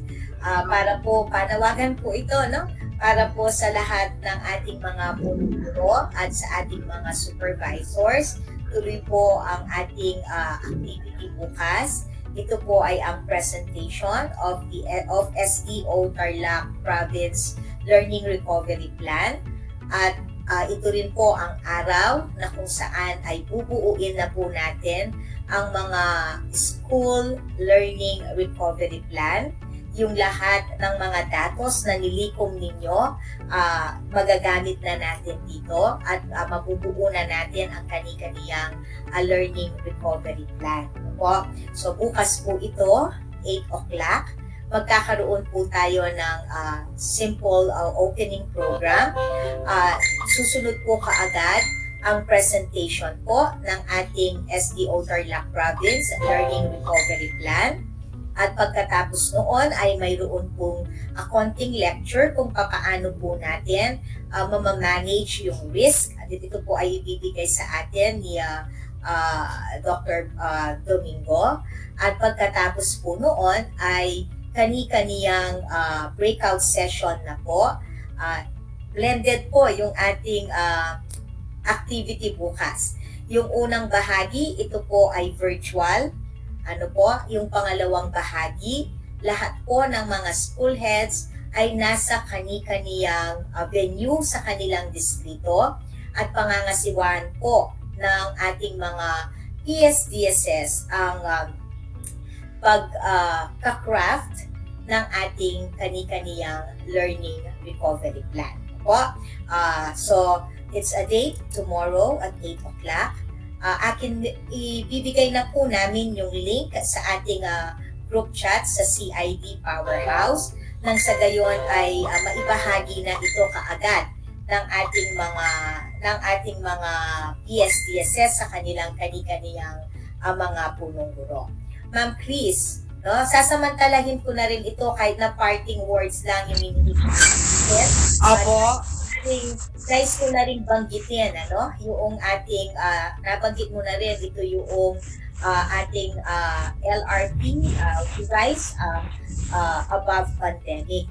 This is a learning recovery plan that rises above pandemic. Ang ibig sabihin, yung letter I, ang ating recovery plan ay restructured. Inayos po natin ito, inorganize po natin ito so that it will be responsive sa pangangailangan ng ating mga mag-aaral. It's also inclusive and innovative, and it is solution-oriented and synergetic. And letter E, it's enabling and effective. Yan po ang tatak ng ating learning recovery plan. Ulitin ko, our recovery plan rises above pandemic. RISE, which stands for restructure,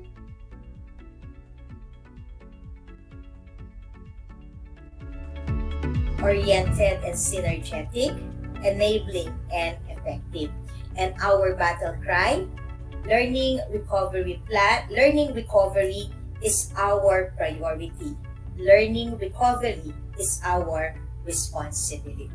Sa inyo pong lahat, Magandang hapon po. Rest assured mga mahal po naming mga magulang, hindi po natin hahayaan na hindi matugunan ang pangangailangan ng ating mga mag-aaral. Patuloy po na pino-workout po natin ang quality education sa SDO Tarlac Province. Kaya magpatuloy po tayo sa pagsigaw ng Angat Tarlac, Rise Tarlac, Shine Tarlac. To God be the glory. Yan, maraming salamat po, Madam Selena, at sa inyong napakagandang pagpapaliwanag tungkol po sa Learning Recovery Plan. Antabayanan po namin bukas po ang presentation po ng Division LRP. So sa inyo pong lahat na nakikinig po sa atin ngayon, sa lahat po ng nanonood, mga magulang, mga kaguro, district supervisors, at lahat po ng ating mga external or internal stakeholders. Muli po, maraming salamat po. We are all in this at kami po ay humihingi ng inyong tulong at pakikibahagi sa napakagandang undertaking po ito. Muli po, Ma'am Selena, thank you so much po. At sa lahat po ng nanood po sa atin, magandang hapon po sa ating lahat. God bless us all po.